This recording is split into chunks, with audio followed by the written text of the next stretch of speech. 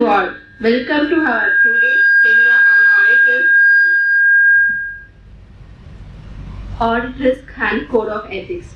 We heartily welcome today's speaker, CA SUBRAMANIA Sharma GODA, to occupy the dais. I request all to please rise to the motto song.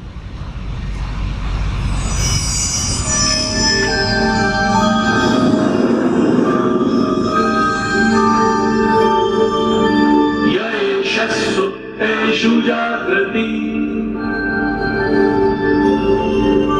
Yaesha Sukteshu Jagrati Kamam Kamam Kamam Kamam Purusho Nirvimana Nirvimana Tadev Shukram Brahma Brahma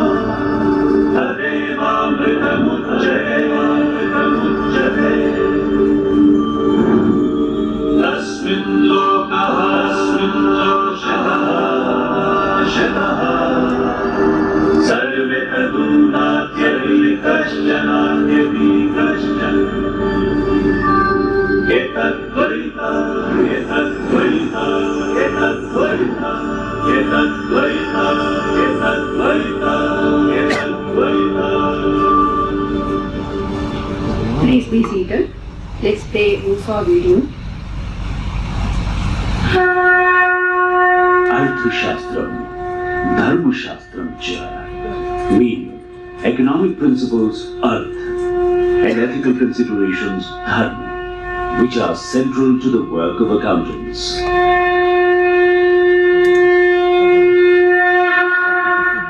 The entire world is deliberating about the impact of climate change coupled with disruptions of artificial intelligence. India has given the philosophy of Vasudhaiva Kutumbakam to the world and successfully hosted G20 summit on this theme and also launched Global Biofuels Alliance. The accounting profession also has an enormous responsibility to guide the work, where accountability meets innovation so that vision can be converted into solution.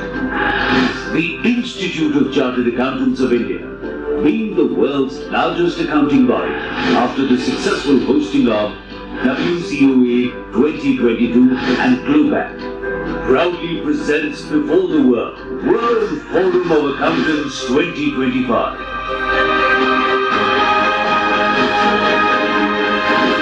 Where accountability meets innovation for a sustainable planet.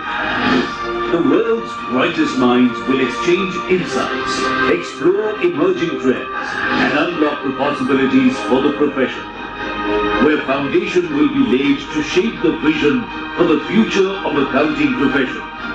Hosted at Yashobhoomi, the largest convention and exhibition center in the heart of India's capital, New Delhi, inaugurated by the Honorable Prime Minister Shri Narendra Modi, is all set to host the congregation of accountants from around the world.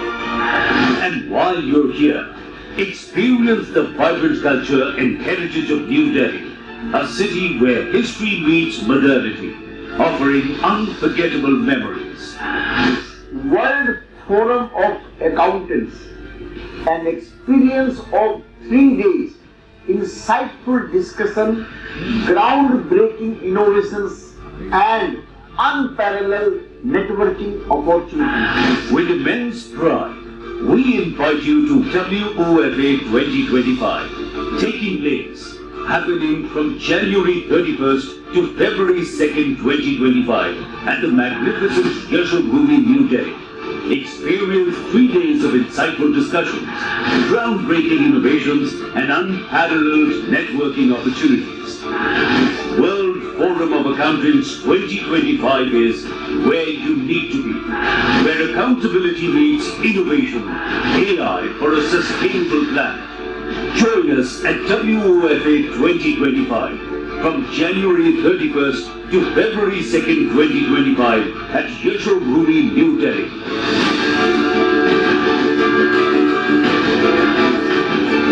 For more details, visit wofa.icai.org.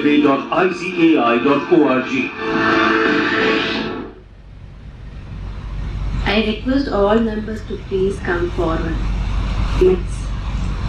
It's my pleasure to introduce SUBRAMANIA Sharma GODA. He is a member of Chartered Accountant Study Circle Chennai and also a Society of Auditor Management Committee and Association of Chartered Accountant. He is the speaker with a CA Study Circle on various topics on accounting and auditing standard, presented paper on use of Excel as audit tool, both in CA Study Circle and West Mambaram Study Circle. Presented paper on accounting standard at the Tirupati branch of ICAI, presented paper on audit standard SRC Chennai and Vijayawada branch of ICAI. He presented articles in regularly with the magazine of CA Study Circle on various topics on Excel usage for auditing standard. Thank you, sir.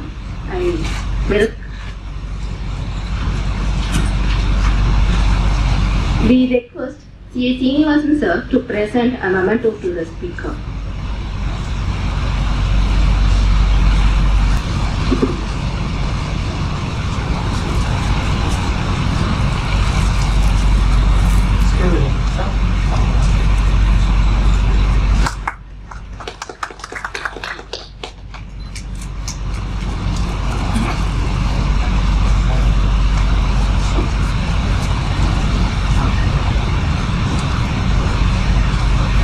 Now it's handed over to the speaker.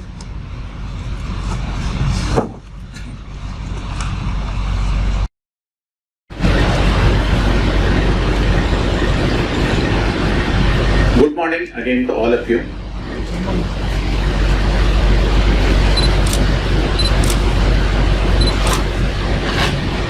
The first thing which I wanted to confess to you is that I'm not going to discuss anything on auditing standards. Let us be clear on that particular thing. When the institute wanted me to have a talk on audit risk, I was just wondering one thing. Being an auditor itself is a risk. Where is the question of discussing an audit risk, particularly doing the audit and other things? Subsequently, I started searching, gathering material, what we can discuss on audit risk. When I found the CA material, see, the first thing which you always look into it is what is there in the CA curriculum material, anything we can take and then proceed for discussion. Unfortunately or fortunately for me, I find in the intermaterial there are only 2 pages. Just only 2 pages on audit risk. They just said audit risk is inappropriate opinion given by the auditor. Components is inherent risk and control risk.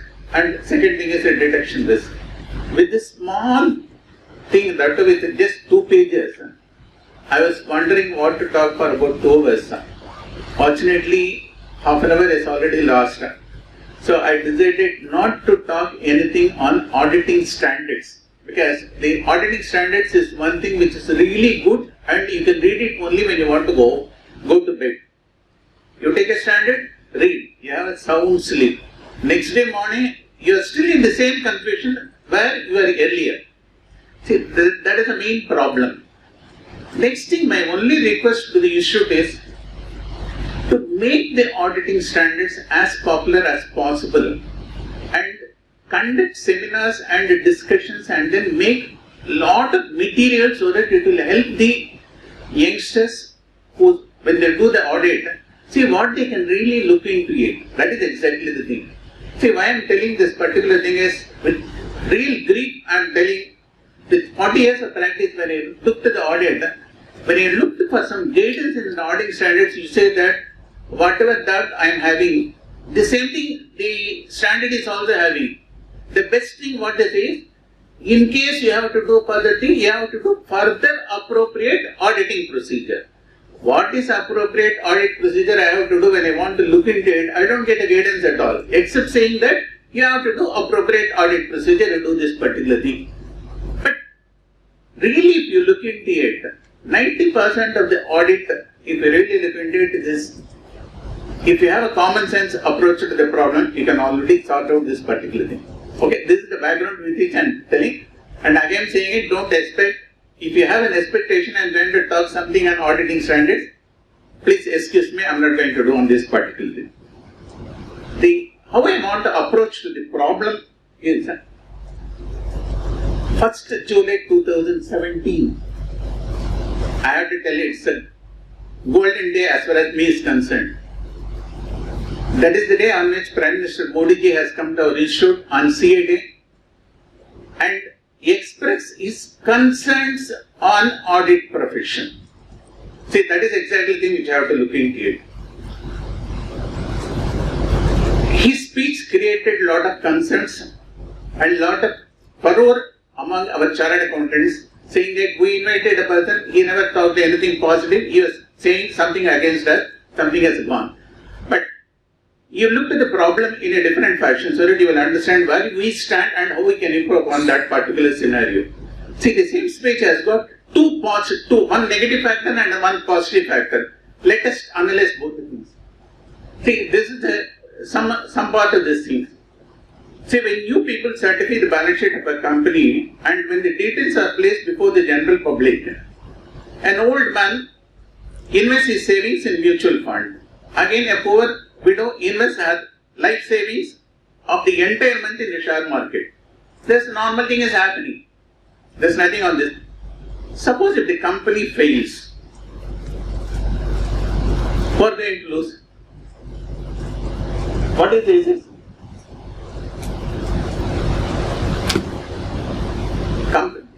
When the things are going, the company grows and makes the money. If the company loses, the real position is exposed.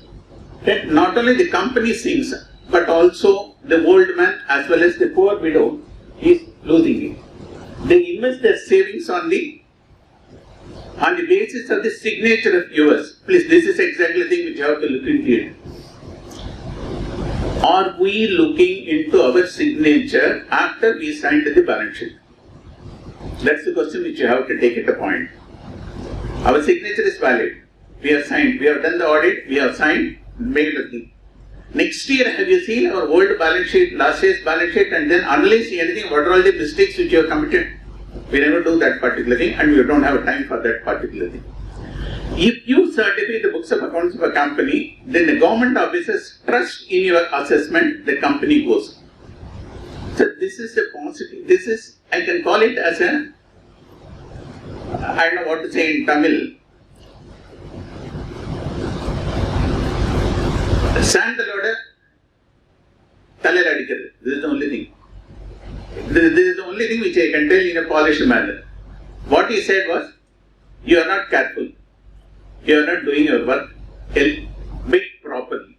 And he suggests you to do this particular thing in a different fashion. Of course, subsequently the passages all talks about the taxation, tax filing returns, number of people, we are not interested on that particular thing. But only point which we wanted to make out is he wants to put it in a different fashion that your signature is more valid and you have to be more careful.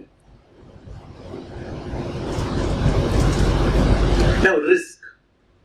All of us we understood risk. What is risk? You take, the moment the LIC person comes, sir, take this policy to have the risk, coverage of your risk, marine policy, fire policy, all the things covered in. But what is the risk? How many of us know what is the risk? Can anybody? So the risk is one thing. Unless there is an event or an objective, there cannot be a risk. Let us understand this particular thing. What is an objective? What is the risk? The objective is the positive thing which you wanted to understand, which you wanted to start, which you wanted to achieve. A goal is being achieved. The risk is the possibility that you are not achieving the goal. That is the risk. Risk factor is that particular thing.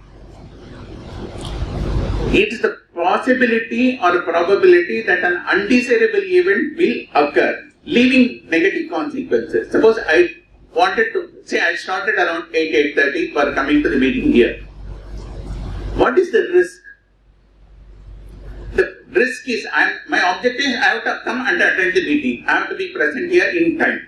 the risk factor is I'm not going to attend or I'm not able to come to this time. What could be the factors?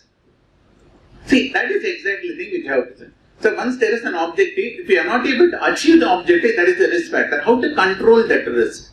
So assume that I wanted to attend for a meeting. So what are all the things I could have done? Not on the day, but even before yesterday itself. I would have selected a good dress for the meeting, appropriate dress. Because today I am in the normal fashion, forget about this particular thing. I selected 2 dresses. Why I want to select 2 dresses for the meeting? I wanted to select one dress, wanted to go. Okay, I achieved the possibility something can happen to that dress in the next day, so I wanted to be presentable. So the first risk factor is the dress may not be positive. Second is when I wore the shirt, I find the button is torn. One button is torn, so it is not presentable. What I can do? I asked my wife. She said, "Don't worry, I have a stitch. I can stitch the button and then can go in time." She started searching for the needle. Thread is there, needle is not there. So somehow she stitched it. So this is another thing, unexpected thing which just happened. Okay, I wore the dress. Next, she started, why don't you have a coffee before going? Okay, right, no problem. I started sipping the coffee. Unfortunately, the coffee spilled on the shirt. Can I go with the same shirt? I can't go. So I have to remove it and then make it out. So having a second shirt for the occasion is the mechanism in which I am aware I am getting into the thing. So mitigating a risk, possible factors which affect my coming into this program in time is this particular thing. This is one aspect. Okay, we all went this particular thing. Yesterday itself, I filled up my car with petrol. I filled up air into the wheels and everything so that it should not give trouble. Okay, well and good. That also preventive. I have did something to do with it. Next, I started moving, coming to the car. So I know this, what is the time limit which I have to go coming from Adair to this place. So I thought it should be around 30-35 minutes. So I still wanted to take another 10 to 15 minutes so that at least we can avoid the thing. When I look to the traffic, it shows lot of red color. In the map is saying there's heavy traffic. Alright, let us go. Once you move it, this is here we have to go to the old movies, Tamil movies, you look to the all Tamil movies earlier period, so that you will find some solution and some incidents too for your audit risk, audit matters. So all of us would have remembered, Vivek wanted to go for an interview. Not Vivek, sorry, I think it's Vijay, wanted to go for an interview, or any one of these two combinations. Suddenly the road was cut. There's a diversion, take diversion, and finally instead of going for the interview to coming at Nungambaga, he has gone to the Tirupati. So like that, today's traffic, particularly the metro disturbances, we look into which road, which part they are cut, we do not know. So keeping all those factors taking into that account, we are coming and then attending. Finally, when I come to the meeting, assuming, it's supposed to start at 10, I was here at 9:50. Okay, take some Parishapad. This is from my side. Take from the institute side. So organizing an event is not a small thing, it's a difficult scenario. Assuming the fact that I am not present at the meeting, what could be the institute's program? So they should have somebody as a standby for the speaker. So they cannot cancel the program. They have to keep a standby for the speaker. In addition to the fact, all the paraphernalia like mics, electricity, so many things are all keeping to this pattern. So by keeping this particular thing is, an objective is the purpose which you want to achieve. Any factors which affect, which see that you are not able to achieve that factors is basically the risk factors. So keeping this particular general discussion, you approach to any of your audits, you will have an answer. There is nothing to worry on this particular. So what are the various types of risk? Market risk. See, changes in the market prices affecting the value of investments. Credit risk. Chances that the borrower defaulting a loan resulting in loss of business to the lender. Innovation risk. I started introducing new product. The possibility that the new product or services may not be successful in the market. Regulatory risk. This is the risk which most of us are facing it. Particularly those who are practicing in GST. Morning one notification will come, night the same notification, some changes will come. Keeping track of the notifications is very, very difficult. So changes in laws, regulations, compliance requirements impacting the business operations and the profitability. Cyber security risk. Cyber attacks such as phishing, ransomware, disturbing operations, compressing data leading to losses. Coming to cyber risk, I just wanted a small thing which I thought we should tell the people. Please understand, today there is a new type of cyber attack is happening on people, particularly elders. Please note that no government department is going to ask you your mobile, your bank account details, passwords, and they ask for the OTPs. Please understand this particular thing and tell the senior people in your home and other thing not to fall as prey to this particular thing. Okay. Recently, a person has lost about 4.2 crores by transferring funds to a cyber attack, a senior executive, and of course they are able to recover that money, but unfortunately it's a tough job for us to make it out. Now let us come to the audit risk. What is an audit risk? What is that in audit? Finally, what do? You just give some report. That report contains some opinions. Okay. Before going to this particular audit, see, you need not answer me, but think about yourself. What is the answer for these questions, and you will realize what you do.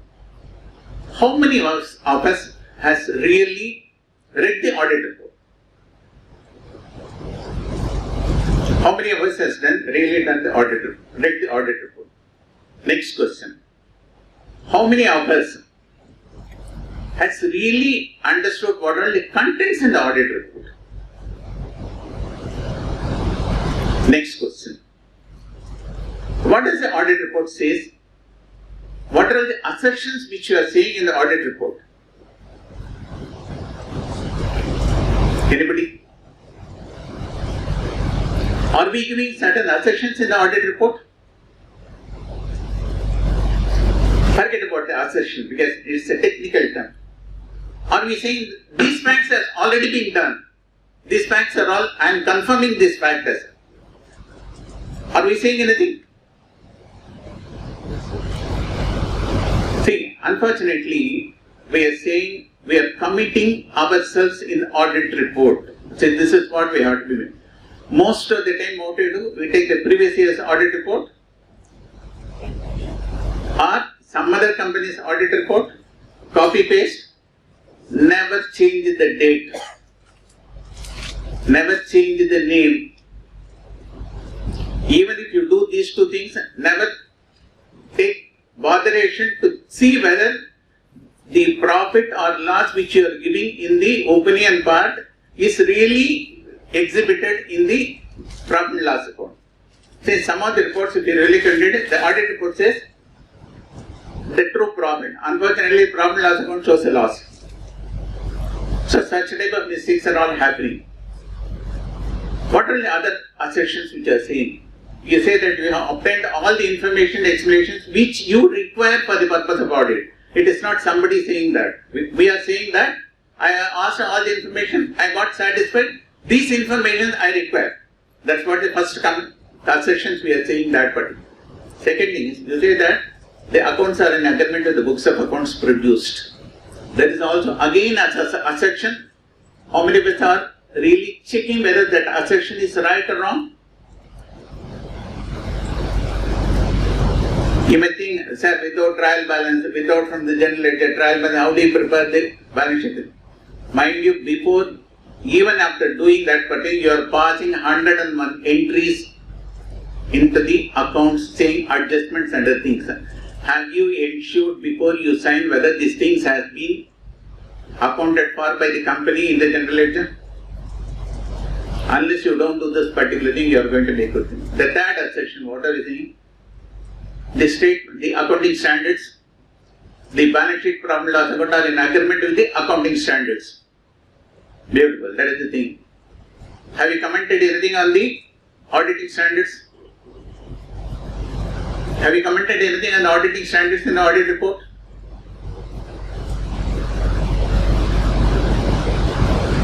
Possibly you think no, but unfortunately you said yes. In one paragraph you are saying that we have complied with the auditing standards prescribed by the institute. See, if you are not complied with the auditing standards and you say that you have done the audit as per the requirements of the auditing standards, this is the confirmation which you are saying in the body of the audit report. So when you are not complying with the auditing standards and you are saying this particular thing in the complaint thing, the moment you sign the report, the meter reading for the auditors is starting for you. Now, how do I get into the auditing standards issues? Auditors, how can reduce it? The best thing is there are two ways. One, I have to climb to the ladder. The other thing is pull the other person down. Second thing is easy. At least learn from the mistake of others. If you really look into it, some of the things that is happening in the assurance practice, if you look into it, just before on 5th of November, there is a news item saying that the NAFRA is going to review all the 35 auditing standards. Because for us it's a good thing. We have not read the institute standards, prescribed by the institute. Let NAFRA come. That is why we are not going to look into it. That is the thing. But mind you, this is going to be a tough job which you are going to take it in the practice. Now, every second day, every third day you are into the market, in the public domain, you find some NAFRA is passing various orders. So please read that audit reports. Please read that orders of NAFRA. It gives you a lot of things for us to understand this particular thing. Is it the small thing which you have omitted? That's something which is really carrying for us. Picture right is a small thing, we ignore that particular and make out this particular thing. See, some of the NAFRA reports, if you look at it, it is against the independence. In one case, they said the auditor is not clear whether he is independent in maintaining independence with the assurance function. In another report, the branch auditor has been appointed. The branch auditor is not at all appointed in the proper sense. But the branch auditor has given the report to the main auditor. Main auditor has also said in the thing that the appointment of branch auditors, branch reports have been properly considered in the things. This is a DLF case. See, branch audit appointment itself is not valid. It's not valid appointed. Where is the question of this particular thing?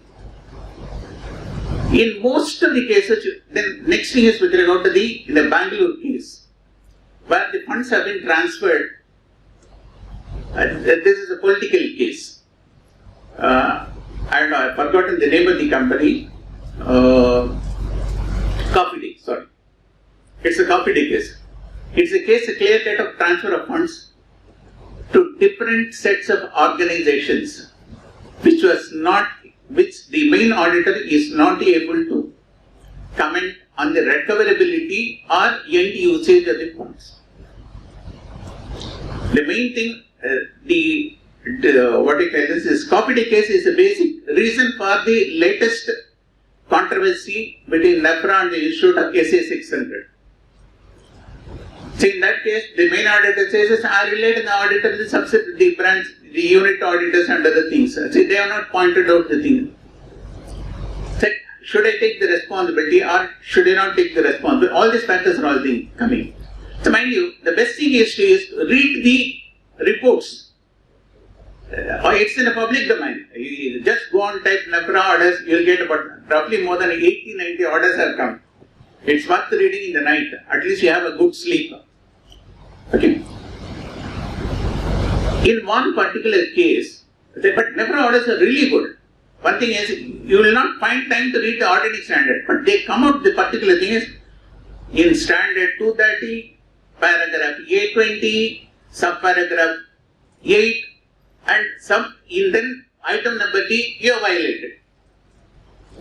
At least that they are able to take so much pain to see what mistake you have committed. If you really look into that particular thing, it only simply says you are not documented in the audit file. So this is exactly the problem which you have to make it work. Okay. The best way to reduce the audit risk is to read the reports of NEPRA or any disciplinary proceedings by the institute. You will positively make out this particularly. And do you know that there is a beautiful judgment by the disciplinary committee of our institute? A member is found misconduct for having more than one wife. Having more than one, you are not supposed to have, but he married. Say he married. The institute found his professional misconduct. Say, don't worry whether that judgment is right or wrong, we are not worried. But on record, if you look into it, you will find a case saying that misconduct proceedings against a member for having married another person. Okay, this is the thing. Certain funny things will happen. You don't worry about this. Now, coming back to our subject, inappropriate audit opinion on the financial statements that are material. See, what type of opinion you can give? What is the possibility of opinions which you can give? I'll come back. To me, this is the only thing. This is a matrix table. When you have two persons, you can have four views. When you have one, you have got two views. When you have got two, more than one view is there. So what are the things? As an auditor, I am saying you are good. You can be good or bad. It can be any one thing. It cannot be good as well as bad. But it can be good or bad only. So which means let us take it. The first thing is, I am giving a clean report for a company which is not materially misstated. Is it a risk? Is there any risk in it? Absolutely there is nothing. You are telling a fact. That's all. Go to the other extreme. Accounts are misstated. You are also giving a qualified opinion. Is there any risk in that particular thing? So, out of four views, two is eliminated. One is positive side and totally is a negative side. So, where the problem comes? Then, third aspect is, I am giving you a qualified opinion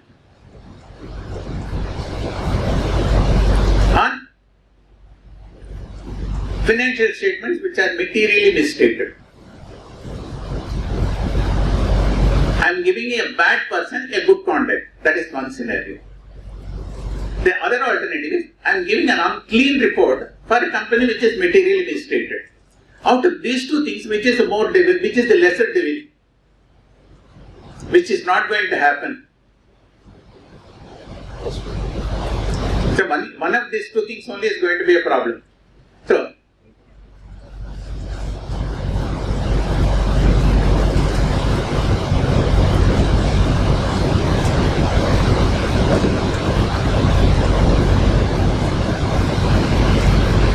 these two aspects. See, I am going to say a qualified opinion on an accounts which are not material, which are clean. Will any person do that? See, out of these four possibilities, two possibilities ruled out. Out of the other two possibilities, am I going to be a person to say that on accounts which are really good, I say something is wrong? Possibility is there. But what could be the probability? The probability is going to be very, very rare. So that is also going to be out. Out of four cases, three is gone. What is the other thing which you are having it? Only factor which you are having is you are giving. Oh, sorry.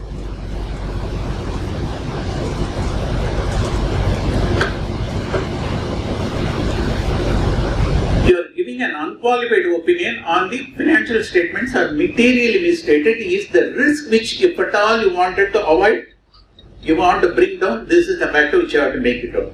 So, don't worry about the audit risk. We are not that much fools to say something which is, though possible, we are not going to do it. We wanted to give a clean report. Nobody will give a qualified report. See, giving a qualified report is very, very dangerous in present thing. For this only thing which I would like to know, I would like to tell with our people is, see, when you point at the finger, what is the thing you look into it? See, pointing out the finger is nothing but giving qualified opinion. I am saying this member is bad. When I point at the finger, what happens?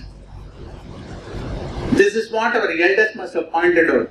Mind you, you are pointing out one finger, but please note that 3 fingers are pointing at you. Are you right in saying the other person is wrong? You just see the finger. I am pointing out the finger at you, but without looking at it, 3 fingers. So when I give a qualified opinion, we have to be very, very careful. I am saying out of 10, 2 things are qualified, but are we clear that other 8 factors, am I right in saying that they are correct? So giving a qualified opinion is not that much easy. So we have to be more careful. So this is the basic thing which you wanted to make it. Once you understood this particular rest topic are all very simple. It's all nothing to worry about this particular thing. Okay? Now, in addition to this giving an opinion, what is business risk? Or the auditor itself is having a business risk. So you may get into the problems. How many of us know about Satyam fiasco? All of us must be knowing this particularly. Some form of us must be knowing this. What happened to the member, senior member, Gopalakrishnan, a senior partner of Pricewaterhouse? He was arrested. He is kept in jail for about 4 months or 5 months. Can you imagine what is the reputation? Subsequently, can you get to any firm for doing the practice and other things? Can you imagine this thing? Forget about the business practice. What about his personal respect? Can any of us will like to have his daughter married? Or will you give your daughter in marriage to his family and other things? This is social custom, social stigma. Please understand, this is something which is very, very serious. See, doing something wrong is much easier, but you have to be more careful while avoiding the risk. So, his entire personal life is lost because of somebody. Did he get any benefit? Is somebody, some proprietor or somebody, some management has got a benefit. Unfortunately, Satyam's cave, please read this book. There is a book available. You can read it. It's about 300 pages. You have to read that book, understand what exactly the thing that has happened. So that Satyam's case gives us lot of feelings to us about how the information technology has been used by the company to fudge the accounts. It's something which we all have to make out this particular. So, our discussion in audit risk does not cover the private aspects of the auditor, his business risk and other things. That does not cover, it's not part of our discussion.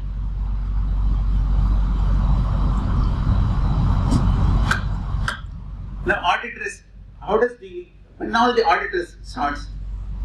See, the risk that exists when concluding the contract. Before you sign, there are certain risks which you have to look into it. You have got last minute time to correct. Can you remember what is this particular thing, last minute error which you can correct it? You will not forget once you listen to this particular. A person in Hallows, a person who is going to be hanged, what is the thing they ask? Before being hanged, they said, what is your last wish? They wanted to satisfy the thing. So, even last minute also he can correct himself. Though the government, the law will not help, but he has got the thing. Please understand it. The risk that exists when concluding a contract is your gallows. Unplanned or extracellular risk, unknown risk for the auditor until their work is completed. During your audit, unless you complete this particular thing, you don't know what is the risk. So you just want to jump into the sea, to the swimming pool.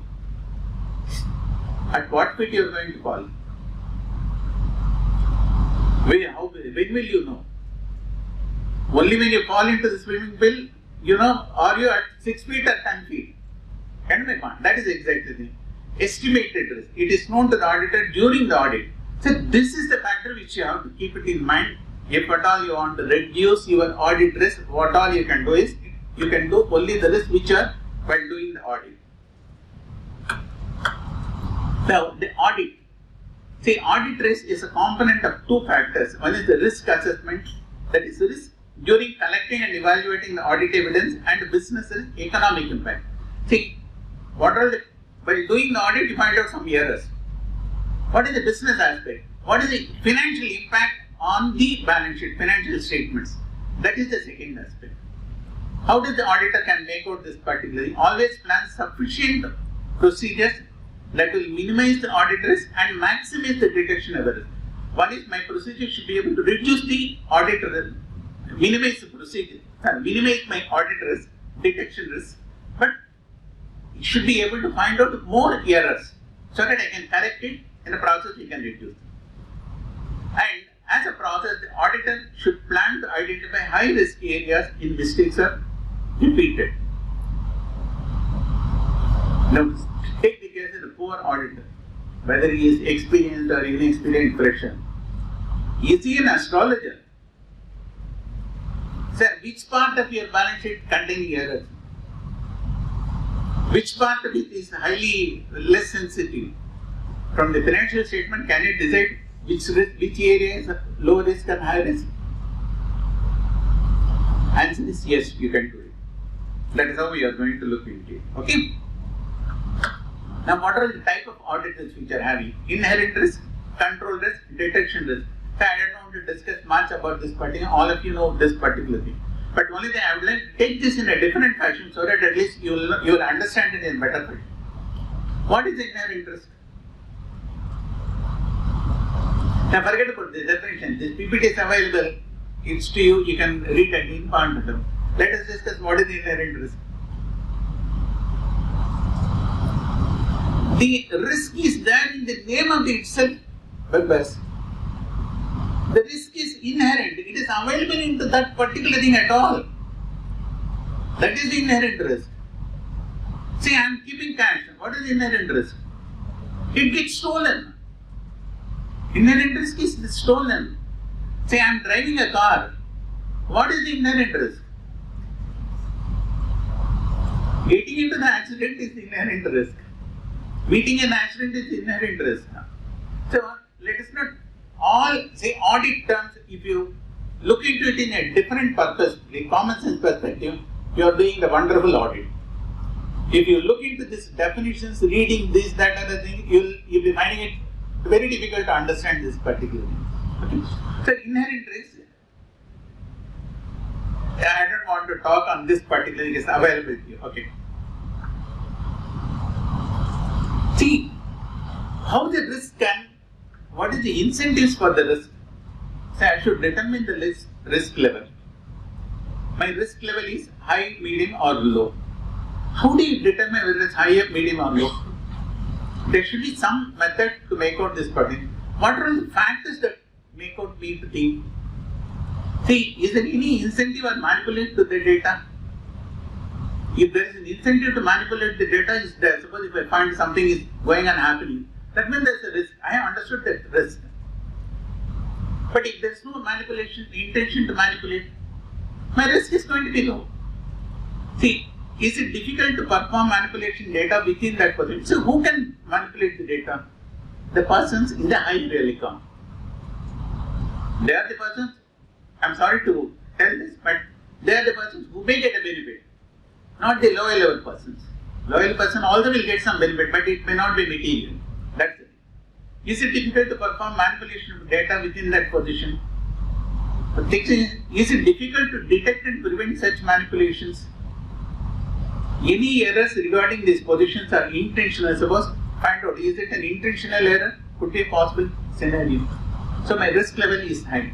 What is the fraud triangle we have? Opportunities for fraud. One is an opportunity. Second thing is nobody is looking into that particular thing. The third factor is incentive. Now here let us take a practical scenario.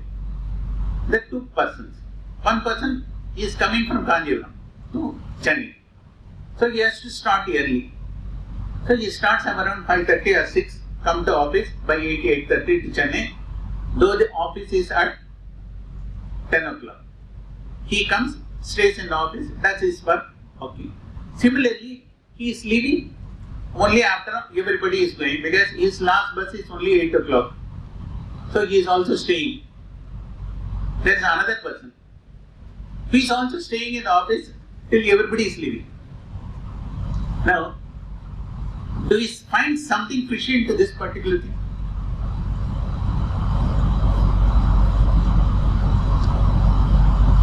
One person is because of his requirement, because of his situation or partner in the place, he comes yearly and also going this particular. The another person wantonly sits leave.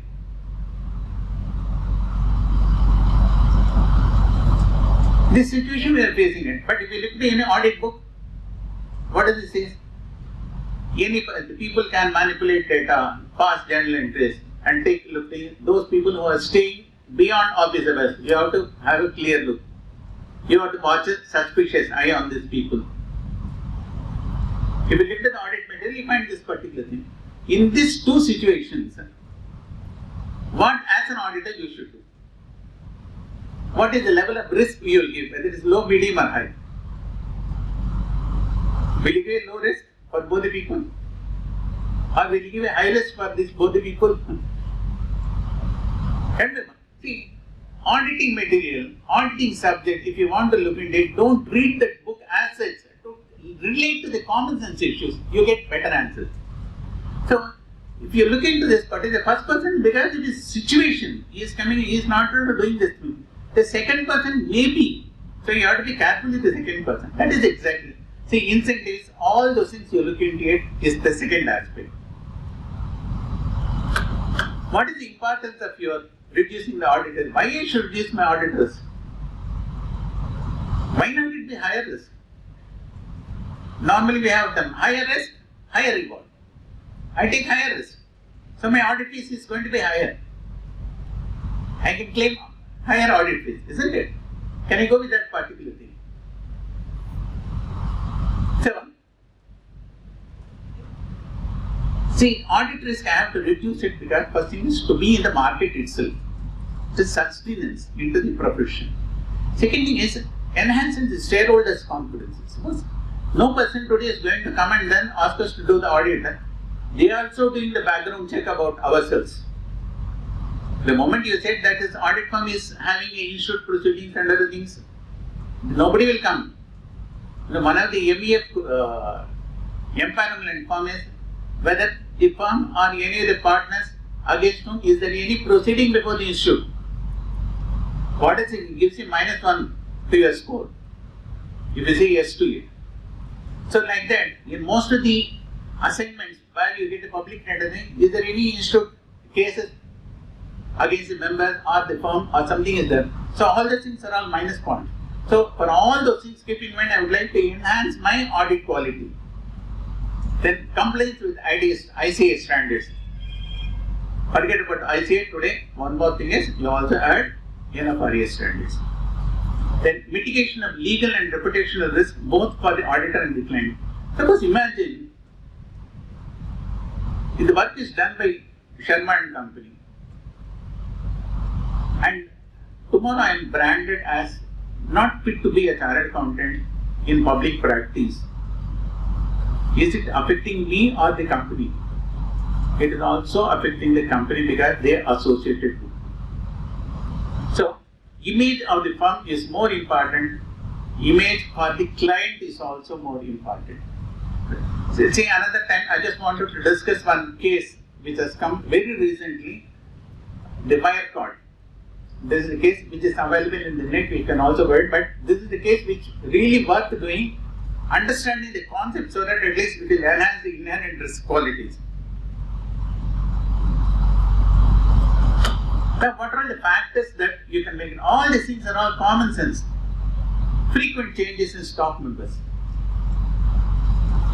If this happens, say last year you went to the client, X was there. Next year, some Y came. Between X and Y, 2 people came and left. What does this give to you? Take the case of a maid in your home. In January, you employed X. In March, you employed Y. X is gone. In July, another person came. Now, what your neighbor will think about you? Isn't it? Suppose, if there is something is happening, this something is wrong. Either the maid is bad or the employer is bad. Everyone. So, this is a factor which you related to your normal scenario. Important positions occupied by persons with inadequate qualifications. You just look into that people, are they qualified for this particular post? implementation of new job positions. Say I had a manager finance, I have deputy manager finance. I wanted to introduce one joint manager finance in between two. What is the necessity? So this will, you are required to probe into this particular thing as part of audit, which we may normally not do. That is exactly the point. See, these are all the small red flags which you observe it, but start looking at it, you will be able to make it a better audit. Upgrading the computer systems. You introduce SAP. Nothing wrong on that particular. When you should implement the new audit program, when the accounts are all over, when the new things are all there, you have a planned thing, concurrent run, all those things are all, so many processes are all there. And one fine morning, remove tally and then implement SAP. What will happen is management also will not get the information, auditor also will not get the information. Okay, these are all the factors that which you observe and which may affect your. Now, inherent risk. Risk is inherent in the event. Getting into the accident is the inherent risk in the event driving. Similarly, incurring loss is the inherent risk of carrying on the business. If I start business, the chances are my losing the capital is more than getting a profit. That's the risk. I already explained, not reaching in time for a meeting or function is this particular situation. See, this inherent risk, it's not common for all. You cannot brand it the same thing for as a high, low or medium to all the aspects. Some cases it is low, some cases it is high. Now, take the case of a cash. What is the inherent risk? Losing money is the inherent risk.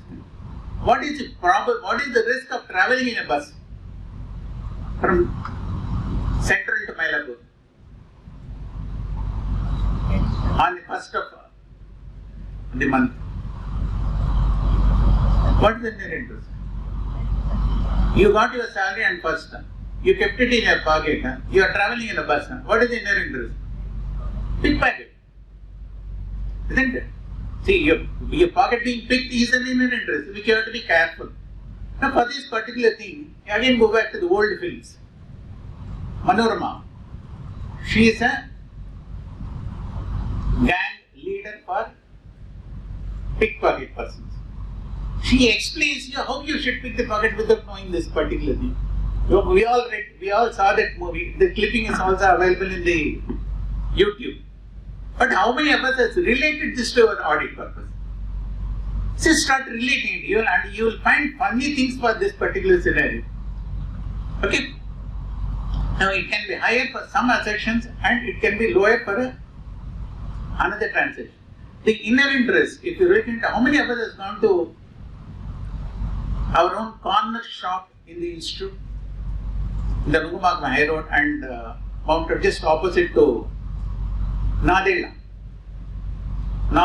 silver shop or diamond shop here, just on the corner of this. Or you must have gone to the GRT or Tangamalige or something. You must have gone it. Have you observed anything? Have you observed anything? See, we buy the jewellery, pay the thing and come back. But if you really attend it, they keep all the diamond items in the visibility of the proprietor who is sitting. There is always two locks for the almirahs where the diamonds are all kept. Have you observed this particular thing? So these are all the things we should observe as part of an audit. So these are valuable items. The proprietor wants to say whether it is available or not. He wants to see his own eyes. He is not interested in other persons looking into it and then reporting this particular thing. Okay. These things we should really make it. The inherent risk for this particular anybody can break the glass pane and take the thing. So these aspects will help you to understand the risk factor.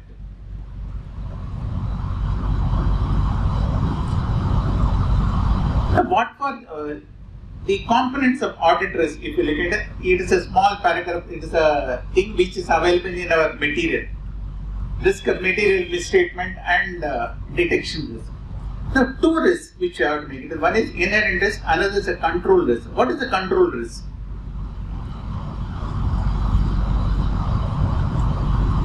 Okay, the control risk, I will put it in a different fashion. Where do you keep your jewelry? Where do we keep jewelry? Are we keeping it on the TV table? Are we keeping it in the almirah? Are we keeping it in the safe box in the almirah? So keeping it on the TV table itself is something which you will normally avoid it. Keeping it in the almirah is the possibility somebody can open the almirah and take it out is there. Keeping it in the safe box in the almirah, you are too sure nobody other than you will take into that particular scenario. What is the control in this particular?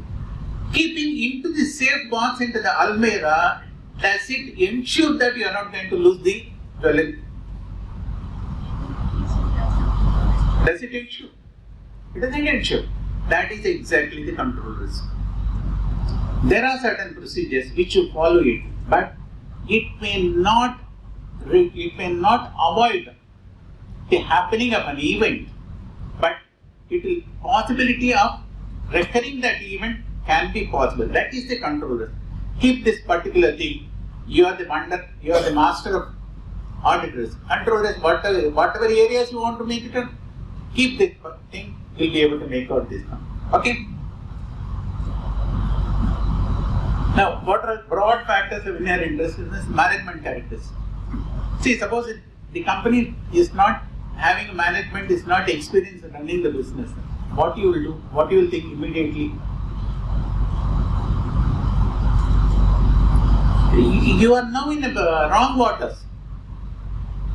See, the moment you know the management is not experienced in running the things, because a person is doing a software company, going and doing a jewelry business, starting a jewelry division, what you will do? Both doesn't require the same thing. So, your mind always gives a red flag. There is an inherent risk, something is wrong. That is the risk factor which you have to make it on.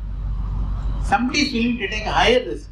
Forget about it. I don't mind losing. I am losing 100 crores. It doesn't matter. I will also put another 100 crores, make it out. Which is a business?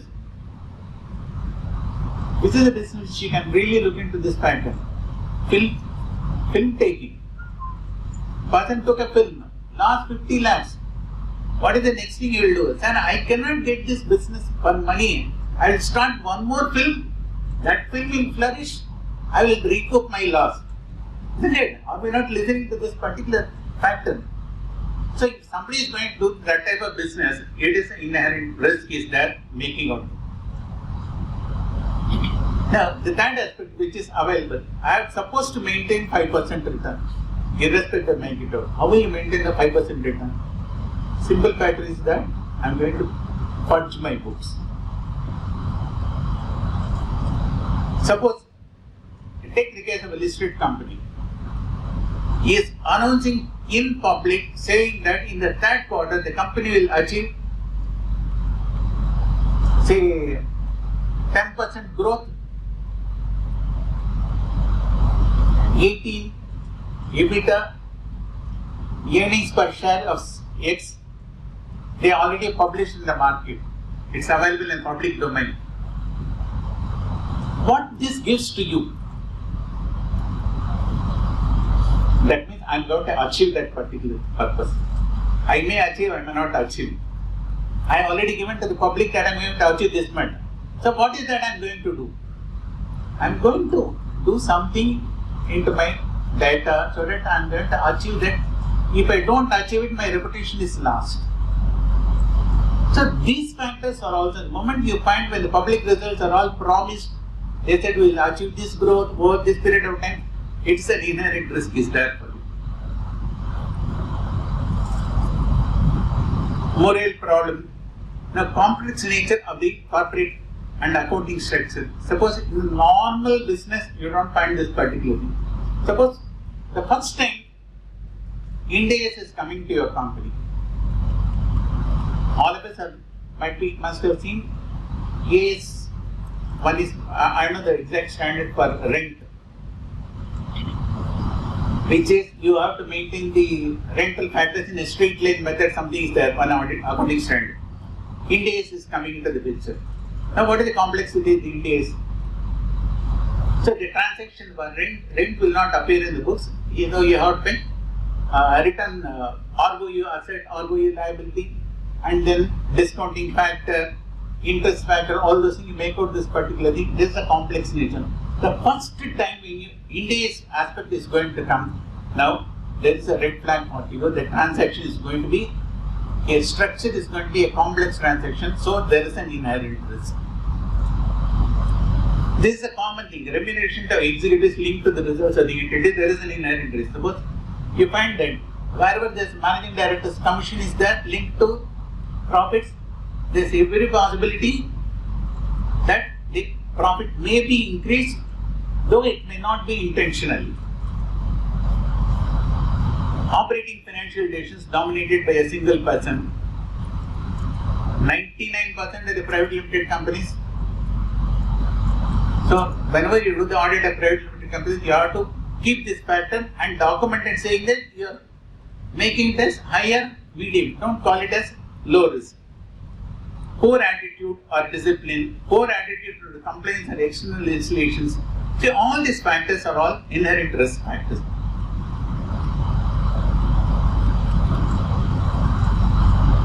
The engagement characteristics. Suppose you are asked to do the audit within 10 days.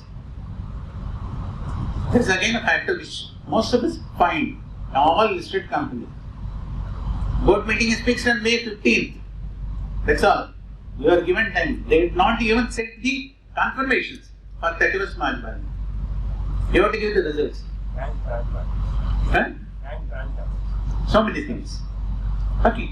So, then second is even your answers to the auditing queries. Whatever queries you made it, they are not making it. Assets and transactions unusually susceptible to misappropriation. So all these factors will give you for the inherent risk factor. I am skipping certain slides. Okay.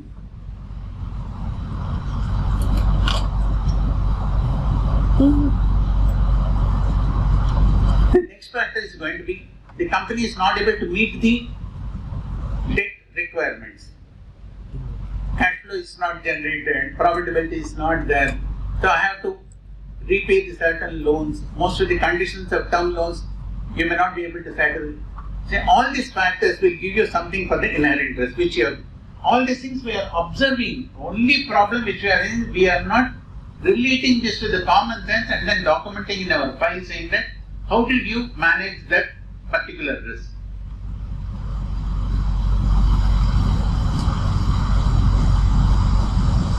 The practical considerations for inherent risk is evaluate responses from the question. There's a question which is available which I am sharing with the people. Now that questionnaire contains certain marks for each and every question. Then you have to put the marks as 50% for that particular thing. That carries the weight of say 50% marks. Similarly, the combination of various factors taking into account, if you look at it, if you put all the questions, then it will be about 1000. That should not take it up. Appropriate questions, you take it up, find out this particular thing. If the score is between 35 to 55, it's you call it as a medium. If it is beyond 55, you take it as a high risk case. See, that risk questionnaire which you want to fill it up, so that will help you to make the classification of this part. Why you should do this particular thing? Today the auditing stand, our audit file is subject to review both by the quality review board and also by the peer review persons.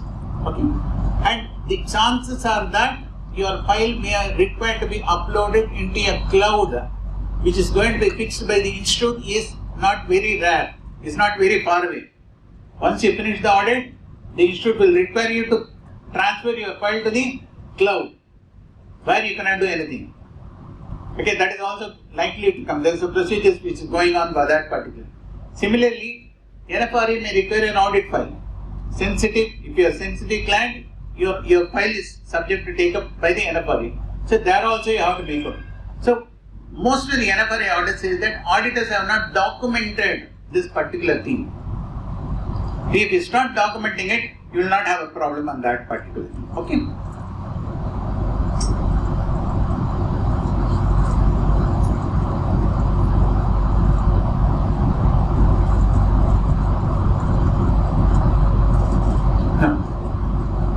So this is the risk mapping which you have to keep it on inherent risk. See, whenever you have for any particular area, when you answer this particular question, for each financial statement area, the assertion factors like CEAV, see one particular question, does it going to affect the entire aspect or only a compliance aspect, a completeness aspect or valuation aspect? See, that you have to decide it. Once you make a decide, you have to make a mark for this particular scenario for each financial statement area. So like that, when you complete for this inherent risk mapping, you consolidate it and then transfer to the another file which says for this financial statement area, for this financial particular aspect, I am classifying this as low, medium or high. So that we may have to document in our file. So similar thing will be coming for the control risk also. If the control is good, the chances of error is less. If the control is less, the chances of error is more. So keeping that particular thing in a control risk, what we do is normally whether it's significant or insignificant. Suppose if a particular control is good for a particular thing, then you call it as not a significant area. So your checking aspect will also come down.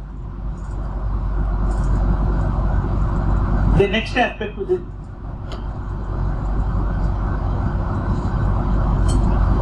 see, as I told you earlier, control system will not prevent the occurring of the event. The only thing it will happen is, it will try to reduce the timely detection you can make of this particular. Now, the time is almost 11:30, another 15 minutes you may have to close it for your tea break. So, I am skipping certain slides.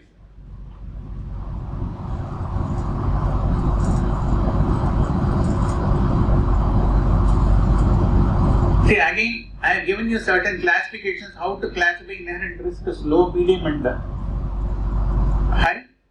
Similar thing is for the control risk also. So change in no make recent changes structure is there, you classify it's low. These things at least, see 90% of the audit is not something new which you are doing it as a common sense thing. If you keep the documentation in a proper fashion, you are reducing your audit risk. Now, coming to the detection risk. This is the final risk mapping table. See, in this particular thing, inherent risk, high, medium and low, then control risk, significant or insignificant, and what is finally your risk profile for this particular financial statement area. So if the inherent risk is high, you have to do more work. If the control risk is high, again you may have to do the control risk is high. Control is good, then you can reduce your area of checking. Now what is the detection risk? Say all along we are talking something not from our end, from the next room. As a company said, what is our detection risk? How can we increase our reduce our detection risk? For 3 years of article strength. 1 minute.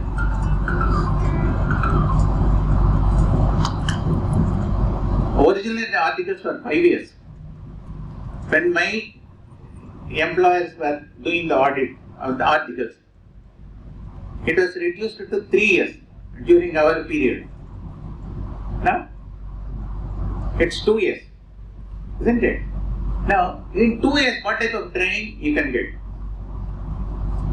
Don't ask me in 5 years what you got it. That's another aspect. Okay. So, today, what is more important is, in 5 years we lost for working 2 years. Is it? Working itself we lost 2 years. Okay. Okay. Now, my point I just wanted to make it, since you raised the issue, I just want to share with you. How many of us are today doing vouching? Whether vouching up is an important aspect in audit or not. Today we are not doing at all, totally ignoring. What is the problem after ignoring, what is it you are taking? Higher audit risk. We never look into the documents at all. That is the problem. Okay. See, the possibility that the audit procedures, okay, the another thing is, you go to any auditing standard, the auditor is supposed to obtain sufficient and appropriate audit procedures. These two words which you always find it out. What is sufficient, what is appropriate? Your audit report also says that the evidence I got is sufficient for me to give the audit opinion. Again, it's a dangerous assertion which you are giving in your audit report without our knowledge, because we don't read that particular paragraph, copy paste. Okay. Now, what we may detection risk can go high. I could have used inappropriate audit procedure. See, for cash verification, what is that I will do? Verification of physical cash is my appropriate audit procedure. Suppose I weigh the coins. Sir, Tirupati Undil weigh pannanu it's not possible. I have to only weigh the coins. But you weigh the coins, but still what is the next procedure which you have done to indicate that so much quantity is possible there? You have not done that job. So just weighing physical coins, is it an appropriate audit procedure?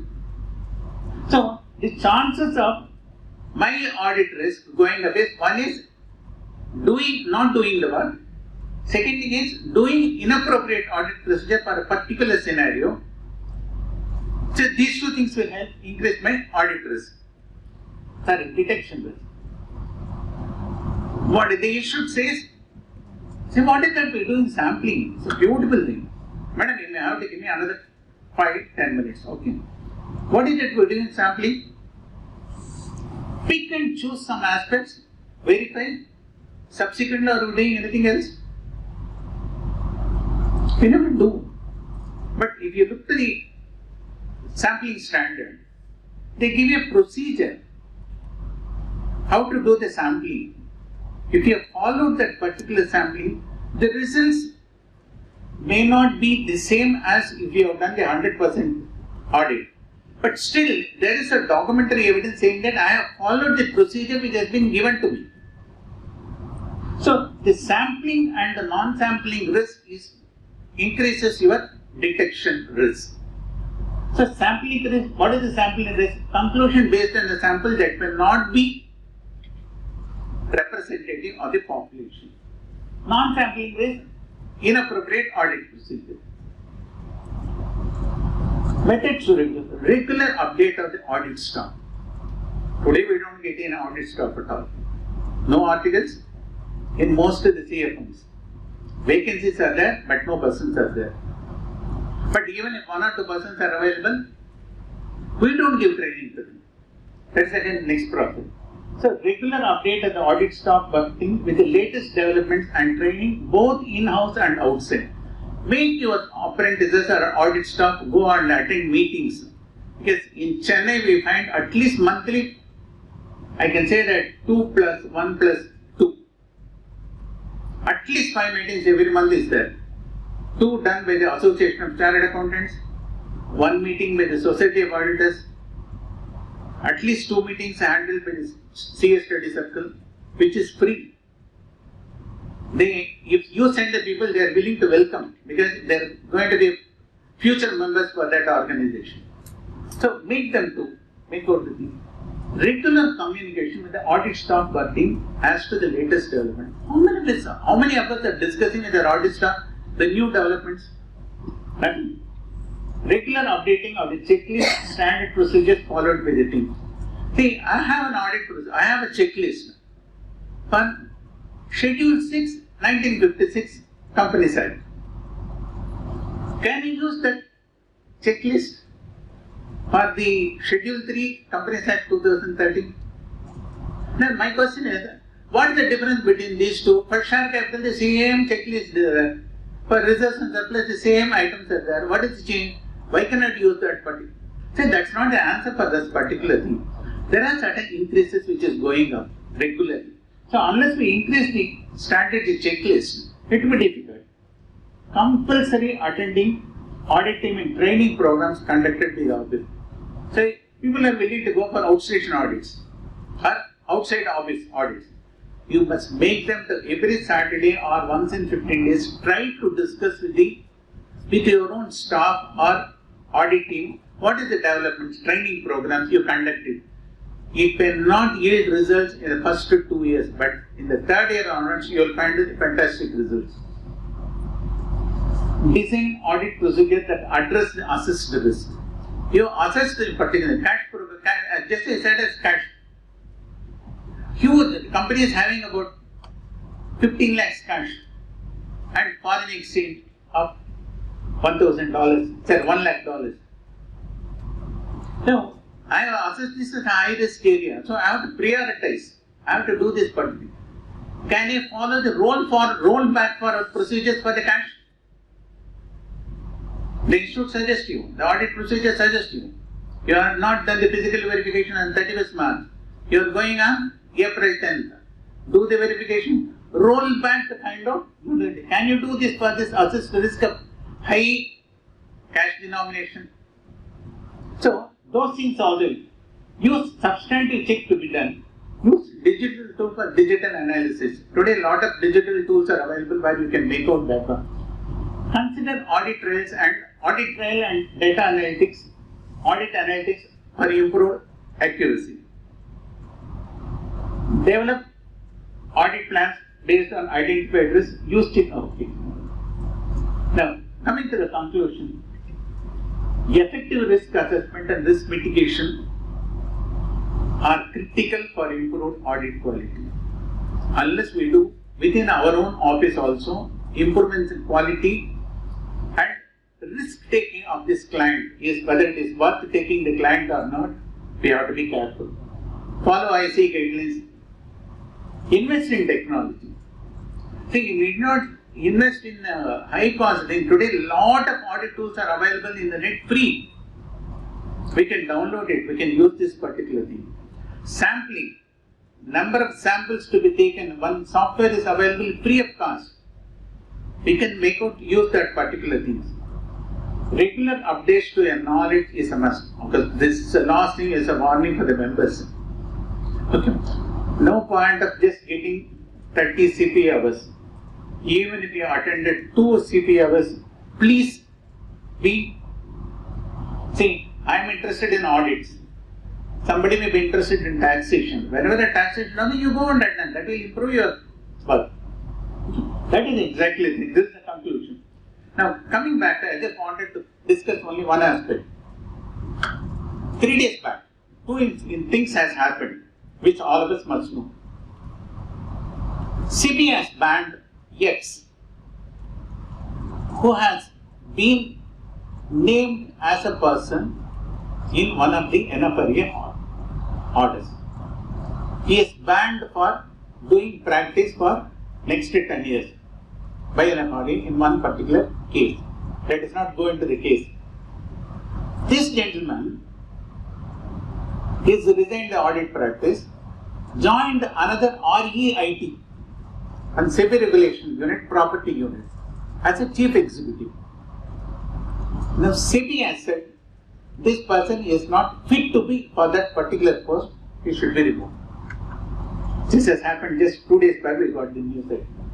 Now mind you, when you are being barred by the profession to do the audit, to do the audit or assurance practice, slowly the things are situation, you cannot do any other finance related or control related activities. This is the thing which have to be more helpful. One of the risk factors for inherent risk factors is complexity of the transactions. Now I just wanted to share one particular thing and then I will leave it the flow. The matter has happened between 2008 to 2020. This is a real card. It's a German company. Now, why we are interested in German company is the reason is there is a ticketing company in Chennai. They are issuing online tickets. This company is owned by another company in which A and B are the promoters. They are the directors of this particular company, controlling the thing.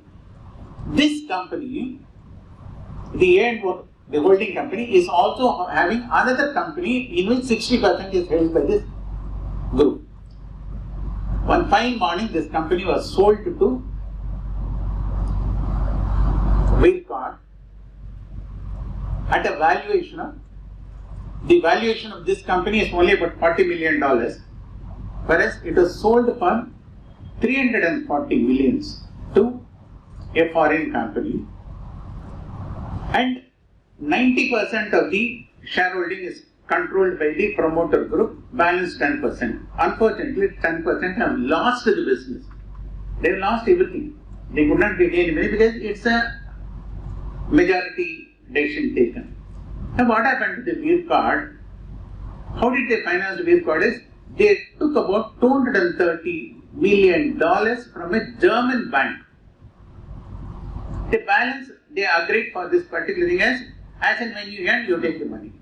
It's a cash out. After this incident happened, within weeks, the beer card has got into liquidation because of some issue in Germany. Now there is a probe by the German authorities. The forensic report and the final report revealed that the valuation has been purged. So the business of the beer card is such that they acquire companies at a higher valuation, and the excess money they route it through different shell companies for promoters thing.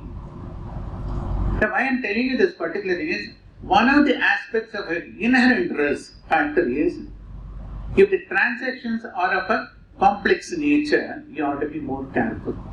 Unfortunately, in this company, between 2008 to 2020, when this thing has happened, a small auditor was there as an auditor for the wind card. It was replaced by Y, who did the forensic report for that takeover. After 5 or 6 years, that Y refused to give a clean report for this wind card. And finally, when they resigned, Y has resigned. When the forensic report and things came up, what they said was, the Y has accepted the management representations from the company to the fact that the funds were all available in different banks. It's available in different banks. They didn't do any verification at all. They accepted the management representation letter, right? And then released the thing. The finding is such that Y could not have done this particular thing. The auditor Y could not have done this particular thing. He should have at least exercised care to ensure that the funds are available or not. Now, Y is in big soup. Okay. Now, all these market reports, market information available to us will always help us to plan our audits in a much better fashion. That way you can reduce the audit risk. Anyway, as I told you, I have not discussed anything on auditing standards. I just wanted only to make people to understand from the common sense point of view how we can reduce the audit risk. Anyway, I thank once again the Institute for giving me this wonderful opportunity to enhance my knowledge. That is the only thing. I don't know whether you have enhanced the knowledge, I have enhanced your knowledge or not, but I have enhanced my knowledge. Okay? I really thank the Institute once again for giving me the opportunity. My only request for the Institute is, please conduct sufficient audit programs on auditing standards. There is not much material is available, so at least the discussion will help us to make up. Thank you. I hope I have not disturbed your sleep. Thank you.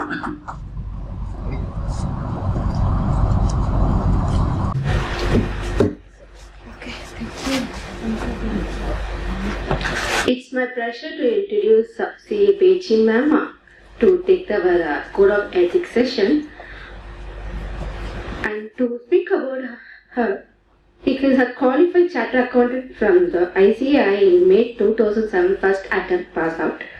Qualified as lawyer in insolvency profession and certified as IP with IBPI. She is the resource person in ICAI from direct taxation and professional ethics CP meeting. And faculty in ICAI for orientation program and NCS program. Got first CA Women's Excellence Award in social service from ICAI New Delhi, all over India, first position.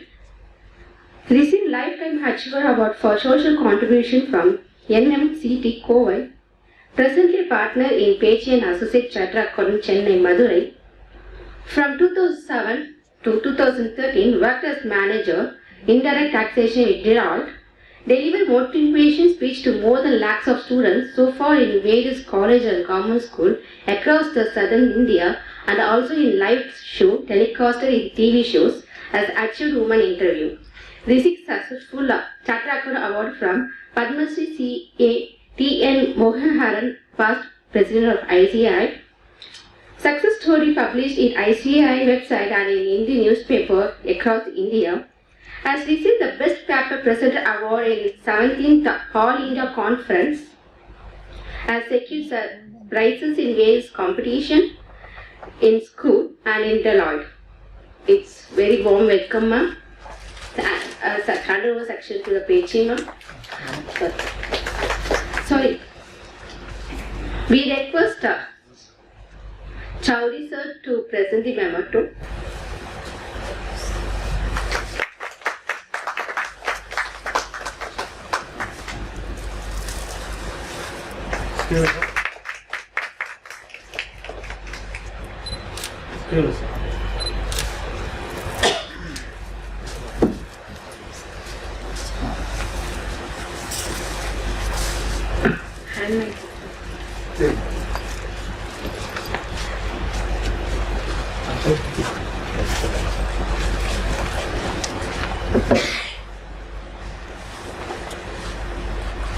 Good afternoon to one and all present here.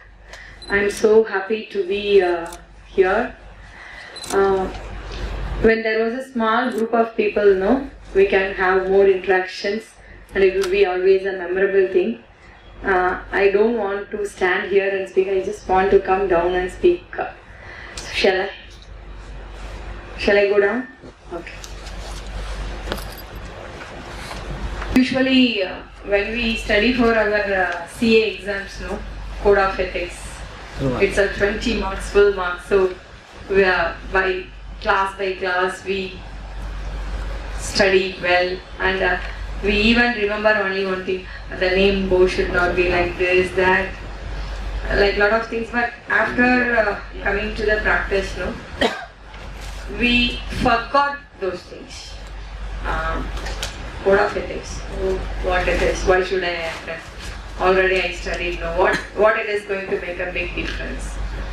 See, today we are going to discuss few case laws, which is very simple things. Recently, the thing has been pronounced the order. That recent case laws we will see, and we see the frequently asked questions, very important things. So, I want this session to be like, not to make you fear. I just want to give this session to be an eye-opener to you all, and how can you protect yourself, and when you are going back, you should be having some sort of, yes, I attended this session. What if it's nothing? Okay, I should be careful.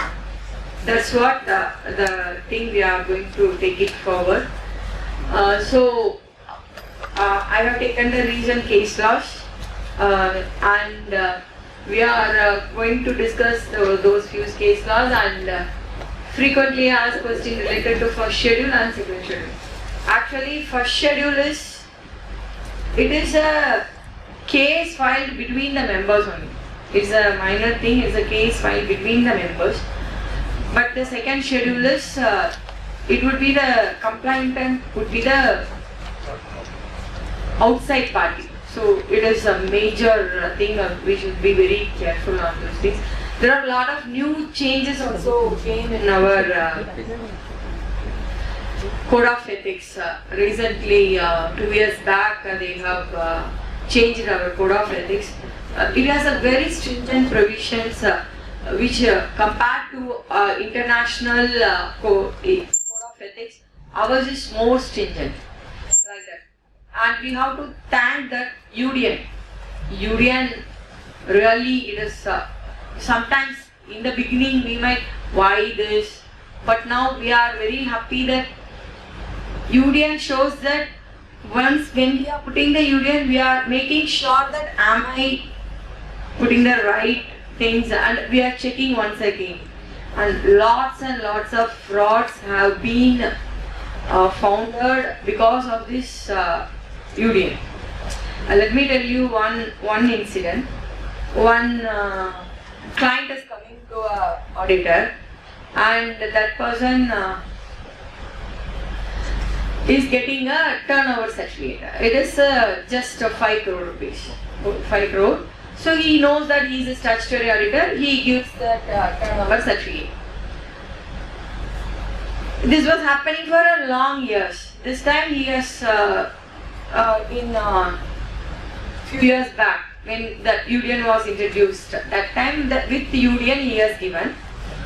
This fellow has submitted the turnover certificate. Immediately within few hours they found that that certificate is a fraudulent certificate. What this fellow do know? He will get 5 crore certificate, but he will submit to the banker 25 crores like some other certificate, same seal he has made and even signature he put like that. The banker, when he verified the union, no, that time there was a turnover was 5 crore. Here he has submitted for 25 crores. Without union, is it possible to find out this? There was always one fear in all chartered accountant mind that somebody should not use my signature, oh my god. Because I know few of my friends' signature has been forged by some other guys. They take the seal, like same thing, and they put the signature and they issue for loan certificate, lot of things. But we don't even know that. But thanks to the system, because of this union, all our signatures are secure and we are very safe now. So like this, we have lot of things. We think that this is a small thing, no? Am I need to correct this? Yes. That's what in my slide I have. Simple acts. Simple acts leads to professional mistakes. Not a very big one. I am not doing a public limited company and doing some fraud. Why should I worry for Code of Ethics? No. Code of Ethics is applicable for everyone. Once you registered as a member, whether you practice or not, the very crucial clauses disrepute to the profession. The very crucial clauses disrepute to the profession. Anything which is not fitting into anything, this class they will make fit into that. So, who are all compliant? Okay, I am doing a mistake. Who is going to comply? Obviously, those who are using the financials, stakeholders, sometimes clients, like that. See, first I have given that our own family members, if they are not able to satisfy their ego, no, simply there was a dispute between the brothers for some property issues, family property issues. They can simply write that he is not genuinely allowing me. This is a disrepute to the profession. They themselves satisfy their ego. For that, they use this. I have written as wife. How? There was a case, it was happened in Hyderabad. They are, the boy is a chartered accountant. There was a misunderstanding between these two people, so they went for divorce. The case was pending in court. This girl now somehow known this provision. She complained against that person with the code of ethics stating that this man is not even a good human being. How can he will be a good chartered accountant? This is a disrepute to the profession. So, take an action like that. This was true case. Then immediately this boy was coming and telling that whatever you want. Please remember, when we are filing a case in High Court or Supreme Court, if the parties compromise outside, the case can be withdrawn. But in our code of ethics, once the case is filed, even the person complainant cannot withdraw it. You can't settle it outside. The case will be for trial, everything will be scrutinized, then they will give the order. See, I'm not making you to scared. There are people, when they see the envelope, something is coming from Code of Ethics Board, ethical board, they will afraid like anything. Very old man. The case was very simple. Prior appointment has not been informed, so that auditor has. There was thousands and thousands of cases are pending for one reason. Class 8. What we have to do? Class 8 of the first schedule. Second schedule. First schedule, sorry. Before taking up the company's audit, we have to get NOC from the previous auditor. In that particular point only, lot of cases are there. Inside that cover, for that only it came.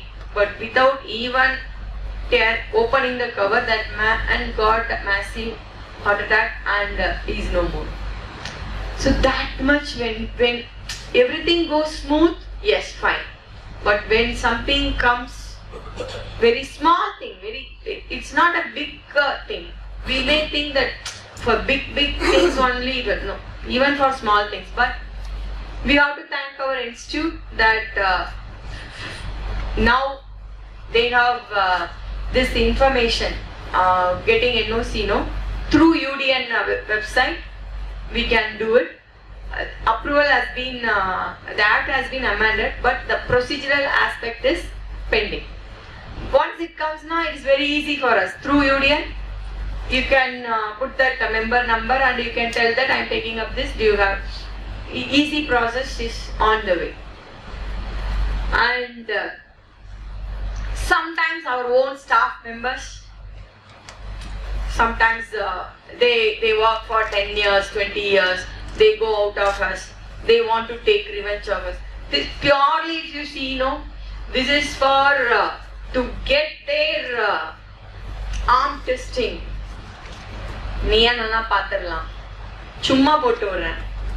Like that they would be doing that. So we need to be very careful with dealing the people. Then the first case. Here, see, you can't understand anything because it is in Hindi. This case was, one auditor has used the abusive language through WhatsApp message. English translation is here. See, there was a dispute between the clients and auditor. This man was telling that without me, you are not there. I will throw you out. Like, there would be a lot of things. I know you very well. Like this, he was telling, I have send your audio to your brother, your daughter-in-laws. He has scolded something. So he is telling back, but he was telling and he's making a threatening thing.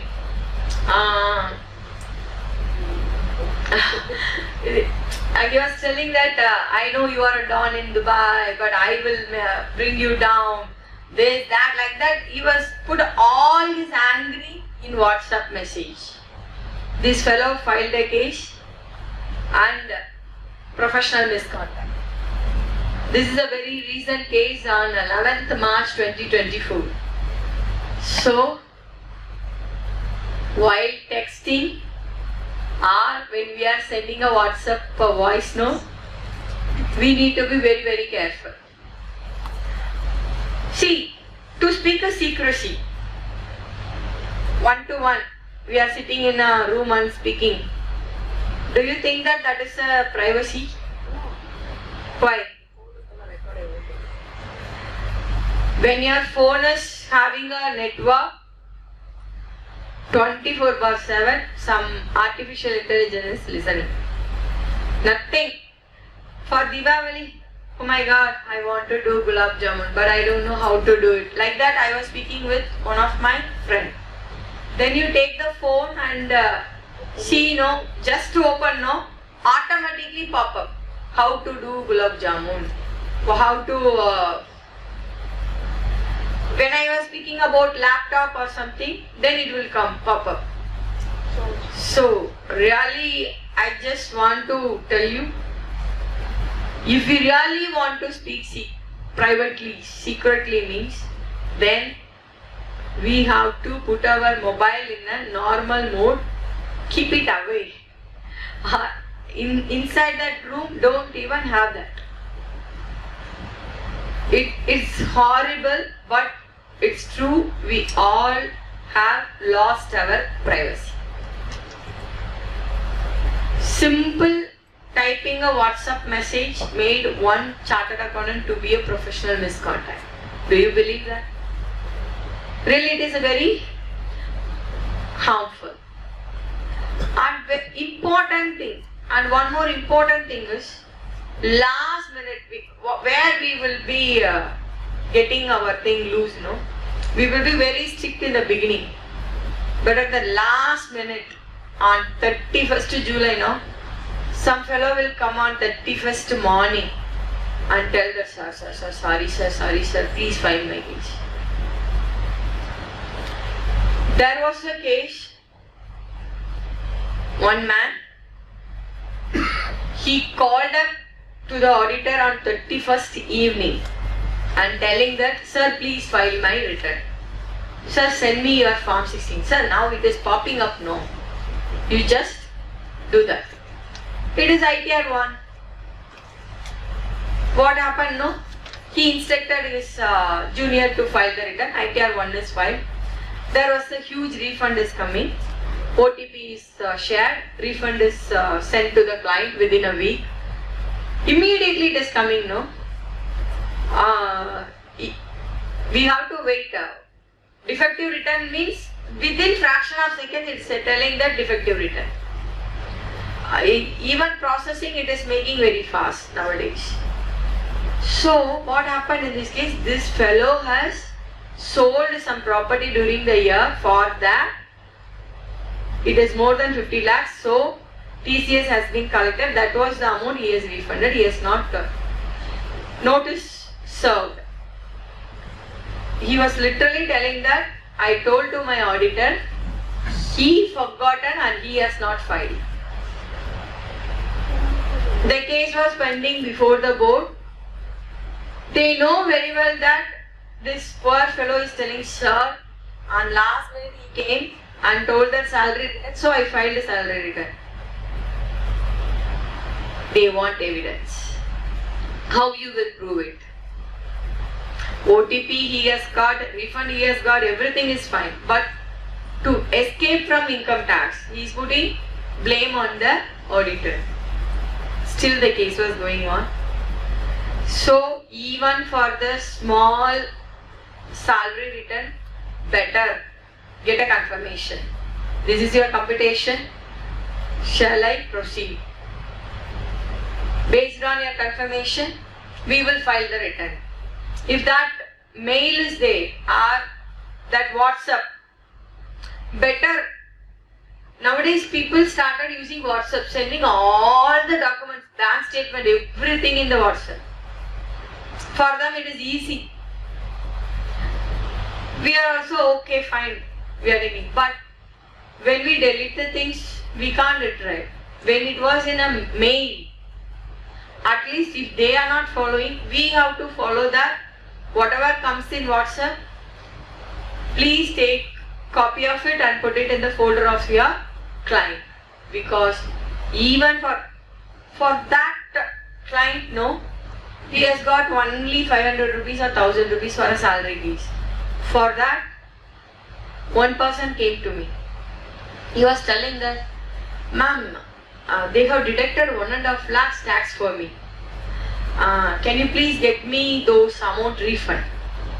I said, sir, your salary case, this cannot be done. No, my colleague is doing with someone.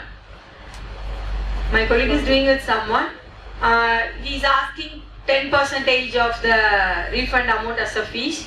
He's doing. I said, please go and do it. Yesterday I got a call.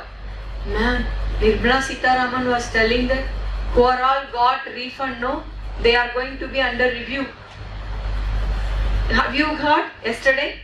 Yes. He was calling me. I said, I can't help you. Go and ask that man. Because chartered accountant will not entertain that. We never do that. We never do such a fault thing because we know the impact. They have correctly deducted the TDS. It should be for income tax department. We should not get it back. That for time being they may get it back, but peace of mind will be lost at any time. Instead of 20,000 refund, they have to pay 2 lakh. Next one. See, we should be very careful when a company is formed by husband and wife or brothers and sisters. Yeah, it's my brother only. He will sign. Don't worry. I'll get it. Please do. This is a case of Mr. C.A.P. Venkata Shiva Ramamurthy. He was a chartered accountant. He started a company with his brother, and that company was going good, but he transferred his share to his wife, and he came out of that company, and he was doing a different business. Now his own brother complained, stating that without my knowledge, the share has been transferred. He has gone out and he has taken all the technical know-how from my company and doing a business. Own brothers. So when there was a partnership firm, this was a real case of our own friend. There was a partnership firm. In partnership agreement, it is stated that 2 partners should sign the accounts. So every year the auditor is getting signature of the 2 partners. 1 year the elder brother is coming and telling that my younger brother went outstation, the date is nearing, I will sign, sir, you upload. Okay, what make big difference? He uploaded.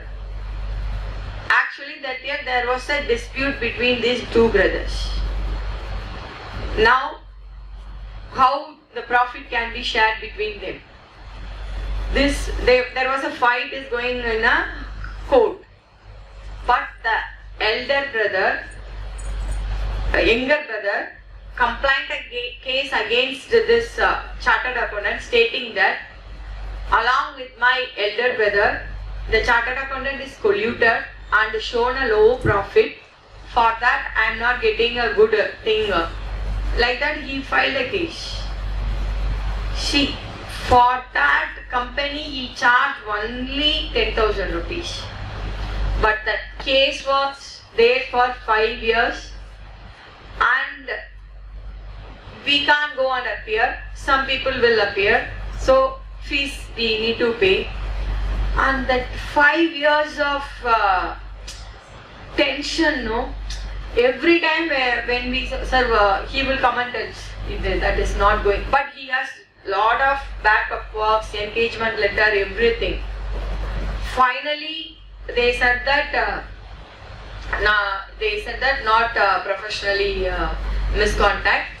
They found that they are just used for these things. He proved everything. He had the books of accounts, engagement letter, tally backup, vouchers, everything. So since the documentation was there, he proved himself, but it has taken 5 years of peace of mind. We can prove ourselves, but we will lose our peace of mind. So that is very important. So when it is very close that husband or wife, make sure that get the signature. They will tell them, sir, my wife, she's a little busy, sir. She will sign up later on. You just upload. Please don't do that. Get the signature. So here the point is,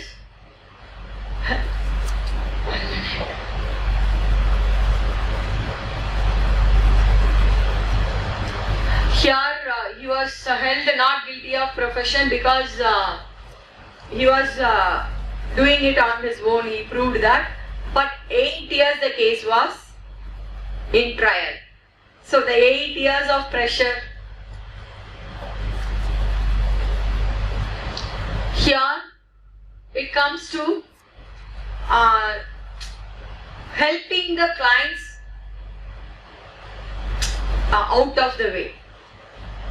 See, this girl has formed a company, this chartered accountant has formed a company with fabricated documents. But now we can't do that. Now filing with ROC, everything, no?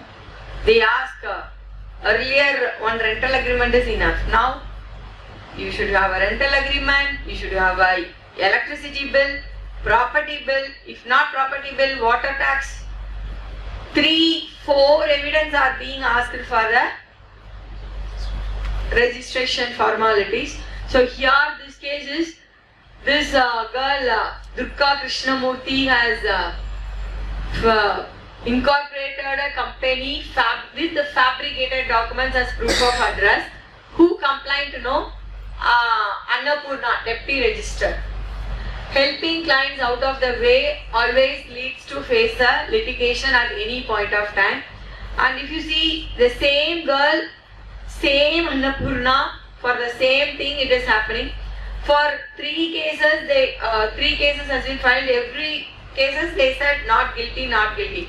Okay, that is fine. But finally they warned. See, they cautioned that in future any procedural lapse should not occur for her future assignments. See, this is 3 cases put together different. So they said that you are not guilty of profession, okay, but they warned. That is very important to note here. I remember there was a raid, and I think a lot of companies got incorporated. Yes, sir. Yes, sir. It was a huge number of companies. Yes. So, never help your clients out of the way. That is the key takeaway we have to. They will plead you. They will come and ask you, this is very emergency. Please do this. Projections for the bank, can we sign or not? If we follow SA, 300 or 600, it will come later on. But never sign it. Better never sign it.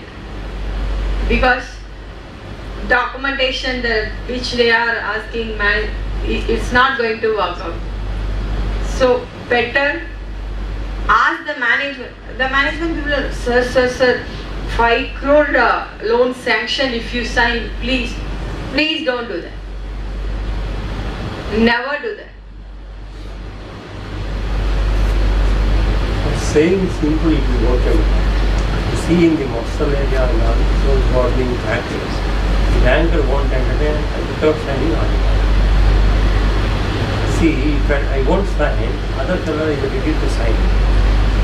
I am coming to the same question. Everywhere it is. Sir, you are right, sir. Yeah. The same question I have, it is included in the coming slide. I'll tell you the answer.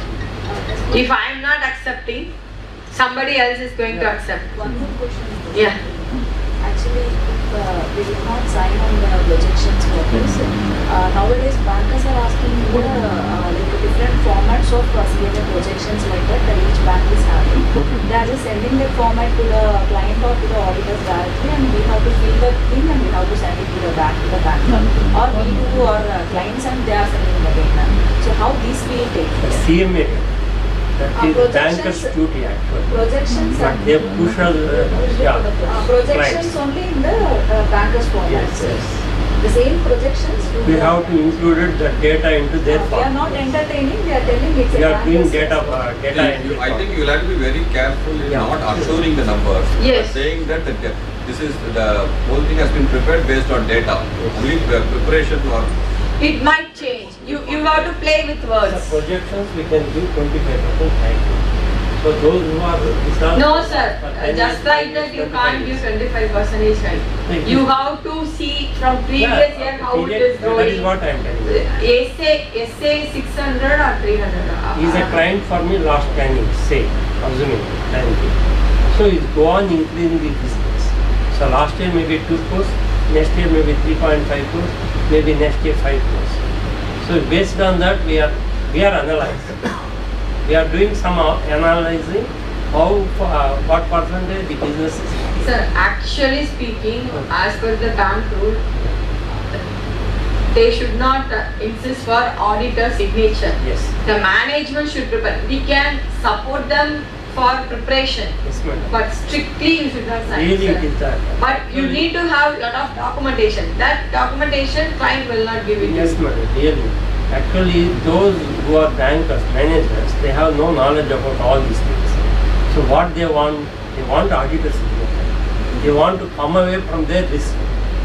See, if we tell them all the regional meetings with bankers and all, when we go on discuss with the GM level and all, we are asking them to intimate to their manager, whether they are intimating or not. Ultimately, they are pushing on the auditor side. So unless They will do what, like that. what sir. they will tell client, unless you get the signature from your auditor, we won't release it. So automatically the client will come and pressurize us. Sir, it is not that Don't the do it, manager is sir. not aware. It is not that the manager is The not manager is He is very well aware. He just want to, Yeah. for him it is acting what as passing a on the risk. The auditors have signed, so I have taken and I have given. So that is like You are passing telling on. me if I am not signing, somebody else is signing. That is You also. think in a different way. I am very safe. Someone is going to take a risk. If you want to take a risk, then When out of 100 files, nearly 90% are in their loan profile.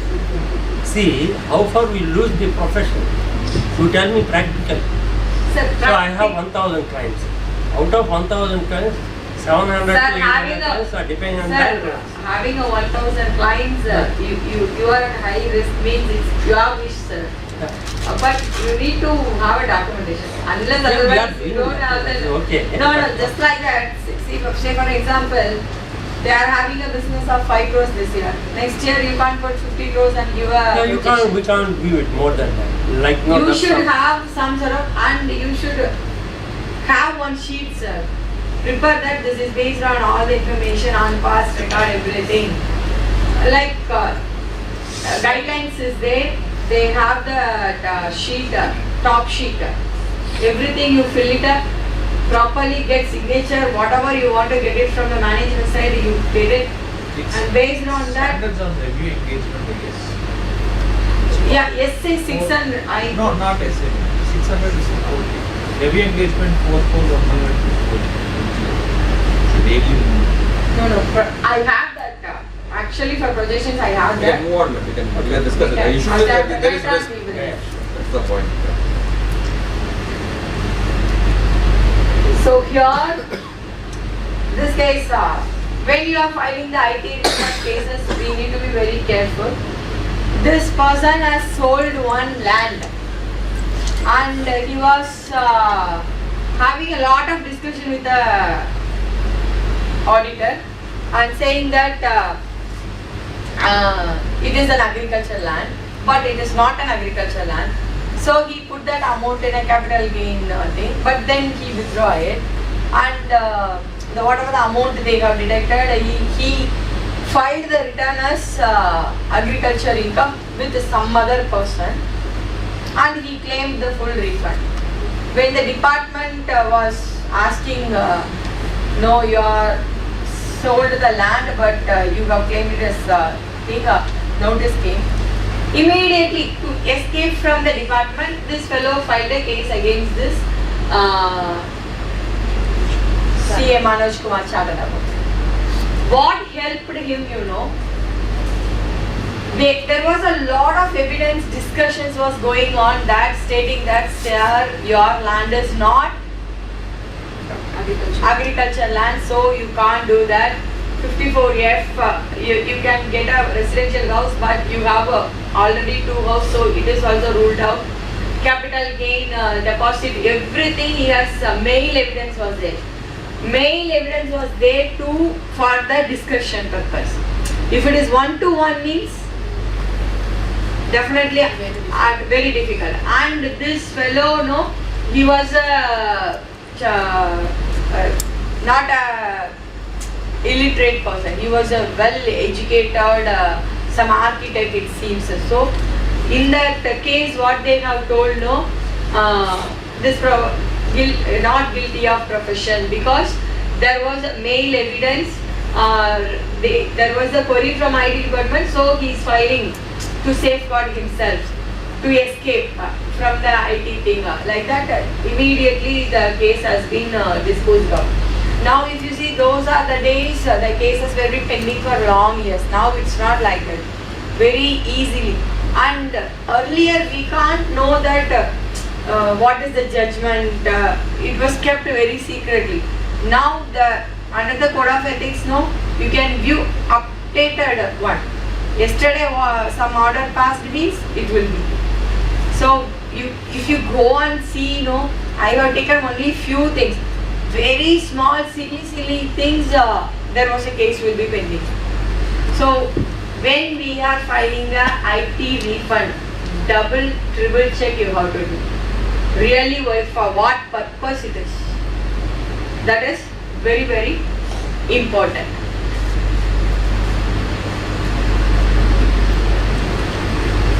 Here, this case is, see, sometimes we do copy paste, right? Of some clients. I don't want to name the client, that audit firm. It was Big 4 audit firm. They were doing a group audit. They sent me a group audit instructions, some few annexures to be filled up for group audit. I found some other company name in it.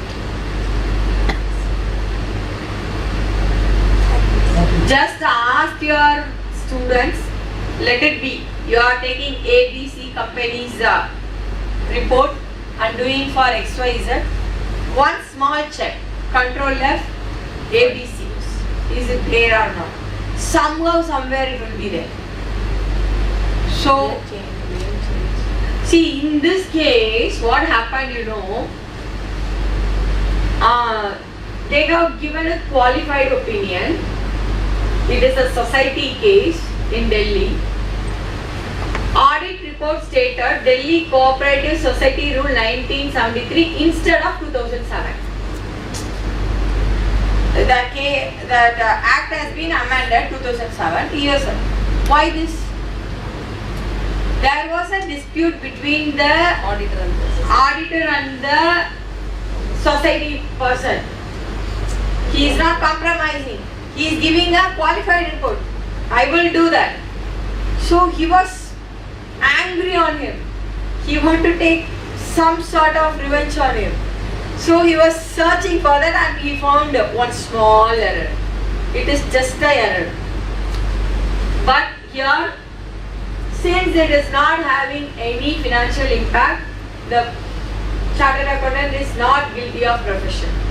But see, it's a very simple, very simple thing.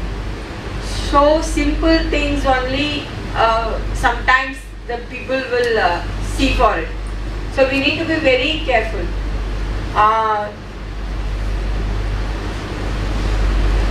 When amendments, if you are mentioning some act, is there any date there, things we have to see that. Now in our company's auditor report we have to give audit trail 1 point, right? In that it will say everything and 2023 will come in one page. So auditor report. What happened in my office? No, these fellows what they will do? No, Control F 2023, replace all 2024. But this will make a difference. So we have to tell our staffs that, see, when you are doing, please be very careful in doing the things. Luckily I found that and it is corrected and we give. It is not going to make anything, but when you are doing for companies, no, that documents can be viewed by any person, even spelling mistakes, miscellaneous expense, there will be mistakes. So it's not about alignment, you have to see the spelling also. I have seen few financial statements where there was a spelling mistakes. There was a discussion. Sorry, I put my mobile on silent mode. இப்பமே silent mode போடுங்க.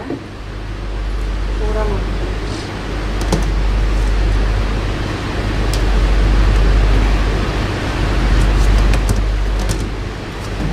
So when there is an amendment of acts or any act you are going to be in your audit report, make sure that updated numbers you are giving.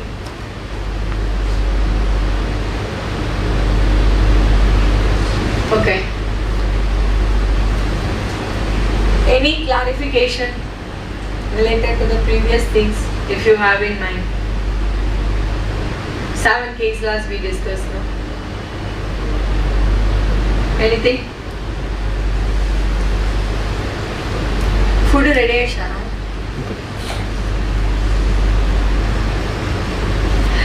The next thing what we are going to discuss is will be really interesting. Actually, professional ethics, it's boring subject, but I try my best to give it in a lively way. And the thing is, very small things, if we know that, see, when using the digital signature of your clients, better get one confirmation letter that general format from so and so. I am giving this digital signature to my auditor for ROC purpose, income tax purpose, everything. I am aware of that. He use on my behalf, like that you get a signature, because there are few people who was telling that without my knowledge my auditor has used my digital signature. So in the same letter you just put for all, for income tax purpose, ROC purpose, GST purpose, everything we are doing it. Better when you are getting that when we are using the DSC, because there was few cases where pending before ethical board related to this DSC issues. Without my knowledge it has been done. 1 o'clock. 1:30. Sabarvalliya. 1 o'clock. Okay, we will move on to frequently asked questions. See, the first one is member to share profit with the widow of the deceased partner. Yes, it is allowed. And here I want to tell you one important thing. See, if I come across one incident where that man was having a practice for a period of 60 years. Okay, he has a huge client. In COVID, unexpectedly he died. One fresh CA came. Before his ceremony, he entered into a partnership with rest of the people. He taken all his clients. The lady was telling that, see, it is a hard-earned things of my husband. So give some share to me. No, this is not a petty shop like that. You can't come and ask. He was telling that, I will put a case against you in an ethical court. He said, okay, you do it. When that case came to me, I discussed with one of the member who was in that judgment position. Sir, this was the case. Whether this case will win or not. He said that if there is a clause in the partnership deed stating that any partner deceased and another partner is going to take the client, this much of share of amount to be given to the family. That point should be included in the partnership deed. If it is there, she can win the case, but it is not there. He was telling that it is humanity basis that fellow has to give. Legally, if she want to fight, this clause should be there in the partnership deed. Obviously, that clause is not there. Immediately, I amended my partnership deed. That thing I can do. If you want, I can share that class, how to include that. You mean in case of death of the partner, the legal heir will have will get the whatever balance in the firm or share they will get. That's the process. That clause only, sir. That clause is not there, sir. Even the sundry debtors which he collected, no, that also he has not shared. And one more thing is, sir, 60 years of practice, sir. He would be having a good clients, no? When another partner is taking out, at least for few years, for 5 years or 10 years, some 20% or 30% of the profit should be shared with their family members. That class we can include, no? That is good, no? Actually, by virtue of law, the capital will go to the deceased. Only the most part, the profit will not be shared to the Definitely, the partner's current and capital will that will go to the irrespective of the cost. But by law. see, by law it is go, but capital account they have not mentioned anything. It's all put together 10,000 only. Who will do the partnership? That's an asset of the Accumulated profit is not there. Every year they are taking it, share of profit. So what is the need for a professional firm to keep that Sir. amount of money? So what you mentioned is the goodwill, basically the goodwill, future earnings, that of course should be by Sir, in the deed, if we are writing that, it is for the safety of our family. See, they should not suffer.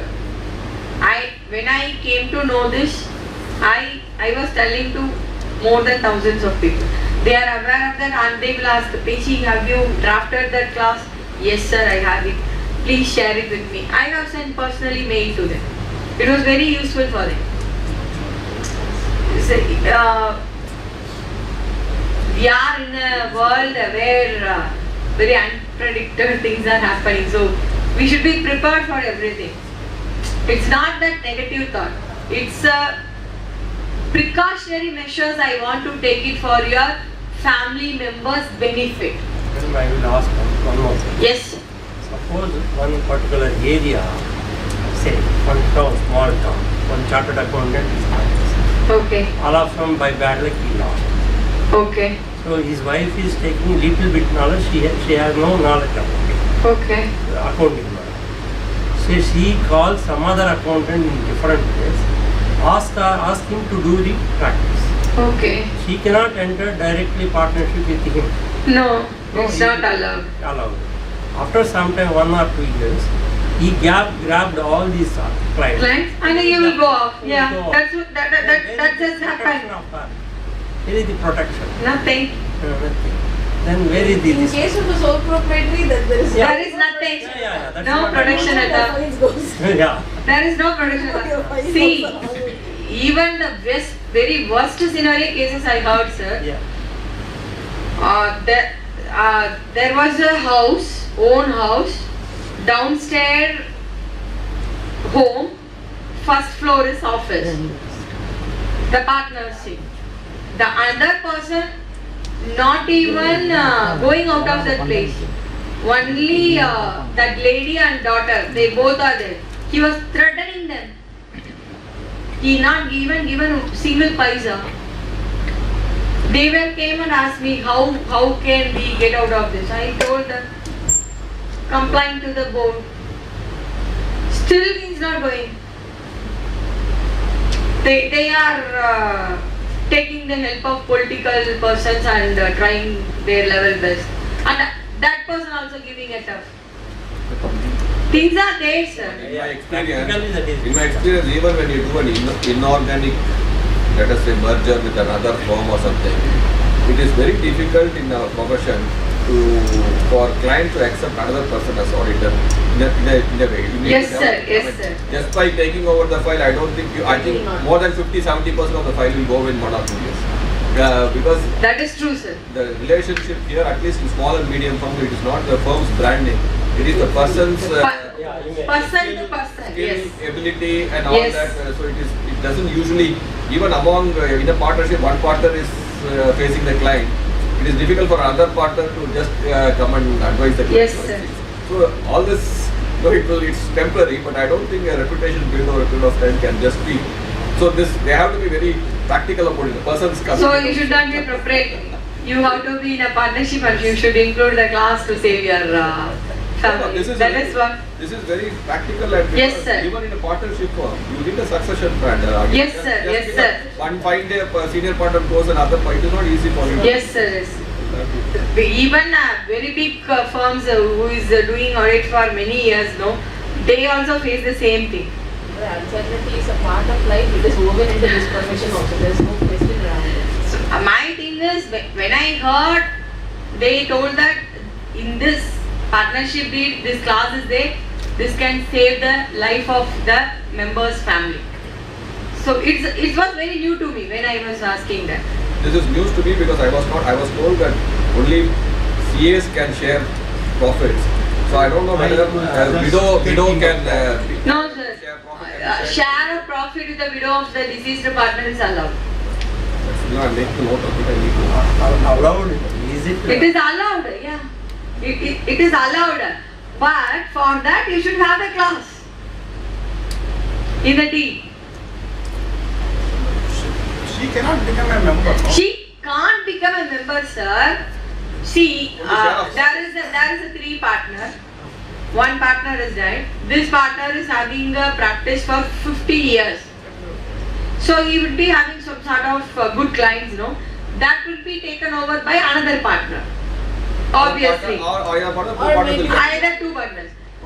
You can include a clause stating that if something happens and another partner is taking that clients, they can share the profit of 20% or 30% for so many years. No, from the home prospective, From the partners can be shared the profits. No profit. That's what I'm telling. Member to share profit with the widow of the deceased partner is allowed. It is allowed. That is as far as our guidance, the institute.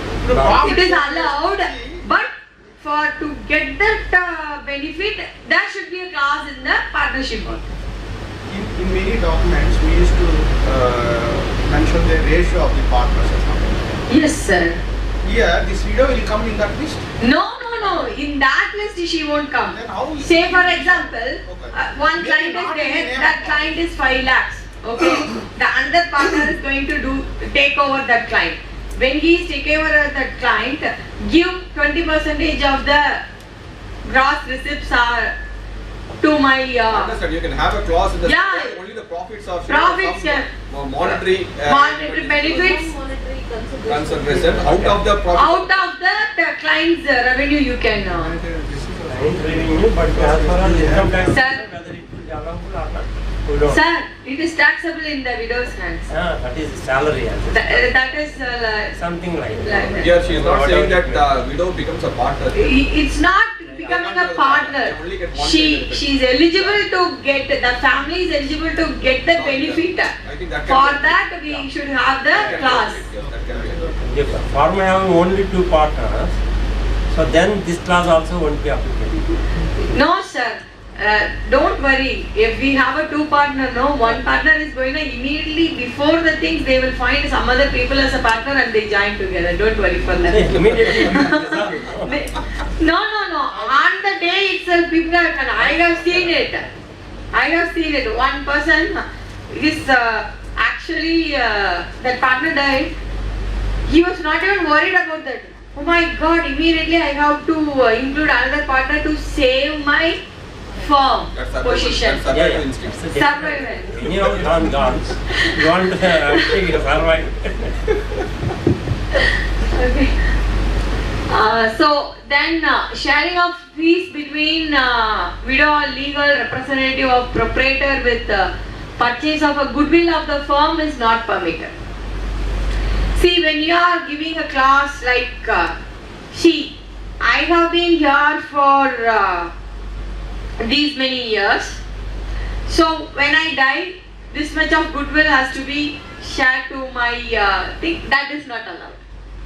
So you can see the difference. Only share of profit is allowed. For goodwill, they can't claim it. So we have to be very careful when we are drafting the class. We have to play with words. CA in practice can enter into partnership with the practicing CA of a recognized foreign professional body. Yes, they can share their profit. If that country is entering into with a MOU and that with that CPA or somebody in that country, we can enter into an agreement and we can share our profit. It is allowed.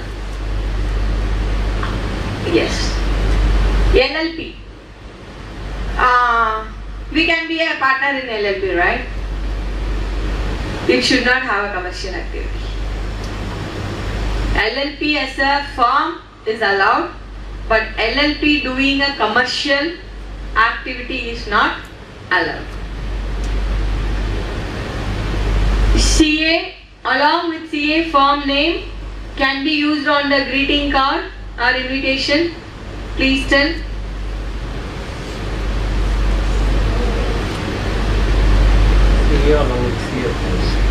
CA is allowed, CA firm name is not allowed. Firm name is not allowed. You can't promote your firm name. You can't. Your own clients, if you're gonna give a greeting card, You can put your name and give, not your firm name. One of the ridiculous questions. this is yeah, they already know what is my firm name. Why am I soliciting somebody? So probably some of the people don't know about personal name. They know well versed about firm name. Yes. See, when you give Diwali greeting, your signature will have your firm name. By this class, we are all We're all accused of power stone misconduct. Sir, for that only many people are forming one consultancy firm like that and doing all sort of soliciting, advertising, everything through that. And the election, our institute election. Sir, it is recorded, sir. It's okay. Yeah, but We are not trying to say Okay, sir. our point. Yes, sir. Yeah. Say, one of the, see, when they are conducting their this one, The member is disclosing I am a partner of so and so firm. So is it not a misconduct? Misconduct only. What is For the example, reason? in official mail IDs only members, I mean our clients give us greeting wishes. We also respond saying we also wish you well. All that is happen. That is almost like a greeting card and it goes with, I mean, It is nothing but very greeting. impractical. I mean, I think. But it is like that, sir. Is there a case where somebody's complaint on greeting? No, I don't think so. No one will do that, sir. Because everyone is doing no. Yeah. So, a CA firm can give advertisement. It's good news to hear, right? We can give a advertisement in the newspaper. When?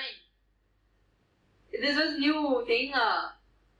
During the celebration of your silver, diamond, platinum or centenary celebration of a firm is permitted.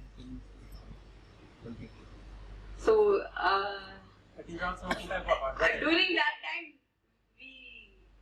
that is permitted, but we don't want advertisement at all. No?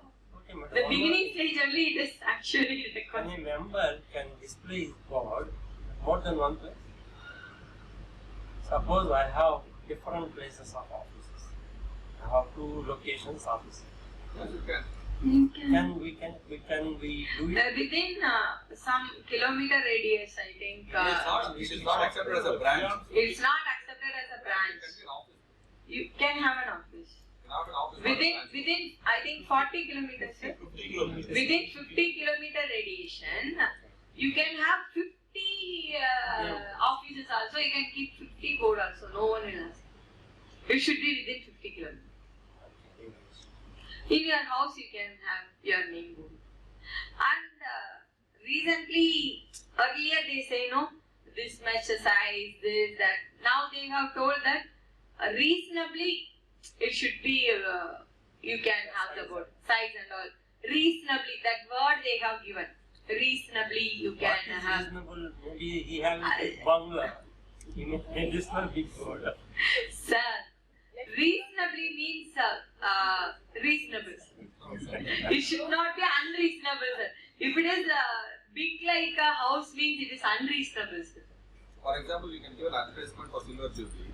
You can't give an advertisement. Last year I had Silver Jubilee. Like that is unreasonable. Good, I'm so happy that everyone is interacting. Always addressing a small set of group, no? Everyone can give your views. Please open up and I really don't want this session to be a boring one. I want this to be very enjoyable with informative way. Here, remember when appearing on TV, internet, broadcasting, radio, can tell he is a CA with firm name. He can tell his name, not a firm name. It is not allowed. See, when the topic, when he was speaking, no, his name should not be in a very big mode. It should not come like a promotional thing. He was expert in taxation. He was an expert in GST like that. They should not tell. It is prohibited. You want the anchor will tell. He is not going to tell that. You won't tell. Anchor should not tell. Being like a tax expert. It is not allowed, sir. As per rule, it is not allowed. There have been interviews with President of CA Institute of India also. ICAI President also has come in where it has been taxation. Who is going to complain that? Who is going to tie the bell on cat? Madam, just now you told not it is recorded. Then where the person are evidence required for others? Just now you are telling that it is recorded. Yes, sir. Then why it is not recorded for that? No, but certain things, I mean, these are some of the things which are outdated a bit, I would say, because today's social media and this thing, you don't have to be promotional. Sir, sir, if someone wants to. Because every budget analysis, the guy who chartered account comes on his face, is a tax expert, is what is introduced. Otherwise, there is no meaning for him to be there. it's like asking otherwise it's not like you're gonna ask a farmer to come and explain the budget. Chamber of Commerce meeting. Telling chartered accountant itself you have the value, man. Yeah, It's not what's happening today. Just a suggestion is that they can just, get away with these irrelevant provisions and concentrate on what. See, next line, no, that was even when they are reading the biodata by that interviewer, he should not tell that expert thinks it's a professional violation. As per rule, it is a professional violation. That's what. A CA member in practice posts the particulars of himself in case of a firm and his photograph on our website. In website we can put our photograph in a decent way. They have given it like decent way. It is allowed. And it is permitted by the ICAI that website of a CA member can provide link to various website of ICAI, income tax, everything. And it should not use a word catchy word or catchphrases in website, letterheads and visiting cards saying excellence in particular area or man of integrity, like that. They should not be like promotional things should not be there. And CA member in practice circulating the information contained in the website on their own or through email or by any other mode or techniques is not allowed. In website, you can tell that these many services we are doing, these are all the partners, they are having qualification, everything. That is allowed. But the content which you have in the website, it should not be circulated by email to other people. Booklets, no? Suppose some budget amendments came. In that amendments, if he writes 4 or 5. Okay, we will back to our code of ethics after the lunch. Vision and value of CA should not be printed behind the visiting card. In a visiting card, you can use the CA logo, not our emblem. Emblem is not allowed. You can use the CA logo and you can put your name, address, that's all. You should not give backside, I do these sort of services, I am expertise in this. That is not allowed. And member in practice should not express him as I am an IT consultant, I am a cost accountant, I am a management consultant. When we are in practice, we should not expose ourselves like this. We have to tell that I am a practicing chartered accountant. Then a CA in practice should not mention his date of commencement or establishment in the letterhead or any professional document from since 1998, from since 2012, I was into this service, like that. Indirectly, we should not tell our experience. That's what intention behind this class. And then one is member in practice, can he use logo on letterhead stationery on their own logo? No. They can't prefer a logo for themselves. It is prohibited. But you can use the CA logo. CA logo is allowed. And in visiting cards, photo is not permitted. QR code is permitted? Yes, QR code is permitted. It is newly updated one. Okay, I want some people to walk in my firm. Can I give advertisement? Yes, you can give advertisement for recruiting the persons. But in that advertisement, you have to tell that I need these staffs like that. You can't tell that so many years I am having experience, this is my firm. Indirectly, you should not give advertisements for your firm. And member cannot accept the question as auditor previously held by, I already discussed in the earlier thing that through UDN we are going to communicate to the previous auditor. It is, the act is amended, but the procedural aspect is in the pipeline. We will get it very soon. Then audit fees of previous auditor is pending. If you see that, please don't accept the audit. Ask the client to pay the fees, then you accept the audit. Okay. Only the when I am taking the company audit, am I supposed to inform to the previous auditor? For tax audit also, please better do that. Even for statutory branch auditors, we are doing that. Simple one mail. Earlier, they have to send the acknowledgement, speed post with acknowledgement. Now it is due to the information technology world, it is extended, and email is a valid thing. Through email you are communicating, that is acceptable, but it should be delivered. You should have the correct mail IDs. No, this I know her very well. I am taking her audit only. Shall I communicate through phone and she is saying, yeah, please take over, no issues for me. Is it allowed? No, it is not at all allowed. Phone communication is not allowed. Then we obviously know that fee should not be charged on the percentage basis. Schedule 10 of for schedule, we should not charge fees on personal basis. Other than profession, shall I do a business? No, you are not supposed to do a business. See, my family has a very good business. Shall I take care of it and I can have a practice? Yeah, you can do that, but you can't do that as that function. So it is like with the COP you can't do the audit like that. And when you are in a HUF, member let out his HUF property to the company where he is a statutory auditor. There was a HUF.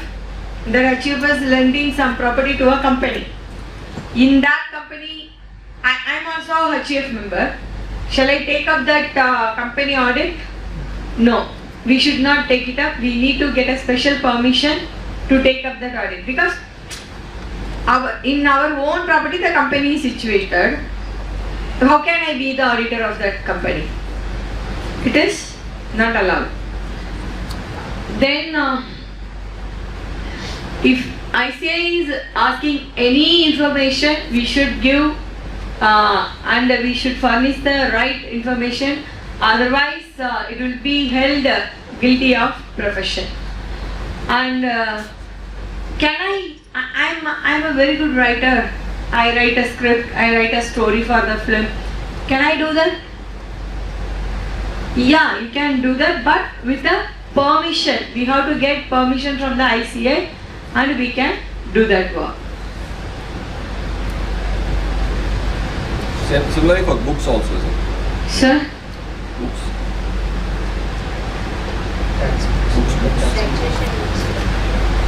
This for books also, books no, sir. That is expertise knowledge. This is for particularly for script writing and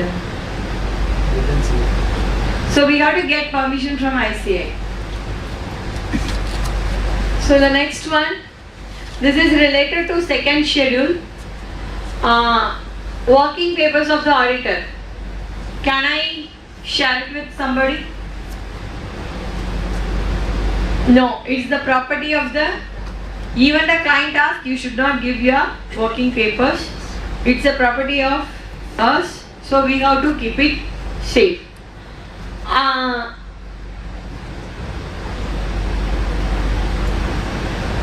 Joint auditor, in case of joint auditor demands for working papers of another auditor, what we have to do? If they jointly do, they have to rely on your audit. They can rely on the audit report. They should not do the audit. Okay. Let me ask you another question.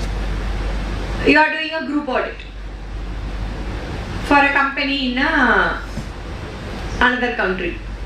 That auditor is asking you a working papers. No. You have to give the working paper? No. No, it's a conflict of interest. ICAI strictly told that we should not share our working papers. We can tell them that group audit instructions no that we can fill it up. Yes, that's right. But you strictly tell that they will keep on asking your working papers. Don't give your working papers. Then CA in service should not accept or agree to accept any part of fees by way of commission or gratification. This we don't do that. Huh? One more thing, madam. Suppose you are having agriculture. Wait, sir. Your next one is coming. Wait. Project report, whether to be signed or not, please for your thing only. Better don't sign because we can't give assurance for the forecast things. But strictly you have to comply with SAE 3400. In that lot of documentation things are there. If you are telling that if I am not doing, somebody else is going to do, why should I? Simply one thing. If you want a peace of mind, you should not do that. The underlying aspect is it should not be in such a way that his name may lead to the belief that he vouches for the accuracy of the forecast. That is what, if you can say that put a disclaimer. That, yes. See, that is the main thing. You should not vouch for the accuracy. You can always say, I have done professional services in arriving at it based on these numbers, but put a disclaimer properly that these numbers are not our assumptions. So as a proper disclaimer, you can Yes. get away with it. Get away with it. So, this is the answer for you, sir. That's what I was telling you that wait. So, CA is appointed as liquidator.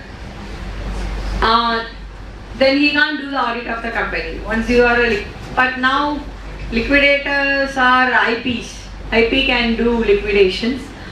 CA is working as a part-time lecturer in a college. Yeah, we can, but he should not accept the audit of the college. He's doing a professor service like a guest lecturer and doing audit of the same organization is not. If you see everything as independence, independence should not be affected. And the CA partner is employee or trustee of any trust, you should not do the audit of the trust. And if you are a director of a company, definitely you should not do the audit of the company. Relative of a CA is a director. Say key managerial person is relative of one of your partner, then don't accept the audit. See, earlier it is like independence should be there. Now, in the new code of ethics, it was appearance of independence is also very important. You might be very honest. You have your own integrity. I do, whoever it might be, but on the eyes of others, the key managerial person is his relative. How? Relative here means income tax or companies?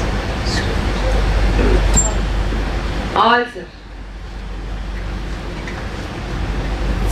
Everyone are relatives. You see the Blood relations, sir. that is what I understand. Yeah. Defined in the company, sir. First, yes. As per the company. As per the company, sir. Yes. So those Auditor is doing audit apart from management consultancy services. Yeah, one person is doing management consultancy services, okay? The fee should not exceed the fees of the statutory audit of the fees should not exceed the MCS fees. Management consultancy fee should be lesser than your statutory auditor fees. That is what here. Fees of MIC exceed the audit. But it's mentioned is wrongly there. Right? Oh. Except statutory audit, we should not do any other services. He is doing management control services. Separately, fees of MCS should not exit. Should not exit, sir. Can the statutory auditor accept system audit of the same unit? Yeah, it is allowed, but if you are part of the implementation of the system team and you cannot do the same audit because you are not a part of it. Sir, before I go one by one, I will tell that agriculture land, one happy news, sir. Member in practice can own agriculture land and also do agriculture activities. It is allowed. Happy, sir? He was asking earlier. Really, when I was... yes. Actually, when we apply for this one bank audit, okay. So there they want our return. Okay. So in that we have mentioned agriculture. So that's what I got down, whether we can participate agriculture activity or not. Yeah, we can. Agriculture land. So that is what I got down. When I was preparing for this PPT things only, I came to know this. I was so happy that okay, I can own a land and I can get agriculture income. Agriculture is not part not a kind of business. It is not a part of that one. So like that, this is the one they have allowed for us. And obviously salaried employee cannot hold a COP. But now they can hold a COP, but they can't do attested function. What is the use of it? Just they can say that they have COP. Oh, there is a benefit. For example, my firm, we have CPS to qualify. Okay, sir. We want them to own COP for the for their FCA purpose. Empanel purpose, all purpose and all that. Okay. But we need not have them attested. But they can't sign. No need. A member in practice can be a promoter or a director of a company, not required to obtain specific permission from ICAI. We can hold percentage of shares in that company. Then CA member in practice can be a sleeping partner in a family business, as I told you earlier. But specific permission from the council is must. But we can't do the attested function. Same like, just like that we can have a COP, that's all. Then, can an internal auditor be a tax auditor? No. They cannot be a tax auditor. There was one conflict was happening, concurrent auditors who are doing, they were asked to do a tax audit a few years back, 2-3 years back. So at that time, this was said, no. When you are a concurrent auditor, you should not be a tax auditor. Can member in practice establish tax information network, that TIN facilitation service? Yes, it is permitted. We can do that PAN service. So those things, it is franchises allowed. Can member in practice engage in GST practitioner? Yeah, we can do a GST practice. Yeah, I am having a COP, employee in a CA firm. I am permitted to enroll as a GST practitioner. That is allowed. And member is not permitted to mention himself as a GST consultant. We can't go and tell that I am a GST consultant. That we are not supposed to do that. What is the difference between consultant and practitioner? Practitioner means we are doing a practice. Yeah. Being a chartered accountant, I can't go and tell them.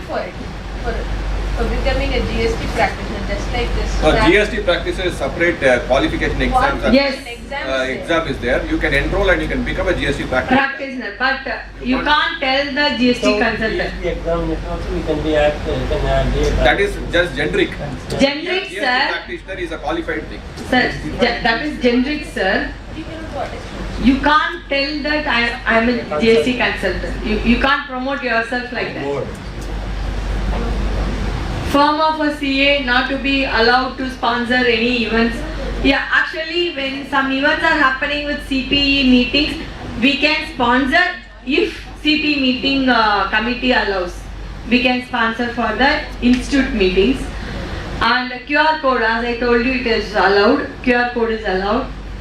Actually, I was telling you, no, in 2019 there was a revised code was done and a lot of acceptable level of things has been given.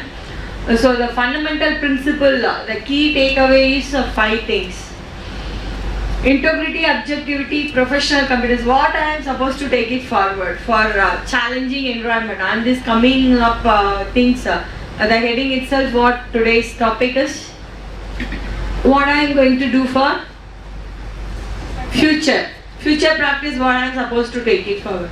If you see these 5 things, integrity, objectivity, professional competence and due care, confidentiality, professional behavior. If you are very confident on this 5, we will not fall into anything. Any flaws you take, no? Say for example, I told you, no, control F when you are changing the things. It's a very simple negligence, right?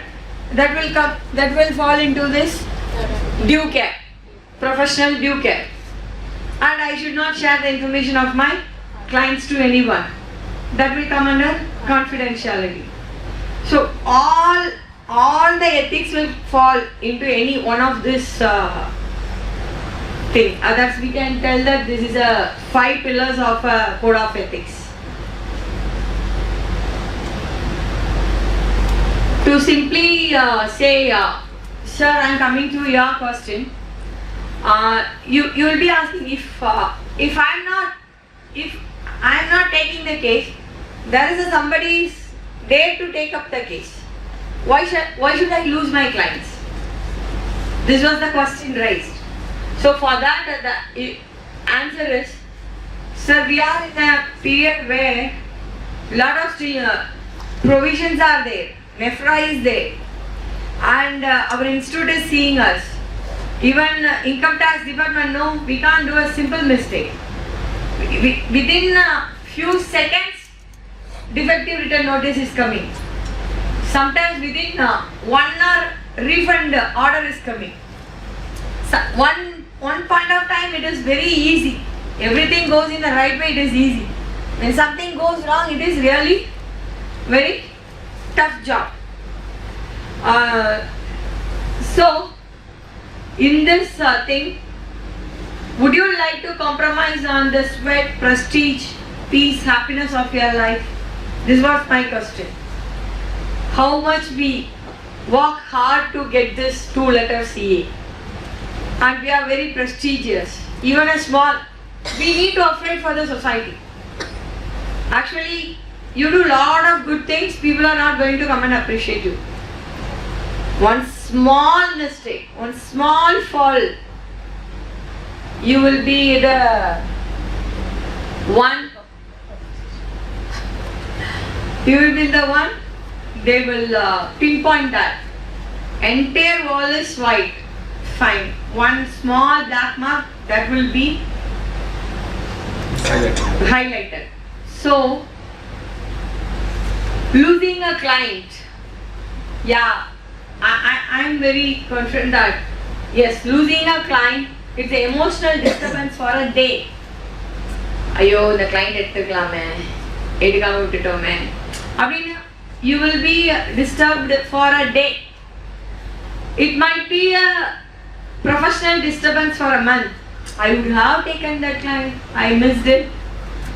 And financial disturbance for a year. But take my word, it's instead of all these things, you will be having a peace of mind within you. You can sleep well. Finally, you have to, whatever happens, we have to sleep well, no? We should not be in a fear. What happened to this? Why should I take it? I would have dropped it. Better in the beginning stage itself, cut it out. It's not about 1,000 clients. Even if we serve one client with full involvement, we can get the fees of 1,000 clients. That is what the quality we have to build it on ourselves, because minusculous at many times leads to massive distraction. Many times small things will lead to a massive distraction. So to put it in a 1 point, what I am supposed to take it over, ma'am, not that 5 point.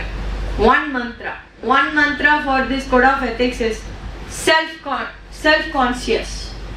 Be self-conscious. That is what very important here. Before you sign, before you generate the UDN, double check, triple check, because which is going to help you is your documentation. Evidence. It needs evidence. Hey, I am a good person, yeah, I have seen everything. Okay, have you seen everything? Show me the evidence. That is very important. Documentation is more perfect to safeguard yourself. Nothing will safeguard you. No one is going to come and safeguard you. I know this man, I know that man. No one is going to help you. Only thing which is going to help you is your documentation. And this is very toughest one, sir. We are working in a very sensitive area. The person will not discuss anything to his family or wife. He will put all his wealth information, everything to us only. They themselves don't know. Sir, if I tell to my wife, then she will start at buying jewelers, sir. My son will not study well, sir. So I want to make it secret. So it's a very sensitive area where we become very personal to them. And in some point of time, we can't say no to them. You should know how to say no to the clients. That is very important. Sir, you are like my brother, sir. Please do this. Then emotionally we should not get corrupted. We have to be very cautious. Even they say brother, sister, whatever. Keep a line between the relationship. You should know how to say no to your clients, because most of the cases, I have read many cases where these chartered accountants have fallen is because of the request from the clients. Sir, the client is pressurizing, sir. The client is asking, sir. The client is for the loan. If I put the signature, he will get a loan. Thousands of people are going to live. But finally, who is going to come and help you? No one will come. We are the one, we have to save ourselves. So, please know how to say no to your clients for the things. You should not be exploited by your clients. That is very important. That's what I was telling. Self-imposed discipline is most appropriate than enforced law. It should from our heart. Of course, I am telling you, ethics, it's really very difficult to follow in the beginning stage of your practice. It's really tough job. But once you started doing that, it will give you reward. It will give you peace of mind. You can control your practice. If you are not controlling in the beginning of the days, if you are not controlling in the beginning of the days, then it will be very difficult. You should from the beginning itself, when you are in practice, from the beginning itself, yeah, this is the documentation, these are all the things I have to do. I have to get engagement letter. First time, prepare the engagement letter. Then you are going to just change the name and going to get the engagement letter. That will help you. That will help you. See, I want to share one of my own case where I have not got the engagement letter. Orally, that fellow accepted for the things. It was a big case I handled. That man is no more. When I was asking money from the legal hire, just they asked, do you have the engagement letter? I said orally. Then go and get fees from that person itself. If you have the paper, we will pay, otherwise we won't pay. So anything will happen to anyone at any point of time. So what will speak? We should have engagement letter for the works what we are going to do, because that is the one is the evidence for you to collect the fees for the work which you are hard work. You have to get reward for that, no? So please make sure that this self mantra is going to be your future for your code of ethics. Be aware. This is something I want to tell you. People are telling nowadays pre-KG student is telling stress, right? I am very stressed. Lot of homeworks. I am very stressed. On and off we are hearing this word stress, right? Earlier we never, sir, have we heard of those? Totally we used to say that I'm worried, I'm unhappy, my mom is, my homework is, huge homework is there, I'm very sad. These are all the words we used those days, but now it has been changed to stress. It is like a fashion. Hey, I'm stressed, I'm stressed. See, never use the word stress, because actually if you want to know the technical word of this word stress, you won't believe that you will, I won't do the stress. Please Google it and see. Stress means you won't know anything. Anything. You will be like simply mad. You don't know what is happening around you. You will not eat at all. And you won't sleep. That is what stress. Kindly to your family members or to your kids, tell that, hey, don't use word stress. You have to teach them. You have to tell them. You tell, I'm worried, I'm sad, I'm unhappy. There are many words for this. So why I'm telling you this? Nowadays many things are happening where the things which is unpredictable things are happening. Someone is just walking and falling down and dying, no reason at all, and they could not even find those things. Okay, life is too short, my dear colleagues. Please spend it with your near and dears. You work for your clients, you just give your life for your clients, it is not going to come with you. Only your family. I have seen many people, they won't give family time. Please give family time. 10 o'clock I go to office, 10 to 6, that's all. After that, don't do any work at any cost. This is the first strict rule you have to follow. You should not allow your clients to call at midnight 12 o'clock or early morning 6 o'clock. I never do that. I will put my mobile phone in silent mode. Let them try. And one thing is, don't take stress of the client to yourself.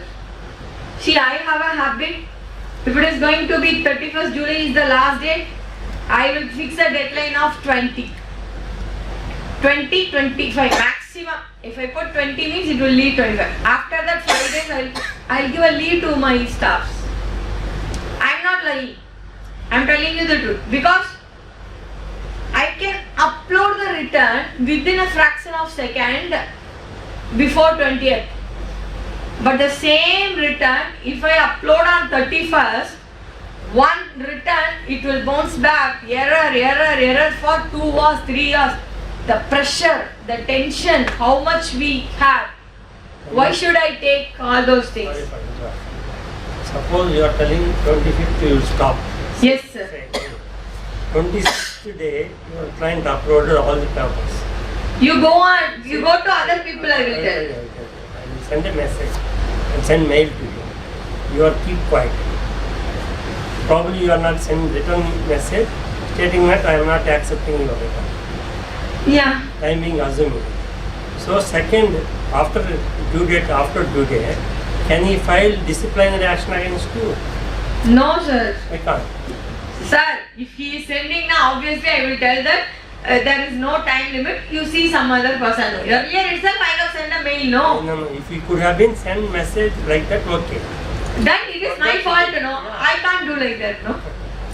No, you have to reply back. You have to reply back. You are responsible. You have to reply back. Not reply back means can You are accepting. You are It accepting. is accepting, you have to do it. Yes. Otherwise you are responsible. Yes. Yes.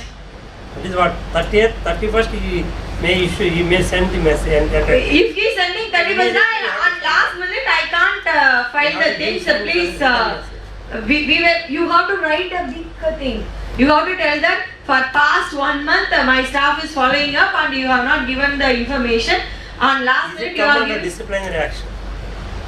If you are not replying, it's your responsibility. If you are replying, then no. I send a mail, sir. We are closing by 25th. Before that you give information, we will file. Otherwise, we are not responsible for that. Actually, people told that, Petchi, this will not work out in your practice. Let me tell you frankly, I was I worked with Big Four for 8 years, then I started my practice, now it is 10th year. I am following these certain types of principles and I am so happy. My senior told me that don't push your work on last minute. See, when at this time tax or this ITR 31st October, no? I completed 22nd itself. When the 25th it came, we were been laughing, oh, what is the use, already we have completed. I never, sir, simple things, sir. What you want, that matters. If we run behind money, no, we will lose all the things. We lose our family time, we lose our peace of mind, everything. See, I am not having a EMI life. Let me frankly tell you, I am not having a EMI life.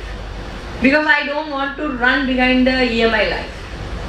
But thank to God, I had a very good family time. My first priority is family. I work only from 10 to 6 o'clock. Saturday, Sunday I won't work. Even the very big client is calling me, I will say that Saturday, Sunday I won't work. Now I have a lot of good memories to cherish for myself because life is too short, I told you, no? When my husband went to the bed, he said good night, not good morning. During the mid of 3 to 4, he got some cardiac arrest, even we don't know that. So the life is going like this. So we have to live past. Past is a good memory, sir. We can't change anything. Future is unpredictable one. We can't predict and let me first yarn everything, then I will spend time with my family. I will tell you one thing. Give preference to your family because they are the one who is, if you are not there, for the clients another auditor is there. But if you are not there for your family, you are the only person. So we have to decide what we want. That is very important. So that's what I was telling, that family time, work 8 to 10 hours, gratitude. Just tell to your wife, saying today you cooked, the food was delicious. She would be asking you, what happened to you? Anything serious? So we never given gratitude to our near and dears. Always give gratitude to your near and dears. That will lead lot of happiness in your life. So I thank my husband who made me to be what I am today. I always, I'm like a very bold person, people will say that, but that is not my character, it is purely my husband's character, and he made me more confident, and also he only taught me all these things. My parents told me many things. My husband told me that what's your passion, you drive. Don't run behind nothing else. If you are happy with taking class, go for class. Even the client meeting is there, oh, I say no and I go for class. Like that he made me to live the life to the fullest, and I'm so happy that he would be seeing from the heaven everything. So still I'm running because that I want to give back to the society. I want to do a lot of good service to the people. My mentor and the supporter of my CA studies when I come to Chennai is Mr. R. Shivakumar sir, Khara and Co. So he made many children to study. So I'm also trying my best to give education to the poor, needy people. Whatever the amount comes, little for me, balance for rest of the good works. So I'm just moving on. I have pain. With that pain, I'm moving on, and I'm trying to give back to the society the values, everything. Ethics, as I told you, one mantra, self-conscious. If you are self-conscious, entire ethics comes into the picture, and you can have a very good practice. Wish you all the best. Thanks for the opportunity. Any questions you can ask me.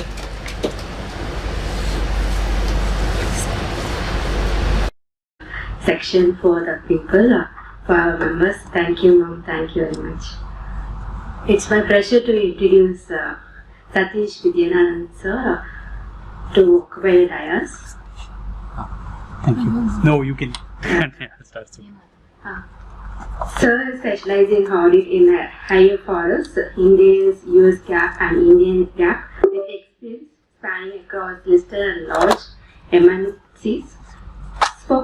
He focused on the technology in audit quality agenda by contributing to the internal quality review program. He is a regular speaker, lecturer in ICAI forum, client knowledge share forum, and was a part of study group for development of standard on impairment. Thank you, sir. We request S. Kandan sir to present the memo 2 and Sean.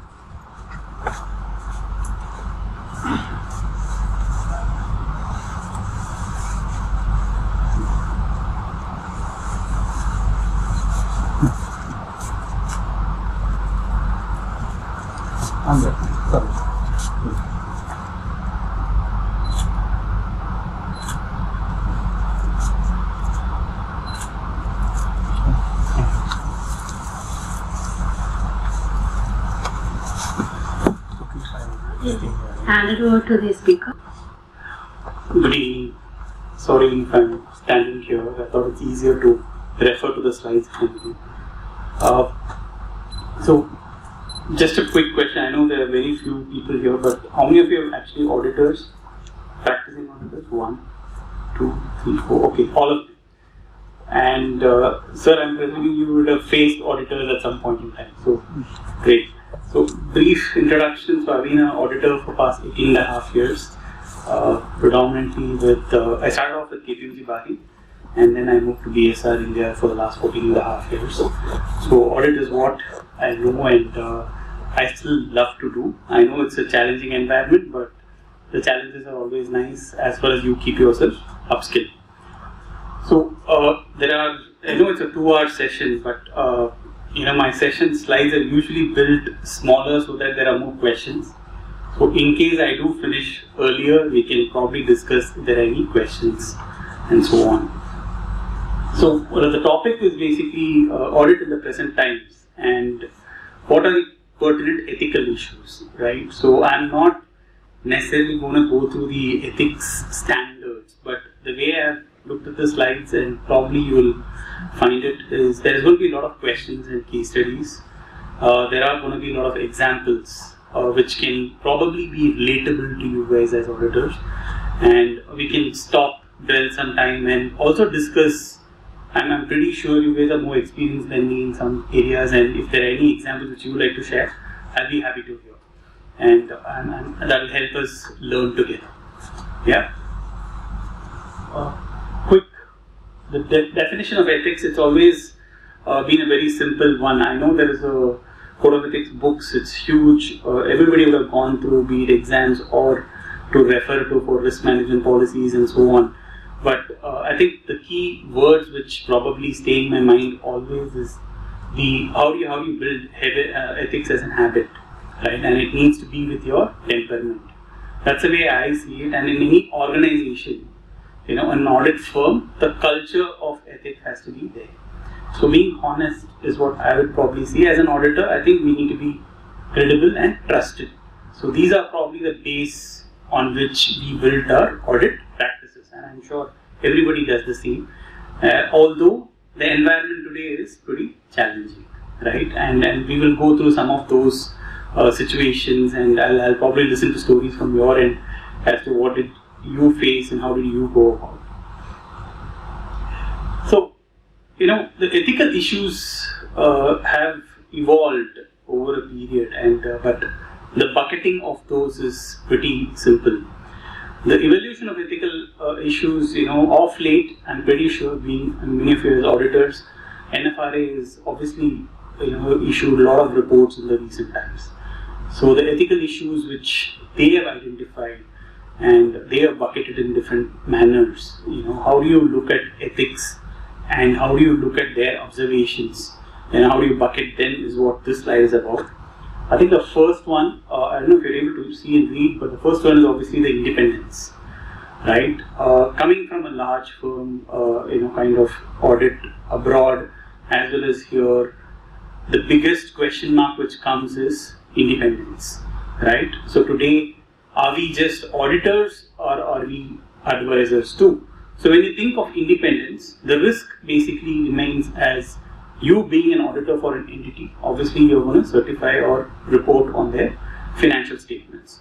But the risk is effectively your self-interest threat. Anyone for what is self-interest threat? How do you define self-interest threat? If you are an auditor, so there is something called a self-interest threat, right? So a self-interest is basically where you are financially interested in the organization. So when you are self-interested in the financial form, then obviously you can't do the audit from an independent standpoint. So that's the first threat which you have. Independence obviously is of two ways. You would see that in the Code of Ethics also, of mind as well as in appearance. Of mind, obviously, the biggest terminology which you use is you're free from influences, right? Influences are obviously higher, and as day in, day out, influencer, we all know what is influencer, right? A simple concept is, if you go to YouTube or any social media, you find so many influencers. So, and I'm pretty sure in your day-to-day life, you get influenced by them to make a lot of decisions, right? There are a lot of purchases which you do basis those influences. There are a lot of financial investments you do basis those influencers. I know there have been tightening of the noose to avoid financial influencers, but the word influences is just very strong but a very simple word. But when you come as an auditor, you can't go with any influences. You have to be independent. That's what effectively means of independence. What do you mean by appearances? Is basically where when you are opining and when you are reporting on a particular entity, do you or have you considered all facts, right? When you're opining, you need to have all facts. Are you avoiding any fact? Avoidance could be in any form. I will give you a very simple example. So, a few years back, we were doing an audit engagement, and the manager on the audit engagement, she has been on the engagement for at least 2 years, and what we learned later on was the entity was also getting advisory services from another firm. We also understood the manager of the advisory services engagement team is basically her husband. So, how do you handle these situations? Right? You're an auditor, but your manager is on the job and she's delivering the audit. but the company is also employed another firm, not related firm, but the person providing the advisory services is basically her husband. Is that an issue? I would, right? As an auditor, I would have to immediately inform the client and evaluate how do you have your Chinese walls. It's impossible, right? Because information flow at same house, how do you control it? So that's the level of independence which you have to get down to. So independence is a very key pillar, and you would see in a lot of NAFRA's reports, independence has been highlighted in almost every report which has been issued so far, right? And it's been a big problem for many of us. So that's something which we'll have to always keep in mind. The second one, which is a very a common term which we see in many of the reports, be it reports from ICAI, be it reports from NFRA, SFIO, whoever has probably penalized an auditor or going through a review of auditor's work, gross negligence is always been coming out. So what do we mean by gross negligence? Basically, the motto is ignorance cannot be bliss, right? In our life, ignorance is a bliss at some point. Ignoring, your influencers, ignoring many things could be a bliss. But in audit, ignorance cannot be a bliss. So it's just the reverse. And skepticism, right? I mean, for age-old, even if someone has done a chartered accountancy in say 1949 or 1950, skepticism has always been the topic. But today's world, skepticism is very different, right? Because the source of information you get is enormous. Now, how do you filter that? So, I think, if I'm not wrong, at the end there is a couple of AI tools which I had put in or I didn't put, but I can tell you offhand as to how some of these AI tools are helping. How do you filter these kind of gross negligences, in the sense being skeptic on any news which you hear about a company.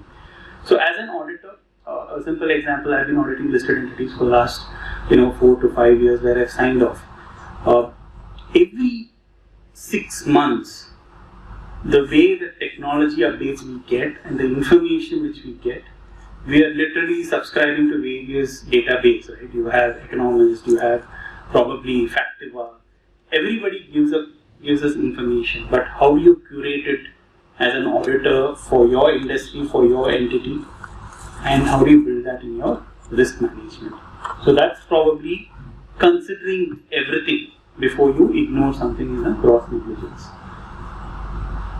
Professional misconduct, it's effectively the final thing, right, where you have not considered your auditing and accounting standards. The enormous amount of reports I've seen in NFRA in the last 2 or 3 years, everything leads to professional misconduct. They basically say you have not adhered to auditing standards, which is your bread and butter.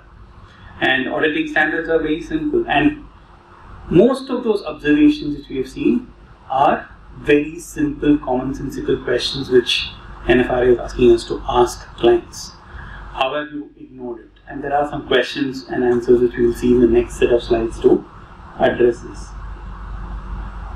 Due care, if the color is slightly different, due care is nothing but taking care of your professional expertise. How do you upskill yourself? Are you updated on everything which comes, which is relatable for your knowledge base? Be it the ISQM standards, or be it your auditing standards update, be it global accounting standards update. How does it impact the Indian accounting standards? Because that is being proactive, right? So what the world is doing and how is India catching up? Today India plays a big role in that sense. The last one is self-aware, and everybody is aware of NOCLAR, right? All of you are aware of NOCLAR? NOCLAR is basically non-compliance with laws and regulations. So that has kind of widened our role as chartered accountants. So today, what does NOCLAR mean? And there are some questions which will come up later on NOCLAR. So a simple example. So let's say your audit team, you're auditing a particular company, and you find out that the accountant has probably brought in a vendor, or your purchase, forget the accountant, purchase department has brought in a vendor who is probably related or who has approved a vendor who is related, and he is basically masked some of the purchase orders or comparative quotes which you get for selecting a vendor process. Now, is that a non-compliance? It is basically fraud, right? So it's a very simple type of fraud. Now let's go to a little more simpler perspective. You avoid disclosing something for your tax audits. Is that something to avoid tax, or you push it to a different period for avoiding tax? Is this non-compliance? It is. So NOCLAB has actually widened the scope for auditors and audit firms and people in practice. There's a lot of regulation which has been addressed in the Code of Ethics in 2019, which was the revised one. It prohibits a lot of stuff, and it also asks us to be vigilant and report when something is to be something is observed and something has to be highlighted. So NOCLAB plays a big role. And again, self-aware, when we say self-aware, continuous upskill, right? I just told about upskill, but what is important as auditors in practice, because we're primarily talking about auditors, but today I know that even people in industry are required to meet a little bit level of CPE.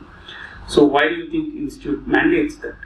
That's primarily to say, even if you are in an accountant, you have a responsibility as a member of ICAI. There is a set of ethics which you are bound by even if you are there. So automatically it becomes upskilling as a important stuff. So these are probably the bucketing of ethical issues, and I'm going to talk about all these threats.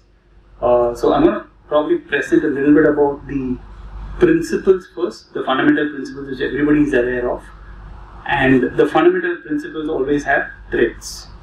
And the threats, how do we identify threats? For that we are going to see examples. Right? Let's start with a question. So, are you able to read, or should I read it out? Able to read? Okay.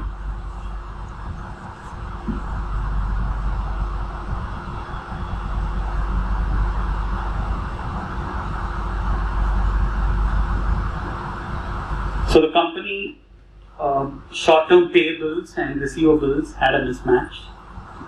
The director of the company has assured the auditor that this was a short-term liquidity crunch, which is quite often, right? Any company you have those short-term liquidity crunch unless they are super profitable.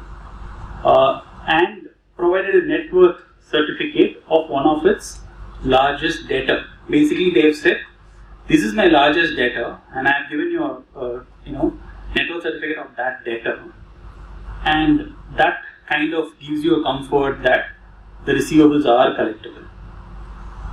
However, did not indicate a net worth that is covering the full amount loaned. So, is there a problem here? As an auditor, are you okay with that net worth certificate? Yeah? No? So, what would you ask for? Let's look at it that way.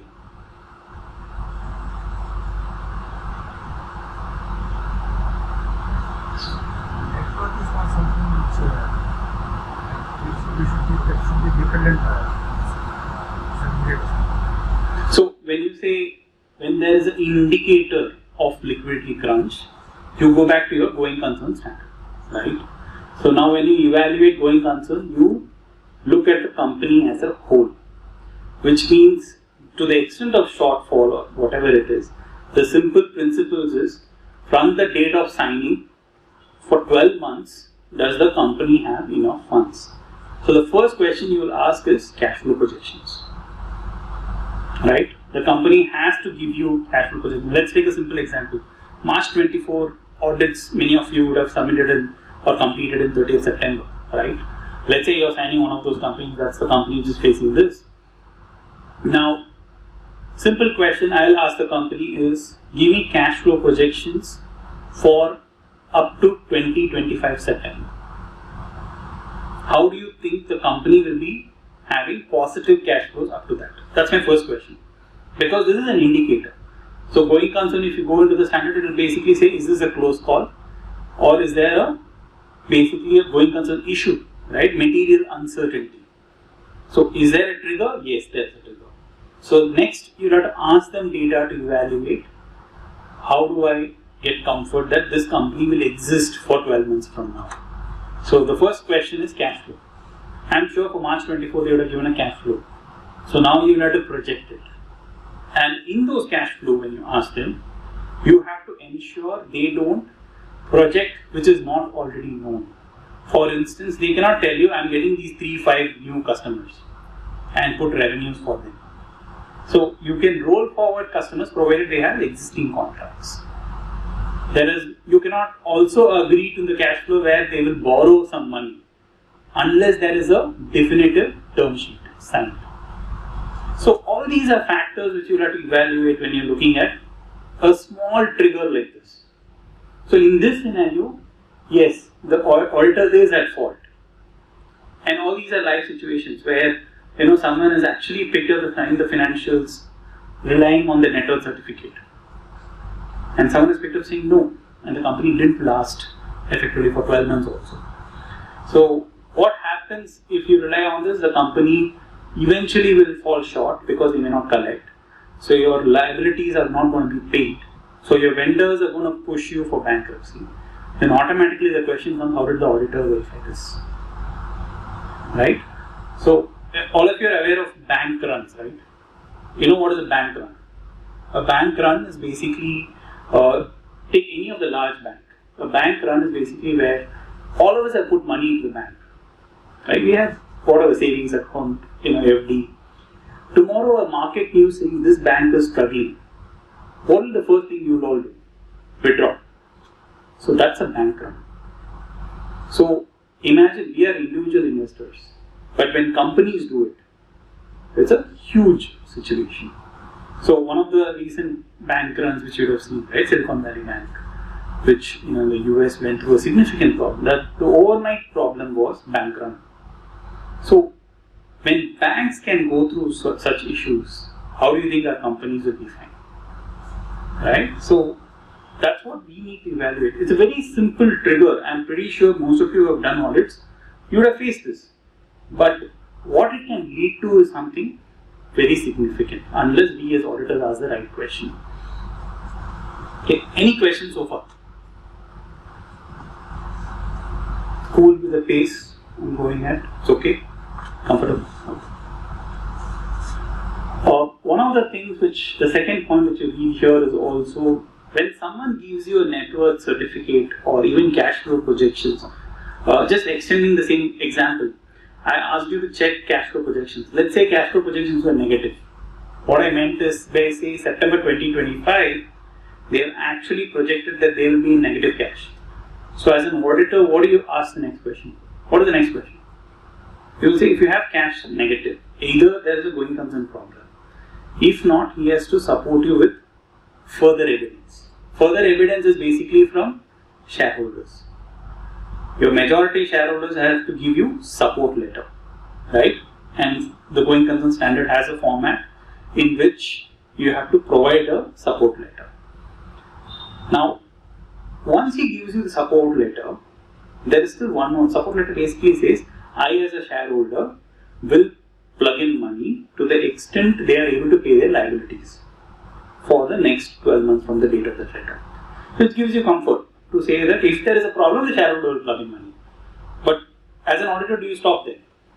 And I am telling you, 80% of auditors stop there. But there is one more step you have to do. What do you do? After getting a support letter from a shareholder, there is one more step you will have to do as an auditor. Sorry?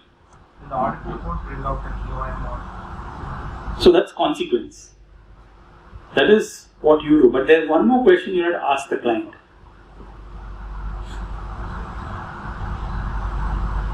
The shareholder is capable of releasing. Exactly. So he is effectively signing saying, I will plug in money. So what is his creditworthiness? You are mandated to look at his financial statements to see whether he has, ability to fund it. Because in today's world, with the amount of private equity funding which is there, right, everybody understands how private equities work.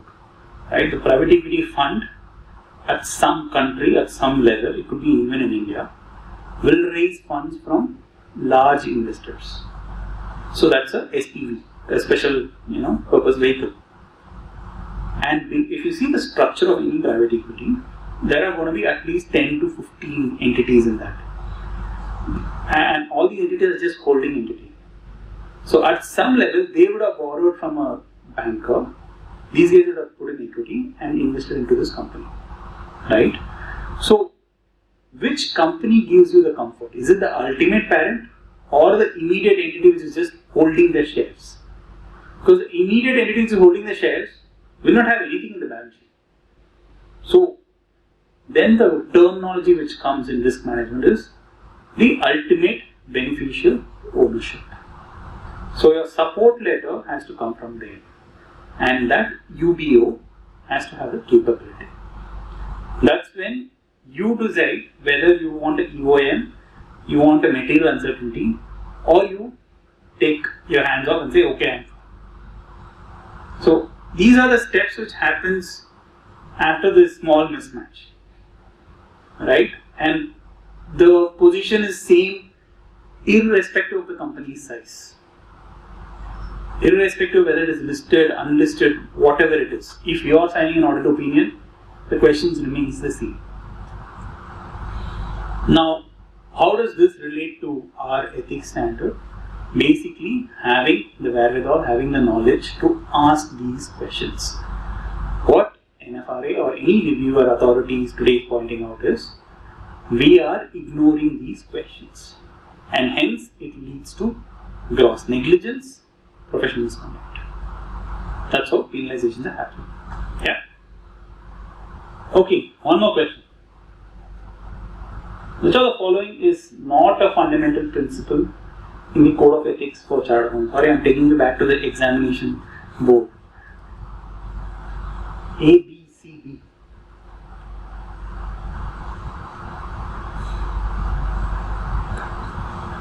Sorry? Confidentiality. Okay. Anyone else? The fundamental principles of Code of Ethics.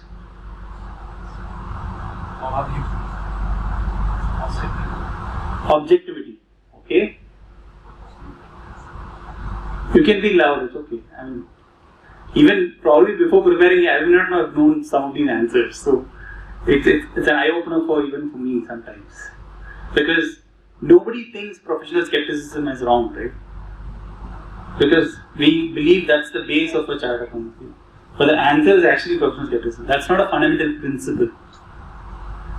That's a ability you should have, and that fits into one of these principles. So we are going to talk about the fundamental principles. Integrity is the first one, right? We just can't avoid. Objectivity is definitely required. There is confidentiality, and there are two more. We're going to follow stuff. So to ensure, I don't go on talking, so there are some images which you will be able to relate to.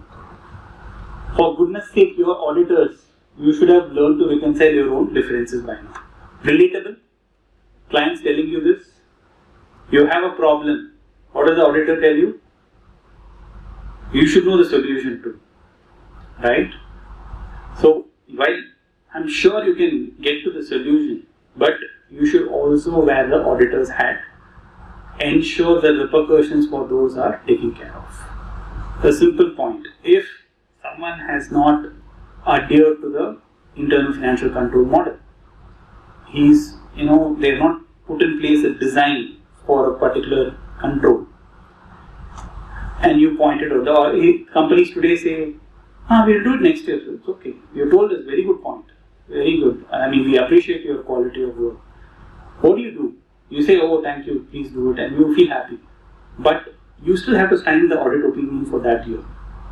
Will you penalize them? You have to. Just because a client tells you that next year they will implement it, you can't take a blind eye. You still have to evaluate the current scenario, how do you report.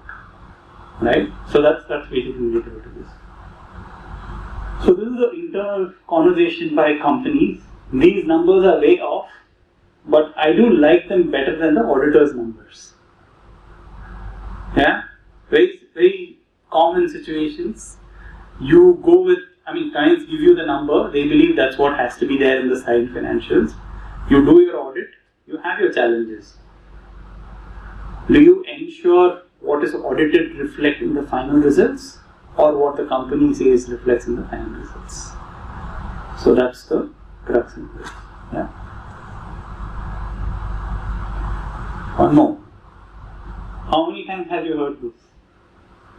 Just because this is an accounting team doesn't mean we are accountable. Heard it? I have heard it many times from my accounting team or finance team. They give you something, hey, this is what provided for me by the management.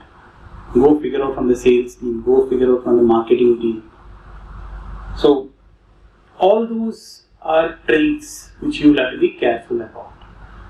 When an accountant signs something without rhyme or reason, then you as an auditor have a challenge, right?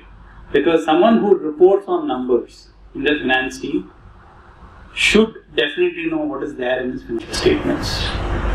So he cannot say, I'm not accountable for it. Like how we as an audit firm, as a team, are entirely responsible, they as an organization are responsible.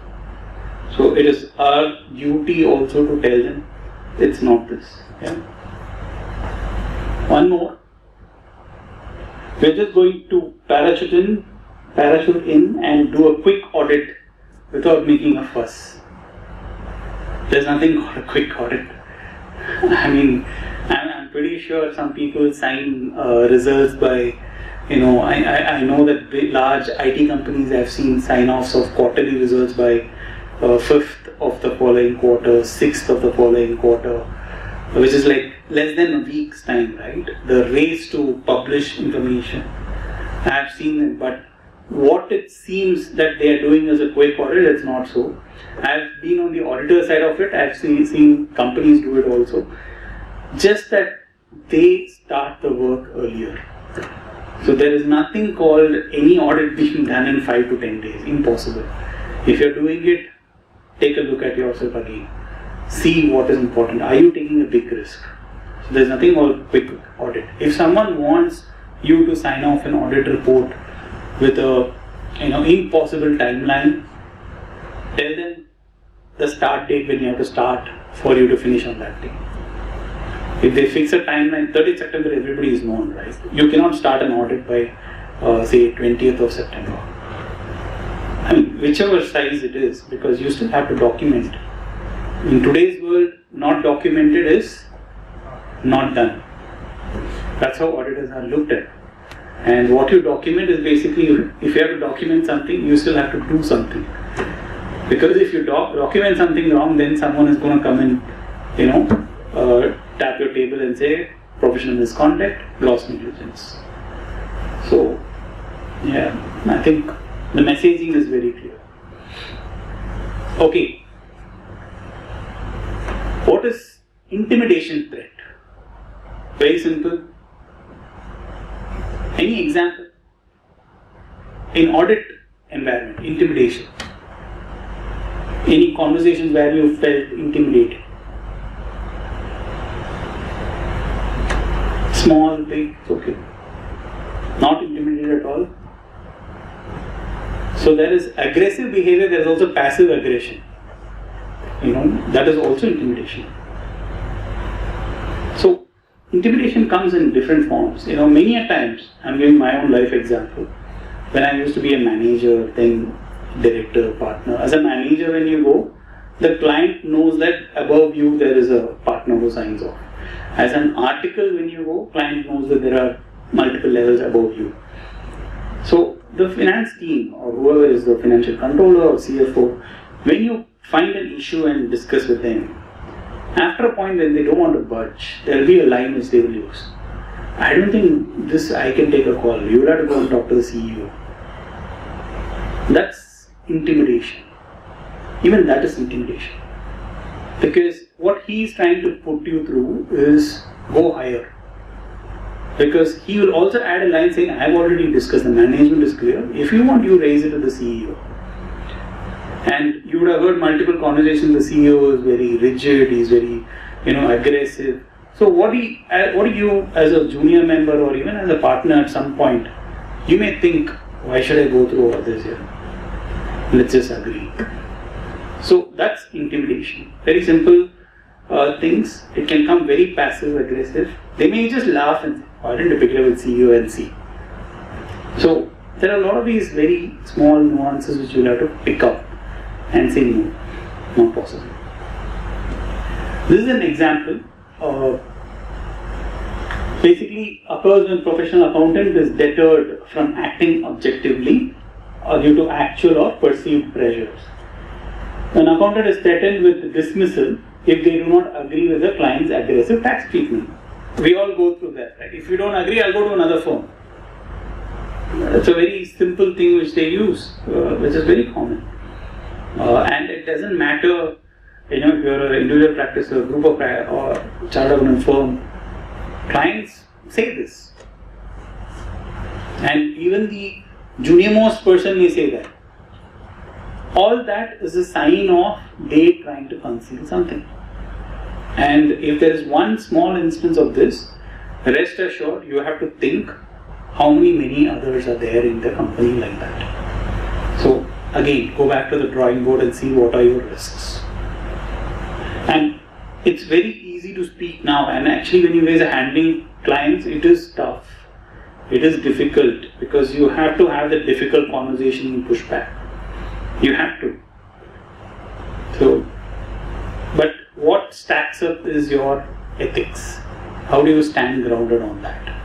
All these are basically how strong are you on your ethics. That's what will push you, allow you to push back to the client.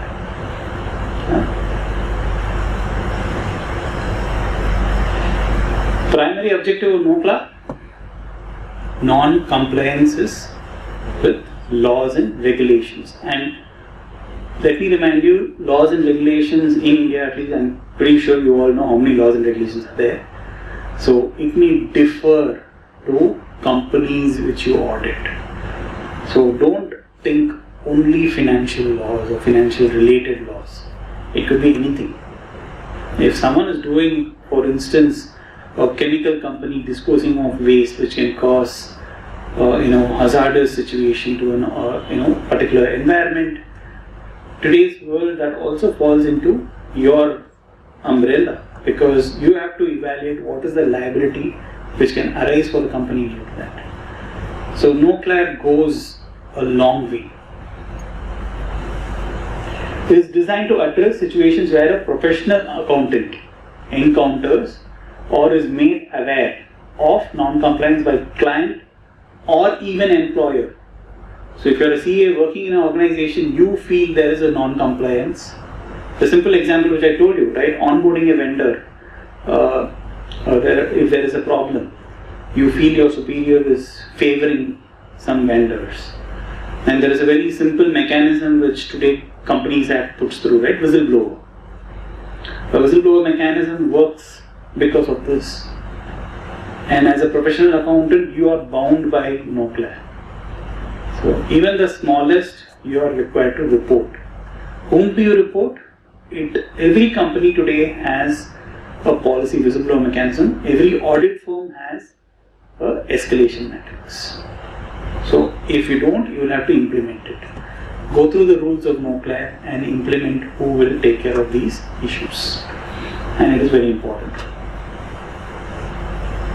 Ensure that non-compliance is reported to management, governance, and in some cases regulatory authorities, while maintaining professional confidentiality.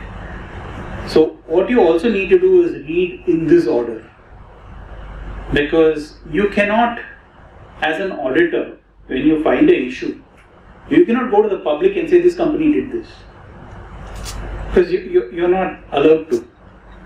So you have to go through first, get more information, understand what the issue is within your organization, escalate it to the right person. Once you get a view that this is wrong, communicate to the management. Then governance, right? Governance is those charged with governance. Now you have to identify, as an auditor, one of the biggest question mark today, and which NFRA also raises, is auditors don't know who are there, those charged with governance in a company. You have to establish that. board minutes, audit committee minutes. So you have to figure it out. So governance, and then you have regulatory authorities. And as it says, in some cases, 143.12 everybody is aware of, right? So you have to go through the process. So NOCLAR is not simple, it is pretty ominous, and it is applicable to any professional accountant. Any questions so far? Easy, relatable. Okay. What is ROTFL?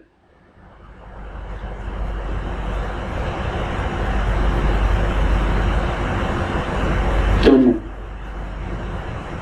That's what happens when accountants, use abbreviations for many things, right? We all are so used to NOCLAR, NAFRA. So we think everything is related to audit and accounts. This is just roll on the floor and laugh, which you effectively see in any of your WhatsApp messages, right? So it's just to de-escalate the seriousness in the session. So how accountants see auditors, that's how they see auditors, and how auditors see accountants. And to be very frank, this is not different in any country, any time of the period which I have seen as auditor. I don't think this has even changed for the last 40-50 years. People see each other this way. That's how we are. I mean, we always think the accountants don't know. The accountants always think we don't know business. And they are very busy.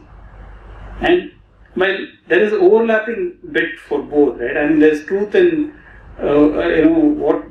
what sits as truth and what sits as not necessarily truth. Both are there in that. Yeah. So if anybody shows ROTFL, just laugh. Okay. Okay. So the fundamental principles of ethics. So this was the one which, the question had come earlier. The first one is integrity.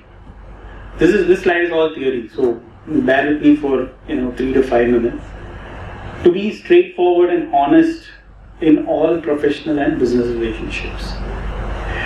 What sometimes is required here is your personal integrity, which you will never let go in many important things of your own. That's what you need to show even in your professional relationships. That's how strict you have to be. In personal relationships, you can say sorry, but in professional relationships, sorry doesn't cut it. You get penalized. So integrity goes a long way, and it's a very simple term, but very powerful. Anything which you talk in a professional forum, professional conversation with your clients, with your employees, integrity is very important. You can be the best of pals, but if you are colleagues, you still have to hold your integrity. And as a CA, even more. Objectivity. Not to compromise professional or business judgments. Objectivity is basically to remove bias, conflict of interest, undue influence. So you have to be objective, right? A simple example. Let's say you've been signing the financials of a company for the last, 5-6 years. But in the current year, you figured out there is an issue for all of these 3 years where you gained an understanding of a particular accounting, right? In India, there is obviously fair value accounting. Now, fair value accounting, many of us may have done something wrong because everybody keeps issuing ITFGs, right? Or EAC opinions keeps coming. Now, those are public, but let's say you genuinely made a mistake. What do? You still have to be objective, go correct, restate, and issue the audit opinion. You cannot be worried saying, if I restate, I'll have to go an EOM. What happens to the company? What happens to the organization?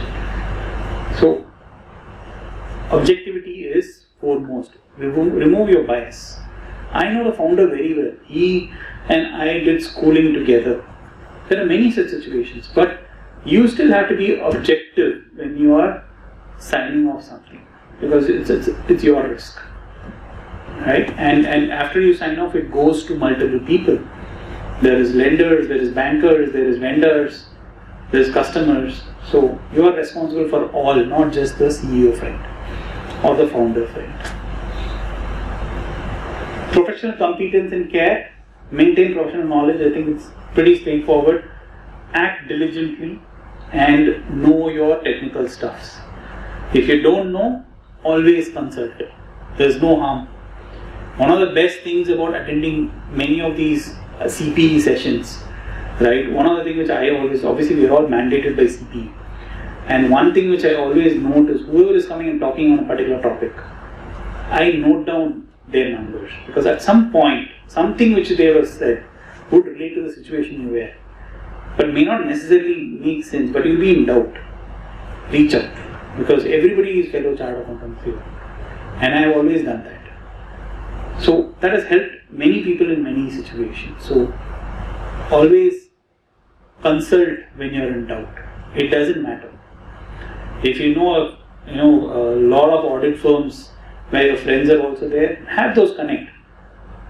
It's an association, right? At the end, we are all members across India, and we have to be able to speak to each other and resolve issues.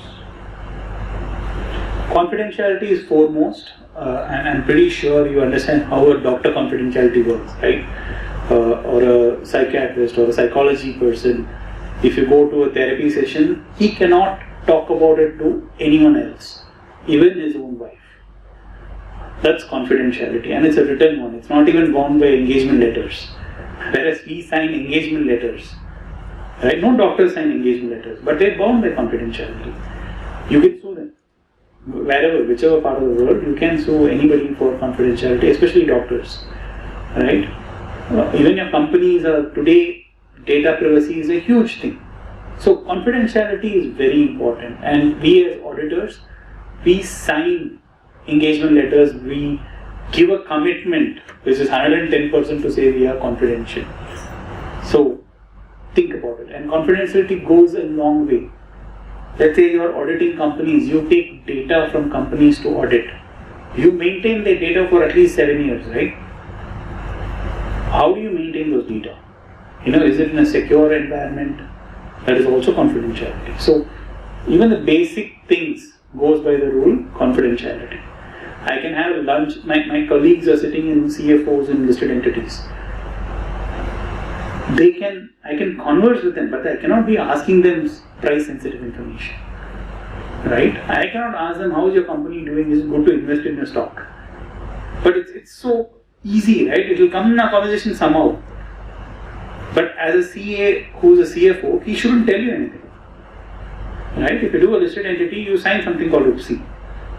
And as an auditor, I receive, the moment they send me trial balance, prior to that, they sent me UPSI confirmation, right? So, price sensitive informations you cannot share. And even within a firm, if there are multiple teams with handling different clients, the team which is doing the audit of one particular entity can only know about that company. You cannot share. The simple point of I took an auto, I left the audit papers in the auto. Gone, right? If a company finds that out, they can sue you. That's confidentiality gone. So there are multiple situations which you can relate to in confidentiality.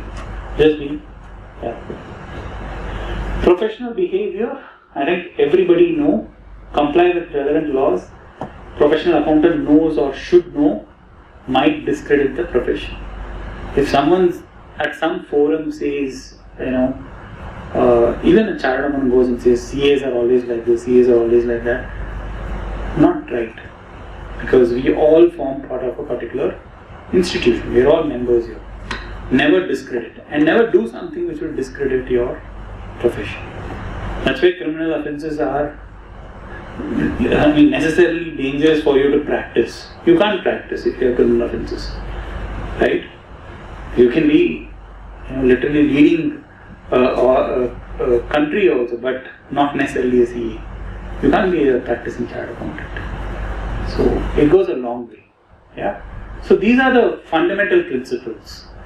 If you guys are doing starting a new company, starting a new practice, these have to be in your values, principles. It's just simple, it's not very complex words, right? And there is a code of ethics books which is almost 300 plus pages. And in that, this is covered to the extent of almost 100 pages. And there are examples of how and what situations, mandate all this. So follow these closely.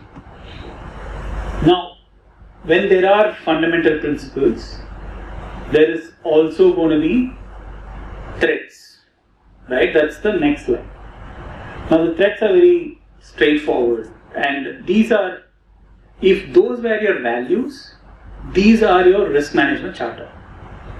So as a chartered accountant firm, you do audit. When you are doing an audit to a particular client, you should know what are your threats for your base principles. The first one is self-interest threat, which is what we saw a little earlier. The self-interest threat is financial or other interests inappropriately influencing judgment. Simple concepts. In my past firm or any audit firm to that matter, if you are a partner, if your spouse is holding investments, it cannot be in the companies which you audit, or it cannot be in the companies which you service. Simpler, because it does, put a stress on your independence. Because you have a financial interest, and she is, your spouse. You don't have to define them as dependents. Any spouse for that matter, he or she, if someone holds investments and you are the auditor, it's a threat. You will have to address it. Either they have to disclose or you will have to step out as auditor. Yeah. Self-review threats. Any idea what is that? Examples?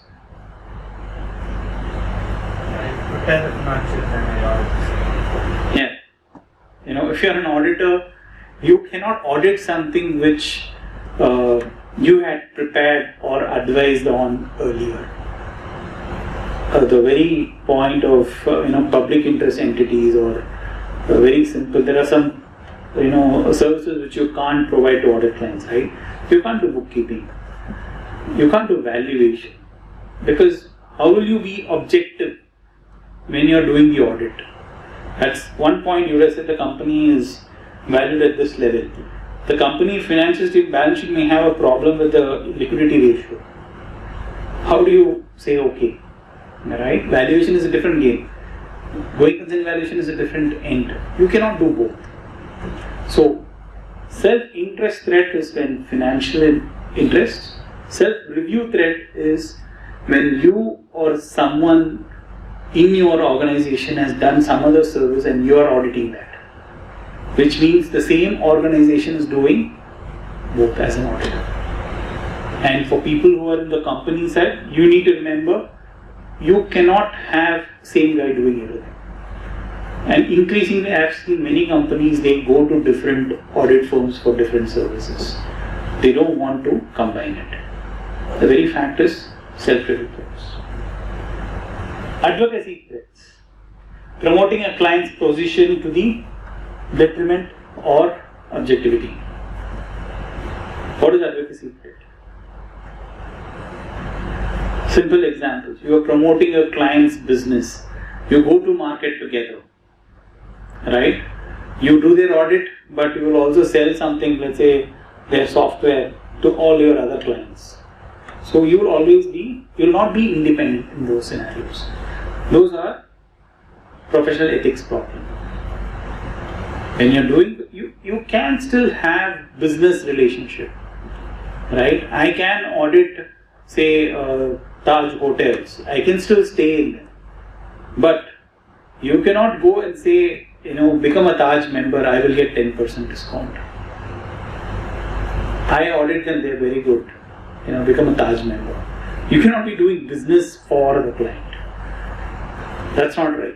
Yeah. Familiarity threats, very simple, right? CEO friend who might hold you. And I'm pretty sure we all come across these. My neighbor, when I was in, say, Alvarpet, he started this company, I know him very well. So does that mean you don't do anything do audit as an auditor, you do. You just have to be careful. And sometimes you may have to step out. Maybe there are 5 partners in your organization, do and get another partner to audit. Very simpler thing, right? In large organizations, I'm pretty sure there are people who send CVs to you to refer. In your organizations or for your practice. They will say, your friends may send the CV to you, will say, can you refer it there? You will refer, but once you give the CV to your organization, you cannot sit and do the interview. You have to detach yourself, right? And you cannot do favors for client either. Your CFO wants his or her daughter or son to get articleship in a large firm. Someone. There cannot be favors. When you are in an audit relationship, you are an auditor.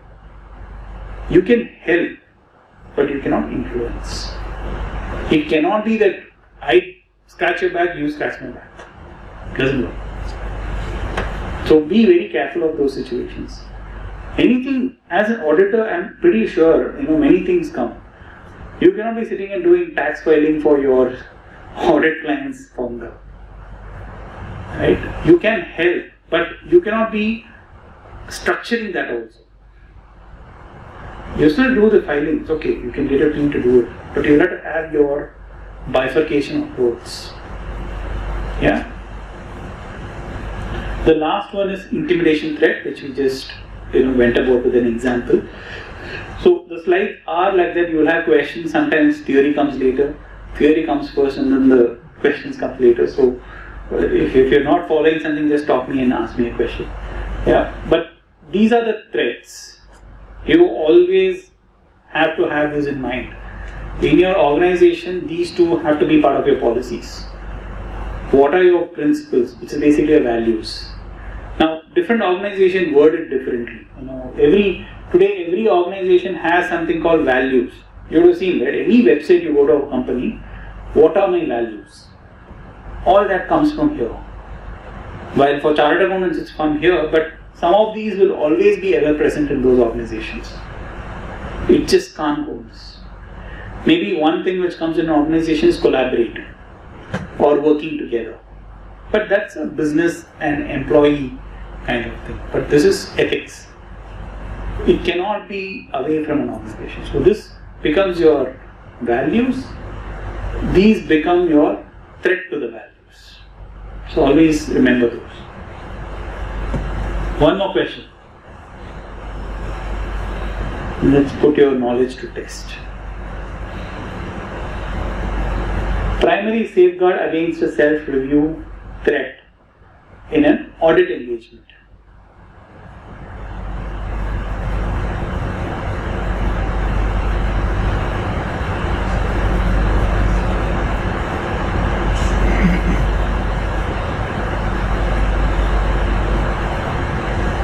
No? Would you delay the audit because there is a self-review threat? You don't, right? You still have to deliver because you have signed an engagement letter. Offering discounts? Definitely no. Combining services? Impossible. The first one. So when let's look at a simple example of this. Let's say 3 years before, you did an accounting advisory work for your client. Particular situation, you gave a view. 3 years later, when you pick up the audit, if that is still relevant, you don't step in as auditor. Right? You have to get someone else to independently look at it. So, guardrails are always up, especially with self-review threat. One more question.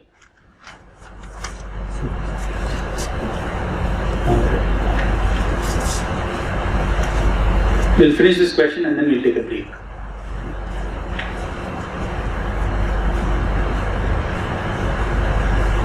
Risk of personal financial interests? Self-interest. Yeah? Perfect. So we'll come back to the example. We'll take a break. I don't know, it's a 10-minute break usually, I don't know. 15 minutes.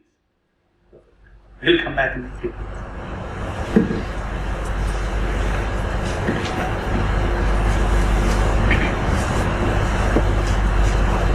just finished a couple of questions and understood what is ROTFL also, and principles, the basic principles of ethics, and we understood the threats, right? So these are basically the threats. All these are very simple words. Just write it down, remember it whenever you're going through a situation. Is it this which you are feeling or experiencing? Then automatically you will know how to address it, right? Great. So let's dwell on the principles and the threats and some examples. Now the self-interest threat, I don't know if you're able to read, but I will probably go through one of them. So four examples that we have. The first one is direct financial interest, which is what we spoke about, where you or someone dependent on you holding any kind of financial interest. For a simple reason, if I am auditing, say, a Standard Chartered Bank or a HDFC, if I am the signing partner, I can't take credit card, I can't take loans from them, right? If I am signing. So there are guardrails for that. For instance, if I am signing from Chennai, the guy in probably Delhi, if it's the same organization, he can still hold, but there are limitations. In fact, RBI has even more stricter limitations. So there are multiple such restrictions when you come about self-interest threat. The second one is quoting low fees that may hinder professional service standards. We all are aware of it, right? If someone is doing an audit at a particular fee, we can't undercut the fees, right? We go back to our examination days where undercutting is just unethical. So never do that. Yeah. So quoting low fees is not necessarily the right approach. Of course, there are situations where the scope of work could have changed and hence your fee is lower. So when you're taking a conscious decision, document it and evaluate why. But it cannot be so that for statutory audit from one organization to another organization just changes with a lower fee, with no change in operations, no perspective. That cannot be safe. Yeah? The third one is close business relationship. As I said, at least from what I have known in the last 15 years, if we are auditing a particular entity, any business relationship, when I say business relationship, it can, let's say I audit Mahindra Resorts, right? You all know what is Mahindra Resorts, Club Mahindra, whatever. So if I am auditing them, but I also procure service from them, okay, regularly, it cannot be beyond a particular threshold of theirs as well as my revenue. So, and it has to be in normal business terms. So, close business relationship. It cannot be a 360. I deliver some services and he delivers some services to me. You cannot nullify your fees. Although, ideal world, go back to a cash accounting, it's all, single entry system, you probably look at that, but it cannot be in an ethical world. You can't do, audits with close business relationship. You are heavily invested. The last one is accessing confidential information for personal gain, which is effectively your sensitive price information, right? Just because you're an auditor. I mean, I'm pretty sure if you pick up SEBI's notices or circulars or penalization, they would have wrapped many people's hands with, especially in mutual funds, right? The fund manager. I mean, I have my own batchmate in college who's a fund manager in Franklin.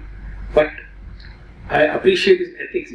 Whatever I ask, I just ask him, can you recommend some mutual funds? He doesn't give me an answer. They're just bound by so much rules. They just can't do it. And that's what you appreciate. And that's what we also have to be. We cannot use information for our own benefits. It cannot be done. You cannot open Binami accounts in your servant name, all those things, and start trading shares. You can't. If someone is doing, point it out. Yeah. So these are examples of self-interest threats. The next one is self-review threat. I think we spoke about it. Issuing an assurance report on financial systems implemented by the accountant. Today you see that a lot of people who, large firms also have capability in technology. They implement systems. They tie up with, say, Microsoft, or they probably tie up with SAP. So they will be an implementation partner. You cannot be implementing financial systems and at the end, because of your connect there, you cannot go and say, I will now audit. So there is a cut-off period. When you are starting and moving a relationship from advisory to an auditor, you have a cooling off period. Remember that. Okay, you cannot do advisory and audit in the same financial year which you are doing those services. You just can't. And in fact, for listed entities, many firms put forth a situation of at least 2 years cooling off period before you pick up audit. Yeah? And I have seen companies, or one of the recent listed entities which I signed, and out of the natural 10-year rotation and the client rolled off to another auditor, the audit committee, obviously audit committee are independent directors, etc. Right? They took a conscious call that for the next 6 months, the firm, this is basically where I was, that firm will not do any service to the particular company other than what is already being done. So maybe a tax filing was done which is not restricted. So that too not in this geography but outside India. That they won't stop, but they won't give you any new mandate. It is just pure play, guardrails which they implement. It's a good practice. So you will have to see where it will work. Yes. But does this generally work and say the company specifying certain guidelines, or are there? It does. Are there any code of ethics or? So there is no hard and fast rule. See, effectively, once you sign off your financials, or actually as an auditor, you step out on the AGM date, right? When you are replaced by some other auditor. Until that date, you still hold the position of an auditor. In today's rule book, there is nothing stopping you from doing another engagement after that. But I have seen enormous amount of listed entities, because today there is independent directors in the board, and the quality of independent directors you would have seen in many companies have gradually improved, because the emphasis on their independence and emphasis on their role is significantly higher. With whatever of ILFS or whatever you can think of, their roles have been pretty high. So because of that, they also become conscious of certain things and they put the guardrails. So company inflicted, yes, that's good practice. Again, it goes back to your ethics. Okay. Using original data prepared by the accountant for an assurance engagement. I think you gave an example where I can't prepare the financial statements and then audit that itself. Advocacy threats, promoting a client's interest even if it compromises objectivity. So don't promote. I mean, a simple example, right? When when we are auditing large companies, multiple companies, but there are also knowledge sessions which you hold. In those knowledge sessions, or let's say companies organizing a knowledge session, can we be knowledge partners when we are auditors? We can't. Because when you are a knowledge partner, what happens is you represent your firm. So the company is giving you a platform to sell your business. Again, advocacy threats. Other way around, you hold a knowledge share session, you get the auditee company's CEO or a CFO to come and talk. You are giving him a platform to promote his business. You can still do with specific guardrails, but those are very niche. You have to be very careful. There has to be equal participation of audit and non-audit clients. So you have to put your principles well set.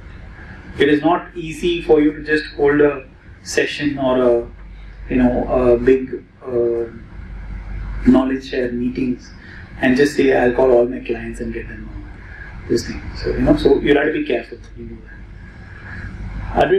Advocating for a client in litigation or disputes. There are restrictions. If I remember, you can represent up to I think appeals level, but you cannot represent beyond tribunal if you are the auditor. So there is ISBA rules. ISBA is basically International Ethics Board, etc. So you have to restrict it to a particular level. Lobbying for legislation on behalf of client, definitely no. But we all know where things come from. We all know how things work. But when you know your ethics, don't do it. So it's again, when you know someone else is doing, point it out. So that's how you grow the profession. Yeah. Lobbying when your audit client is there, don't do that. Yeah. Familiarity threats, we talked about it, long associations with individuals, influencing client business decisions. Again, we spoke about close relationships with family members. The last one is intimidation threats. I gave you one example. Here you have awareness of where you disagree, you have a disagreement, and they immediately push you to higher authority. Right? So that's what we spoke about. Then there is also the pressure to agree with client. There are many situations, right? Many companies, they fix their profits. That's a statement which we have heard from many sources, right? If you start analyzing listed entities, there are a lot of rumors which people say these guys fix the profit, these guys fix the profits. But unless you have evidences, it's very difficult. So in your auditing, you have to stick to the basic rules of accounting and auditing standards. You'll have to go by that and then see, are there any intimidation which they are using. If it is something is wrong, you'll have to align by it. There are, of course, the guardrails of materiality given to us. As an auditor, you will have to approach audit in the way how it is. Accepting gifts. So I know Diwali went by. So control whatever things come by from clients. Calendars, diary, where erstwhile practices, right? So because that was still acceptable. But today, things can go very different. There are, for certain people, you need to understand the way some people do business is by favor. You have seen many movies, right? Favors is a big thing. I will take care of you. That doesn't work in a profession. You have to be very cautious of such things. Getting IPL tickets, why, what, etc. Unless they are saying, all our vendors, we are giving this. So that way, yes, you can still put some guardrails and say, this is for everybody. So you still have to evaluate each and every instance within your professional standards. Yeah? Okay. Any questions on this? Any examples which comes to your mind which you are grappling about? I don't know, is it right or wrong? Does it fit into this? Nothing comes, then please, at the end of session also you can let me know. So, if you are not able to read, importance of ethical practice was written. The one on the right is audit with integrity. This looks like an art, right? This looks like a pencil sketch or whatever. And art looks pretty perfect, right? It's a horse. Yeah? I think that's how audit with integrity looks like. It starts like that. Probably the image is not evident here. When you get the slides, you will see it. It turns out to be a donkey. And if you Google and then say a horse image, when ethics go for a miss, what you started beautifully will change like this. So you have to be cautious.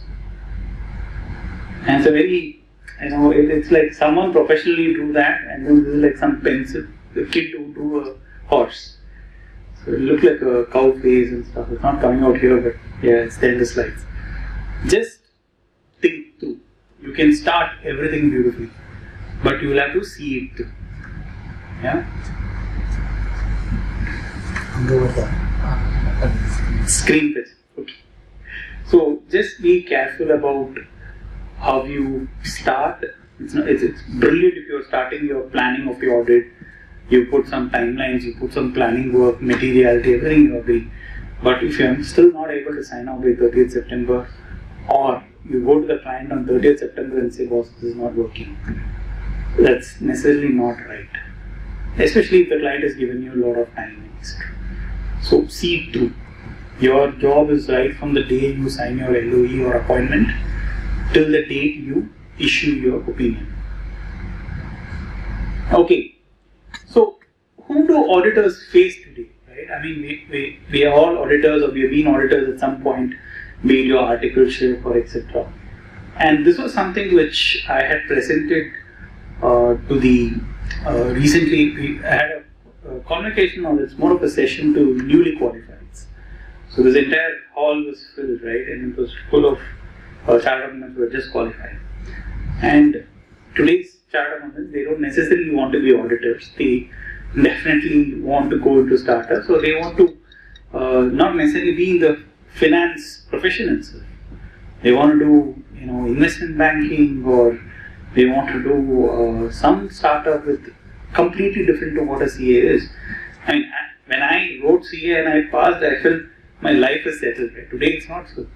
People actually come back, and I deal with article people. At least 35% of my firm used to be so. So they come with ideas which kind of pushes you back. And if I go back 15 years or 18 years and think what I was thinking when I qualified, I just wanted a job. I wanted to get to earn money. Today it's different. I remember a staff accountant or article where he left little earlier than his articleship. He said, I'll delay my exam by 6 months because I'm writing a script for a stage play in his hometown. That's been my passion. And he called me 1 year afterwards. He qualified the first attempt. So some things, the way today's generation are, people are so different. But which also leads to my slide here. Today's CFOs, first time CFO finance backgrounds, 37%, which is basically where you see CAs and stuff. Out of 94 CFOs which were surveyed, right? Prior CFO within technology and communications, experienced CFOs from other sectors, which is close to 29%. These are people who have been in organizations at different roles. They could have been a COO, they could have been a chief business officer, they became CFO. So, I'll also tell you why that's happening. Then the third one is first time CFO, diverse backgrounds. You have strategists, you have bankers, and you have business leaders becoming CFOs. I had a US entity which is going for listing in the US. Their CFO is a hardcore business person. He was a COO for at least 11 years. He's been playing the role of a CFO for the last 3 to 4 years. And he's fantastic. I mean, I can't say he's bad. I mean, a CFO probably would have challenged me in some accounting, or if I told him that revenue recognition is wrong, he would have challenged me and probably bullied me. This person is very different. He says, okay, you're telling me wrong. Tell me, this is my contract. Why are you saying it wrong? And I explained to him with a layman thought process. He understands logic. He said, I will talk to my business people and try to get the contract addressed with this. So, there are, you see why you're not able to fit a finance person in that role and someone else is able to fix. What does it mean? If you want to increase, we all want to be CFOs also, right? I mean, we want CAs to be in CFOs. Definitely, because at some point when you find the accounting issue, you have to talk to someone who can understand your language. But if you have to increase this, CAs also need to be multidimensional. You have to think business. Accounting cannot be your primary focus. So in today's world, at least since I became a partner for whatever, 5, 6 years now, the biggest change when I used to deliver as an article, or probably onto an assistant manager, was when you go to talk to a CFO, you talk, sir, the list I didn't get these information, you start with that. Today when I go and talk to CFOs, the point on pending list or issues doesn't even come first. There is geopolitics, industry knowledge, what's happening politically, what's happening environmentally. That probably takes 60%. And as a CA, you are required to know, because all those matters for the business. If you don't understand those factors, you will not be a successful auditor, because the art of auditing is when you are able to loop each and every factor, be it a banker or business leader or even from other sector, be it a strategist. If you don't understand his business issues from a business operational standpoint, you can never audit him, because you will not know how to link it to finance. So that's the biggest change today. If the 37% has to increase, people need to know business. You need to know knowledge of what is underlying entity is all about. So it's just not possible. If you go to any consumer business, right, there is one very famous term. They will say consumer is king. Right? Same way, you need to know as an auditor, client is the king of his business. We cannot say, you cannot be in the mode that I am an auditor, you do what I tell you. It's just not possible. You can still be in that authoritative position provided you understand his business. Then, yes, they will appreciate it for it. So, this is the challenge today people have, right? We as auditors, when we see CFO, we see finance team, this is the mix. So, which means you should be able to cater to this 37, 29 and 33%. And your conversations have to be different with different people. So, that's again going back to your upskill. When you go to a CFO who's in a tech company, and if that guy is a hardcore tech guy who's become a CFO role, you need to understand, because he will only talk about tech. He will tell that my company is the best, they've automated everything. So the way they see it, if you tell him consolidation issue, the next time you meet him, he will say, I have automated consolidation. And which means you should know that automation, you should know how to audit the system for you to tell him where the problem is. Or else you're stuck. So, these are the challenges. And the right side which you see is basically the movement in CFOs, right? The former CFOs, the way you see, for instance, the topmost external CFOs, which is basically where other industries. The former CFOs, which was I think 50 odd percentage, today 78%, which is increased by at least 20% where CFOs from other sectors are coming into CFO roles. Same way, MBAs, the number of MBAs taking in the CFO roles. In our mind, when we do CA, right, we think we are CFOs. But today, CFOs are not necessarily, the only accounting people. Our role is diminished to finance controllers. If you want to improve yourself to a CFO, you need to know business, you need to know mergers and acquisitions, you need to know how to probably vet a revenue contract. So, that's the knowledge skill which is required. So, if this is what auditors face, if you don't upskill yourself with the entity you audit, the company you are servicing, be it audit or advisory, you're always going to be on the back foot. Gone are the days when you walk into a company and then say, hey, auditor is coming. Today, when auditors are coming, they say, you don't know what we are doing. Take a NBFC or take a banking company, right? Banking organization. You candidly talk to the people in the finance team or business side. They think auditors don't know anything. They don't know how financial instruments work. And they may be, partially right. Because the standards have changed. The way valuations are happening have changed. Have we, gone into those uncharted areas and learnt it? I remember focusing on derivatives or when I wrote MAFA paper probably 18 years back, right? And that time we were just learning what is put option and the other call option. That was the level which we were taught. today, it's different, right? Forward contracts, there is, interest rate hedge accounting. Are we skilled in that basis? So if we are not, the institute gives a beautiful place where all of these are taken in sessions in piecemeal, right? You have to pick and choose what is the skill set you want to pick up and focus and learn.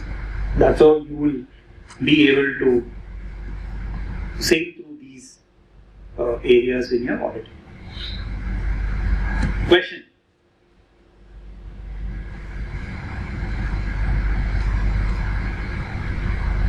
Just to clarify, no CLAR is non-compliance with laws and regulations. What is the first recommendation? Obtain an understanding of the matter. Perfect. You can't ignore it, obviously, which actually if you ask many of us, because we don't want to get into the problem, let's ignore, take a blind eye. But if you're a CA, you just can't. You have to do something about it. If you're in an organization, if your employer is doing that, you'll have to act. If your customer is doing that, you'll have to act. And the first step is to understand better. And collectively, all of us have better knowledge to figure out how this is to be dealt with. So resigning is also not an option. I mean, I'm pretty sure today's world, an auditor just can't resign. Right? I mean, even if there is a fraud, you just can't resign. You have to issue an opinion and then say why you're resigning. A fraud is not a situation where you can just resign today. Right? So it's changed. Ignore it, not possible. Report to the authorities, obviously no. It violates which threat or which principle? Confidentiality. Yeah. So what's happening in 2024? So what kind of issues are cropping up, right, which we need to be aware of? Sorry again if the screen is not visible, I think they're having a problem with the screen, but I'll read it. What it means is, so there are, when you think about fraud, right, there is financial statement fraud, then you have corruption, right, and then you have asset misappropriation. These are three types of issues which crops up. The financial statement fraud is usually done to do either cover up and ensure valuation is kept. That is one. Second is corruption. Corruption is trade, right? I mean, you bribe, you do, conflicts. Those are corruption. Asset misappropriation. So easy, right? I mean, there is. I used to do a company called. Okay, I can't name the company again. Confidentiality. So it's a consumer business. They used to manufacture biscuits and allied products, whatever in that business. So when you think of a company which does confectionaries or biscuits, where do you think fraud can easily happen? Inventory. So that's misappropriation of assets. When you think about real estate, where do you think fraud happens? Valuation? Imagine construction. You can relate to corruption? Yeah? I'm just putting you through risk assessment. So your risk assessment as an auditor has to be industry, granular. How much of a granular you get, you should, because at the end it's your sign which matters. Financial statement fraud, I just told you what it is. So there are, I mean, if you take, all of us know how the startup ecosystem is, right? If you take the last 10 years, you can imagine the amount of startups which have grown and then gone. It's like this. And I recently got into whatever, a couple of years or 3 years now, I invest into startups, right? So the amount of startups which comes up for funding. So basically what we do is, there is if someone is having a business model, they come to the forum and present their case and what is the amount they are trying to raise.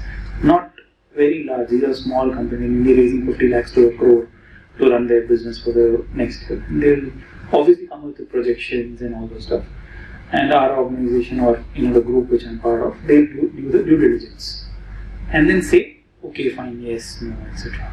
But the amount of startups which comes up for evaluation and investment, you wouldn't believe. I think it's been almost since 2017, so 7 years in existence in that organization. I have not been part of that for long, but it's insane amount of startups which has come. Probably 8% of the total opportunities which came went through the actual investment mode, which means 92% is not making it. So those actually fit into your bookkeeping, financial statements, where your problems could be, because you're inflating stuff to bring it up to a particular valuation model. So that's one. Now when we look at the right side, asset misappropriation only, it's close to 51%. This is, while 2024, obviously we still have 1.5 months to go. It can still topple either ways, but it's just a quick summary of where issues are happening. Asset misappropriation and corruption. Possible, right? It's always possible. Imagine a real estate company building a huge project, 100 units, 1,000 units, 5% of the units can go anywhere. I'm not talking anything rocket science. It happens. So when you're auditors, you have to be careful. So third one, corruption only, bribery. While I'm sure we are controlling it, we are getting to a cleaner side, but it still happens. Yeah. Corruption, asset misappropriation, and financial statement fraud. It's 2%, but 2% could be damaging. We all know who escapes from the country and so on. So it is tough. So the common theme in all these, when such things happen, who goes through the head part of it? Auditors, right? So all the more reason when you are signing something, think 10 times. If you need more time, do take that time. Be cautious. So just be careful about what you're signing. Fraud basically comes in different forms. One is false representation. The word representation, right? It plays a very key role in whatever we do. And I'm pretty sure the auditing standards talks about management rep letter. We all get it. Whenever we do a service, we get a representation letter. But when a firm is going through a review or like a quality review, etc., the representation as an evidence is 0.001. It saves you legally certain places. It's not evidence. So you can get all your reps. It's as good as I'm pretty sure all of you have insurance policies, right? When you get an insurance policy this thick, you know exactly which pages to look at. You ignore 80% of the pages. Why? Because terms and conditions, reps and warranties. We don't bother. We think we already know the policy because someone would have beautifully explained it to us. But fine reading, you would have taken a brilliant, very expensive policies. Somewhere it would have been written that policy does not cover, say, scuba diving, it doesn't cover hiking, it doesn't cover a trek. Which in today's world is the in thing to do for many people. So imagine what's the loss you have. So it's just that representation, while you are required to get it, you should get it, cover yourself in every way, but don't think that is your audit evidence. It's not. Nowhere near. Failing to disclose information, this is the biggest theme which is coming up with MCA, with ICAI and NFRA, who are our regulatory authorities. Even with tax audits, I'm pretty sure there are tax audit reviews, quality reviews which are being done. Failing to disclose information.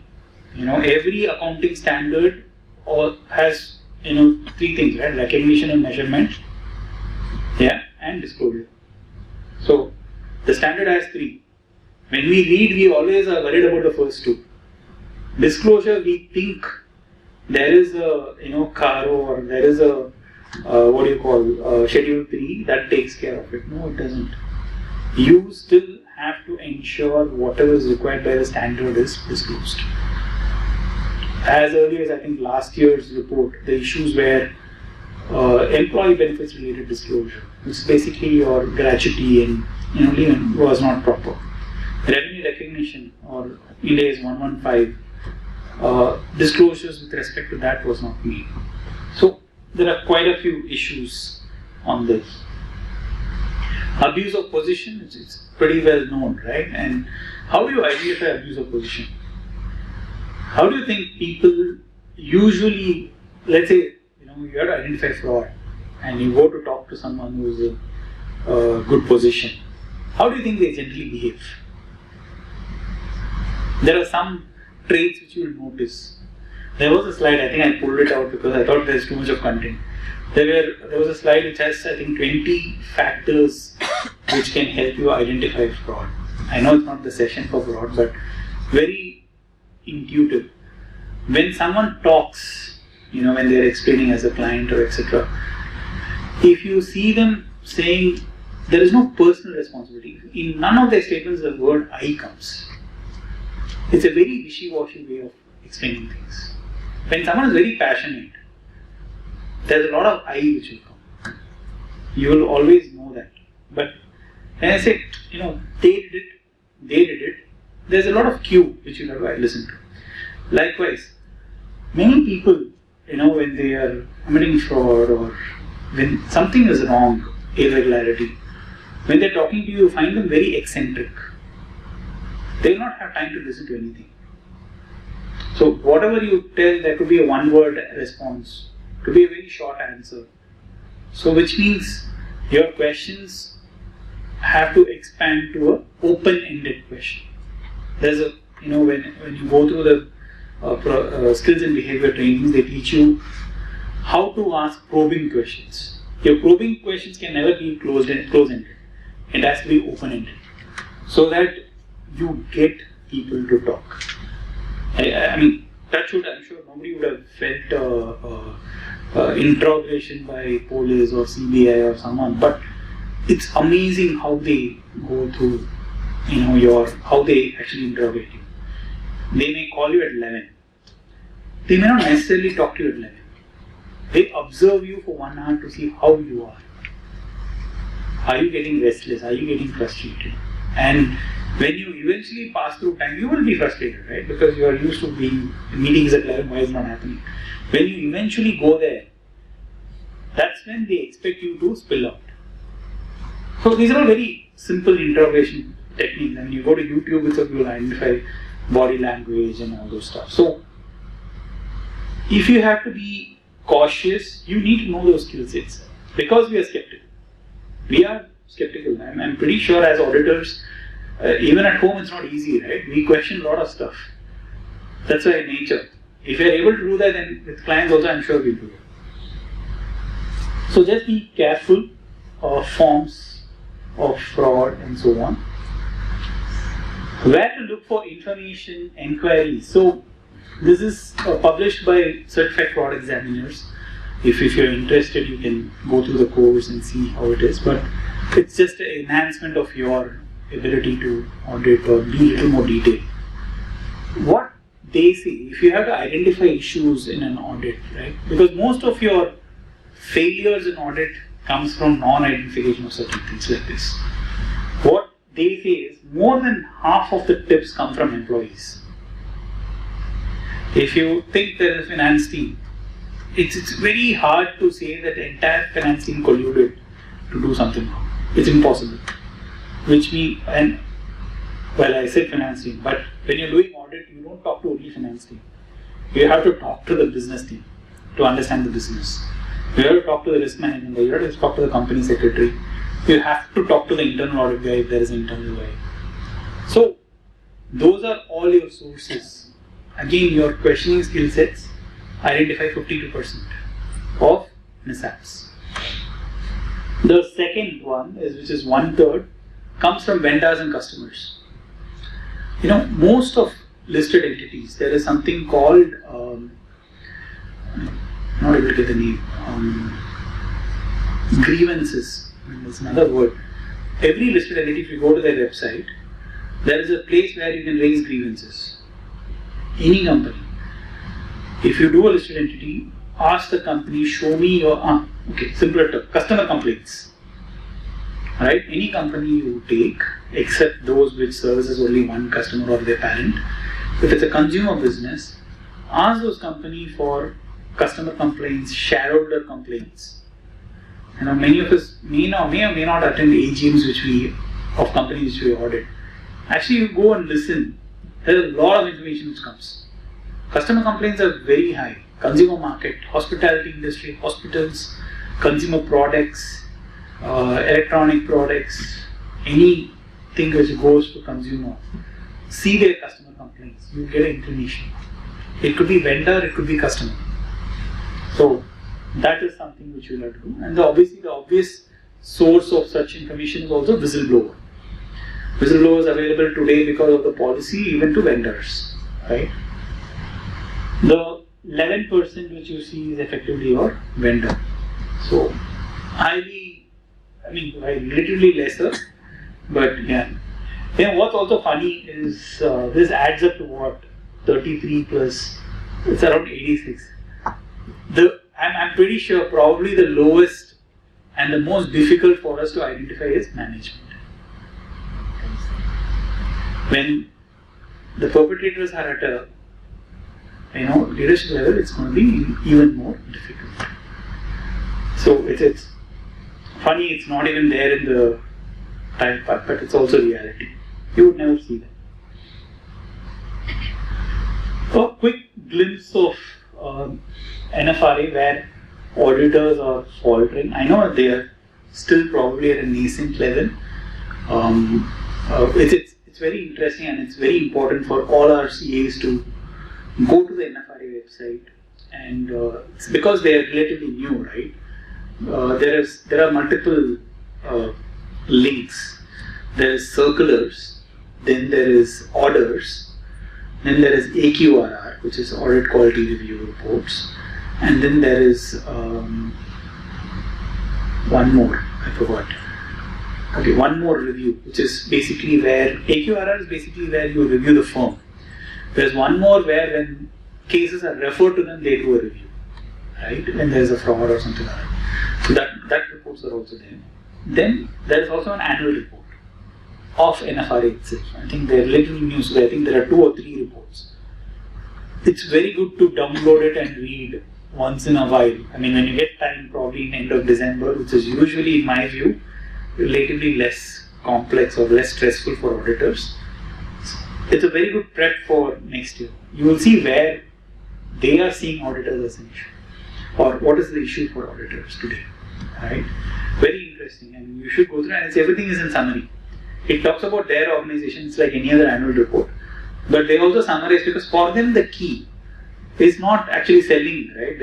It's not their financials which comes in their annual report.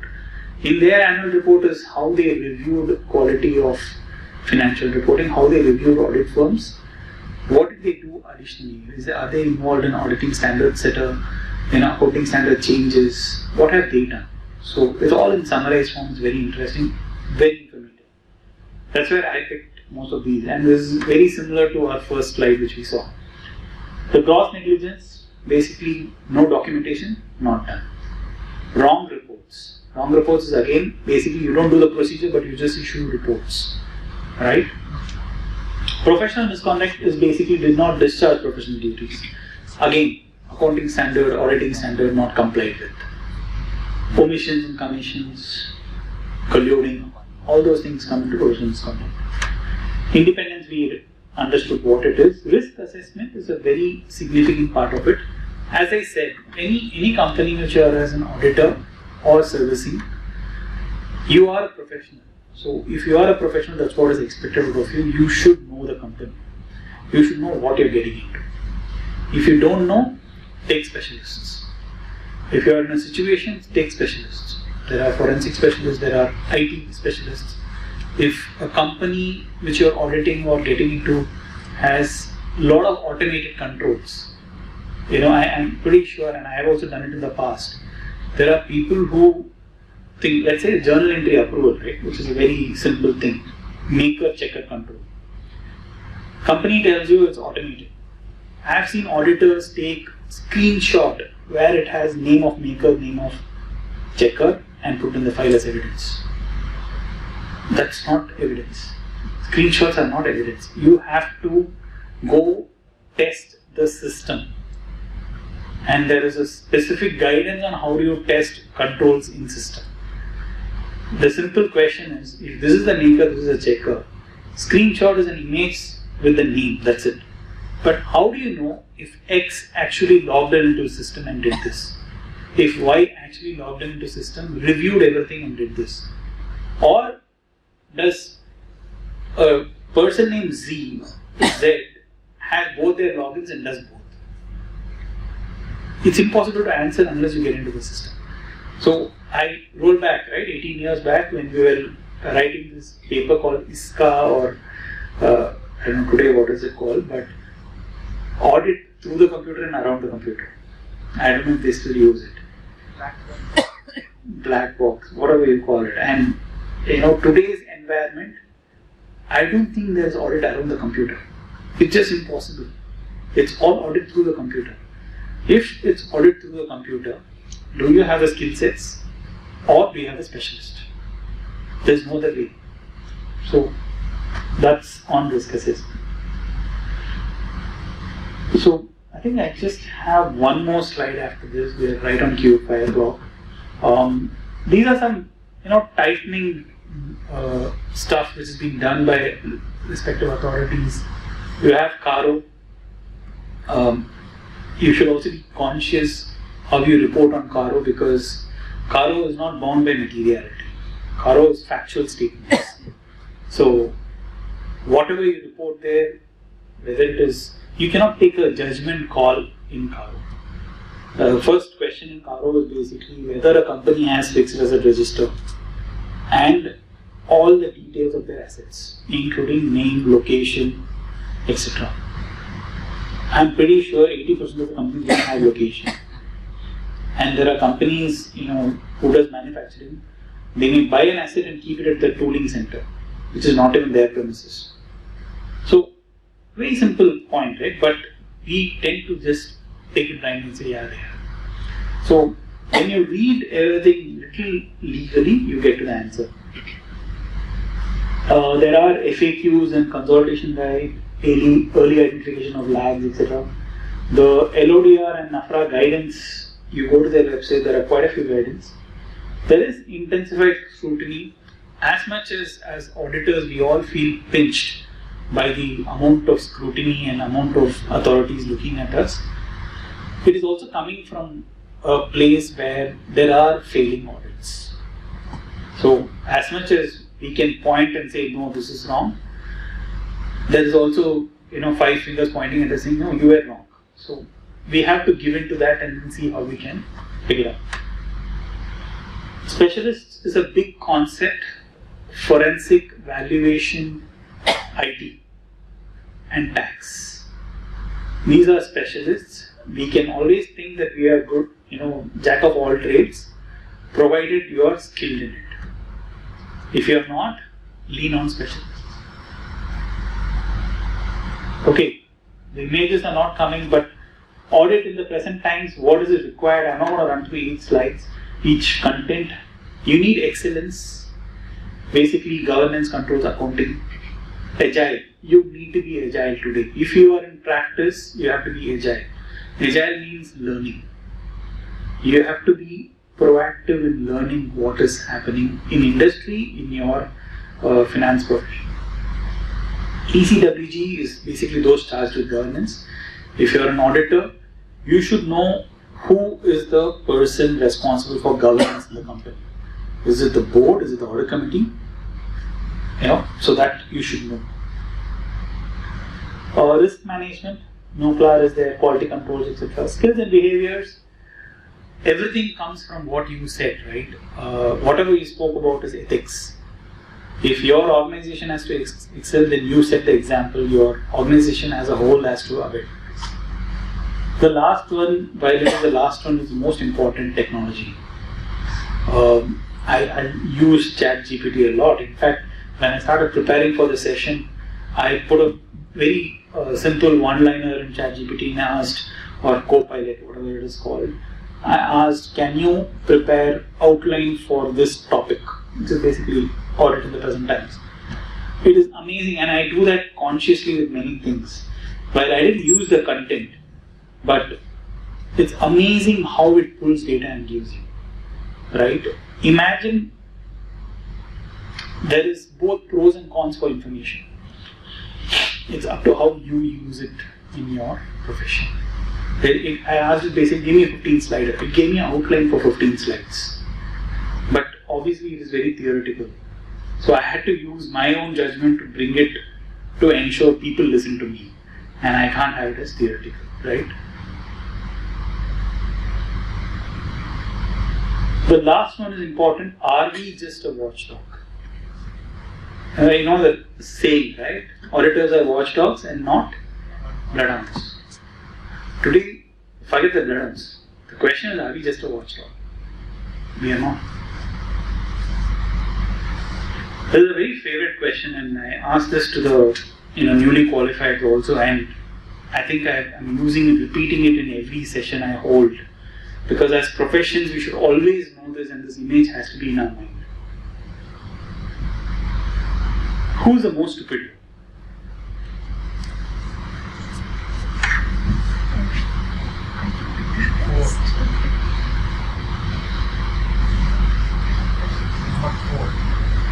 Number 4? Yeah? But, the simpler answer is, imagine all our CAs. And it's possible, right? I mean, all of us are very different. But it's a very simple example, but you don't want to be in any of these situations. The first one, too nice as an auditor, right? You don't know what's going to hit you. The second one, cutting someone, but you're actually getting cut somewhere. And it can all relate to the threats which we talked about in some manner or other. The third one thinks he's very safe, but he's actually doing a discredit to the profession. Fourth, as you said, the most stupid. So, the fourth one also relates to ethics. If you don't follow that, that's where you're going. Yeah? I think that's what I had. Thank you so much for patiently listening. And I enjoy my sessions usually. I know some of you had questions, but and sorry if I didn't have a lot of theory. It's usually questions I believe it hits people harder.